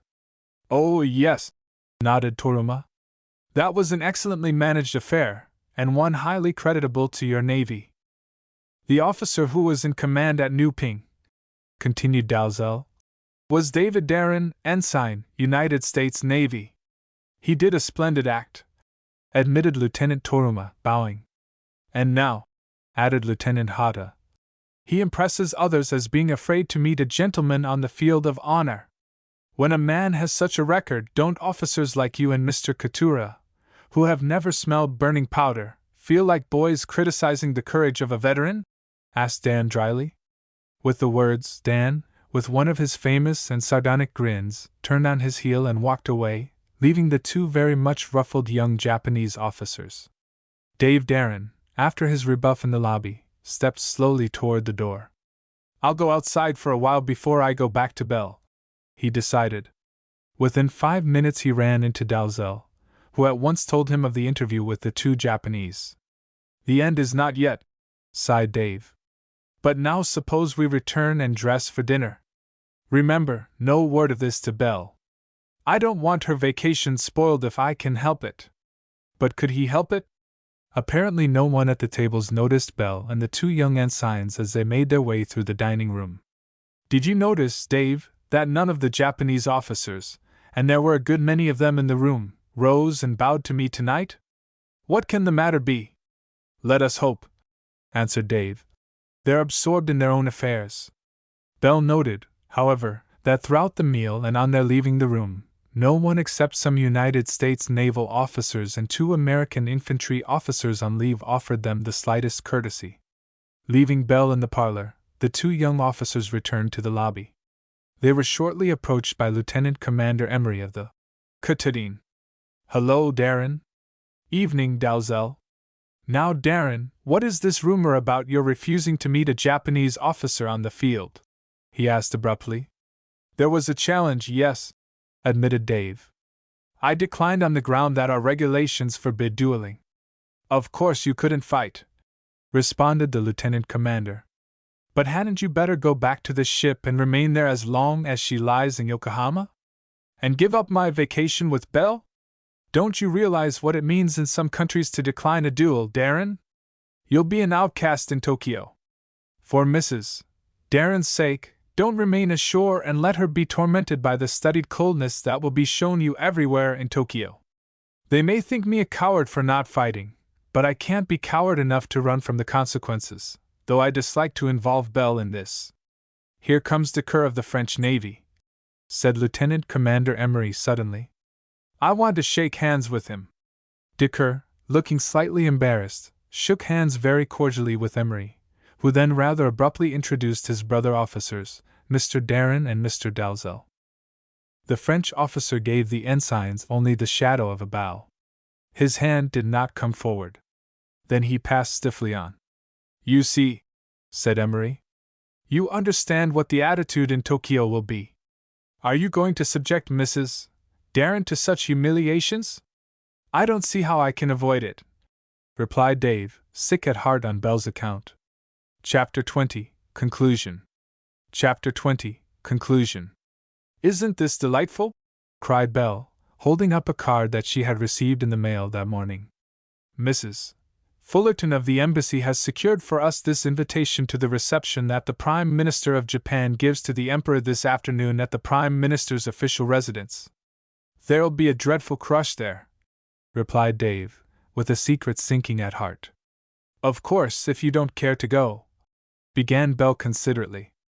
"Of course I want to go," Dave returned bravely. "Do you think we'd miss such an event as this will certainly be? Going to the reception this afternoon?" asked Dan a little later. "Certainly. Belle has a card for us." "And yet Toruma and Hata say that you have no courage. Are you invited?" Dave asked. "Oh, yes. And going, of course." 3 o'clock that afternoon the young people entered the carriage that Dave had ordered. The drive to the Prime Minister's residence was not long, but it took time to get through the crush of carriages that filled the last 2 blocks. Even after the carriage had delivered its passengers at the door, it was another long time before the Darrin party succeeded in making its way through the throng to the hall in which the reception was being held. As yet their Majesties had not arrived. The Prime Minister and his wife were receiving guests. Their Majesties would arrive late and depart not long afterwards. The names of Ensign and Mrs. Darrin and Ensign Dalzell, United States Navy, were called at the door. Only those nearest the entrance could hear the names announced. But at the mention of theirs, Dave could see many an epaulette shoulder turn aside so as not to see the Darrin party. In due time they made their bows to Prime Minister Kotito and his wife. Then they were swept to the far end of the room. Presently Lieutenant Commander Emery came to them. "Darrin," he said after greeting Belle, "word has come that their Majesties are on their way. According to custom, the officers of whatever service or country who may be present are going out. In the street, they will take places on the outer edge of the throng and salute the Emperor and the Empress. I'll take Mrs. Darrin to the embassy party, then return and go outside with you." "You are very kind," replied Dave, and Belle, accepting Emery's arm, was led away. Emery was back quickly, but just outside the house he was accidentally separated from the 2 ensigns. "Suppose we go farther up the street, Dave," suggested Dan. "I'd like to be in the very first squad to salute their Majesties." So past the uniformed groups and through the crowd the 2 made their way. When they halted they were about 50 feet beyond the nearest group of uniformed men. The procession came into sight. Just before the imperial carriage reached the spot where they stood, both ensigns brought up their hands in a military salute. Then, so rapidly that it seemed part of the same movement, they raised their caps in homage to the Empress. The Emperor beheld the salute, and bent his head in acknowledgement of the tribute. "SPT! SPT! SZZ!" Dave Darrin's military training made him start at the sound. Taller by a head than the Japanese in front of him, Dave's eye caught sight of something that escaped the other onlookers. "Quick, Dan!" he shouted. "A leg up!" Though Dalzell did not know what the trouble was, he seized Dave below the hips, raising him as though to boost him over a high wall. Over the heads of those in front of him plunged Dave Darrin. He came down, grappling with a sullen-looking Japanese, who, crouching over, held something concealed. "SPT! SZZ!" Dave grappled with the man, who was trying to conceal the sputtering bomb preparatory to throwing it. Down in a heap went Dave and the Japanese, the sizzing bomb under both. Standing close to the scoundrel with the bomb were 3 other political malcontents, and these men now let knives slip down from their sleeves and sprang at the young ensign. By this time Dan had reached his friend's side and, using his fist, struck down the fellow who was nearest to Dave. Frightened screams arose on the air as word flew through the crowd. Police heard, and, understanding, charged through the crowd. Soldiers heard, and used their clubbed rifles in an effort to get through to the scene of disorder. Meanwhile, Dave Darrin was fighting with the man underneath him, the man who held the bomb that was about to explode. Suddenly Dave leaped up, leaving his opponent unconscious. In the half-second before getting to his feet, Darrin had taken the sputtering, glowing fuse between finger and thumb. Though his hand was being burned and blistered, he held on until he knew that the danger was past. "Throw it away from their Majesties' carriage," implored the Japanese who could speak English. "No need to now," called Dave steadily, holding up the bomb to show the fuse was out. In these few pulsing moments the speed of the Emperor's carriage had not been increased. Neither the ruler nor his consort looked about. The crowd was wild, and would have torn the miscreants to pieces, but the police blocked the attempt, and the men were marched away. Dave and Dan were trying to hide themselves by mingling with the crowd, but a Japanese army officer, a general of division, hurried up to them, followed by members of his staff. "Pardon, gentlemen, you must not go yet. You have done Japan a great service. The government must know the names of such brave officers." Though reluctant to do so, the ensigns were forced by courtesy to give their names to General Kagi, as he introduced himself. Through the crowd, silent through respect for the Americans and thankfulness for the safety of their sovereigns, the general led the way to the residence of the Prime Minister. There was a conversation with a high official, then General Kagi said, "Gentlemen, since this is a public reception, their Majesties wish to thank you in public for your heroic conduct this day." "It will be very embarrassing, General," Dave answered, smiling but hesitant. Having traversed a long corridor and several rooms, Dave and Dan looked through a door that was open to them to a dais where the imperial pair stood under a canopy. At sight of General Kagi and the youths, several resplendent officials came forward, and Darrin and Dalzell were conducted to this dais. At a signal, Dave and Dan made a low bow. First the Emperor thanked the young officers for what they had done, speaking in Japanese and having it immediately repeated in English. Then Her Majesty said a few words. "You may reply," whispered an official. Making another low bow, Darrin answered, "I am grateful to have been permitted to render some service to their Majesties, the Emperor and the Empress of Japan." Dan's face, at first fiery red, went pale as he in turn made another low bow. He could think of nothing to say. His mind seemed blank. He felt he was going to make a fool of himself. But his head was now as low as he could make it, and he knew he must say something. Then, his voice sounding as though someone across the room were speaking, Dan heard himself say, "Mine were but a pair of hands to assist my comrade. Neither of us was moved from within in the little that we were able to do. We were but the tools of Providence, which could not see the virtues of their Majesties perish." Though all Japanese eyes were downcast, there was a flash of gratitude in every pair as Dan's speech was put into Japanese, though Dan himself could never be made to understand what a tactful one it was. Dave and Dan having followed their conductors to the right of the dais, His Majesty spoke briefly for the Empress and himself, the words being translated into English and French for the benefit of the diverse nationalities represented. Their Majesties then withdrew and the reception was soon over, though Dave and Dan found themselves embarrassed frequently during the next few days by impromptu receptions in all sorts of places, shops, streets, the hotel lobby, by grateful and admiring crowds. It was on the day following the reception at the Prime Minister's residence that Dave received a note. Bell and Dan were present when he got it, and apologizing, he broke the seal.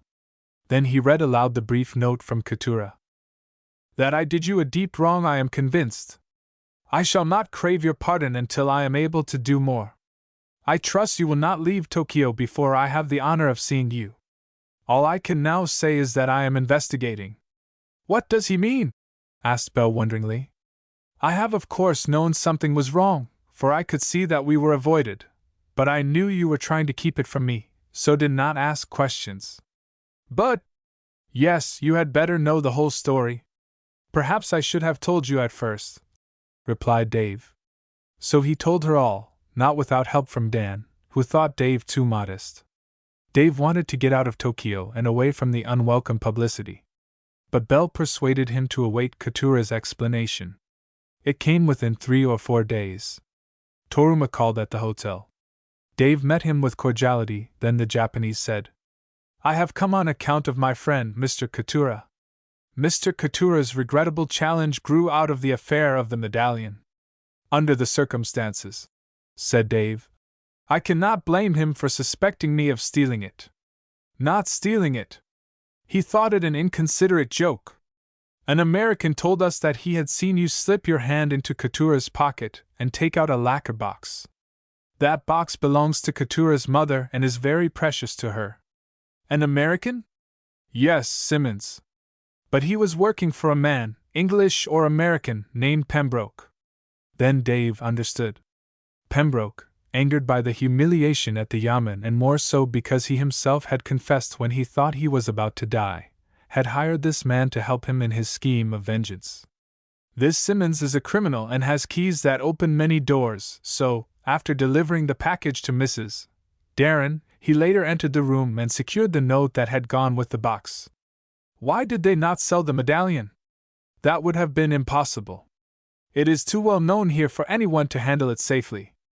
Katura called and tried to apologize, something that Dave Darrin would not allow. He asked Katura and Toruma and Hada to dinner to meet Bell, and the officers parted as friends. It was a year later that Dave and Dan heard that Bishop Whitlock and his missionaries had gone back to Nuping and that a new governor had been appointed for the province. They learned, too, that Burntface was dead of cholera and that Miss Chapin was married to her missionary lover. The ensign's leave was up, and parting regretfully with Bell, they returned to their ship. There they found new honors awaiting them.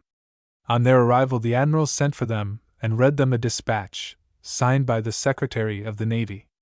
"The President directs that you extend to Ensigns Darrin and Dalzell his thanks and commendation for their conduct in preventing the assault on the Emperor and Empress of Japan.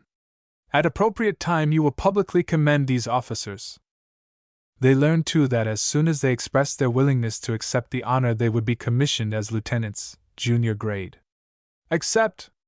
You bet we'll accept," said Dan, but not in those words before the admiral. One other honor was to come to them. The Emperor bestowed on them the decoration, second class, of the Order of the Rising Sun, a decoration that Congress allowed them to accept. But now Dave's ship sailed away under sealed orders, leaving Belle to wonder when she would again see her husband. When this time was and where, will be told in another volume. Dave Darrin and the German Submarines, or Making a Clean-up of the Hun Sea Monsters. The end. Transcriber's note: many of the chapter titles printed in the table of contents are different from the ones printed at the start of the actual chapters. The original, though inconsistent, chapter titles have been retained in both places.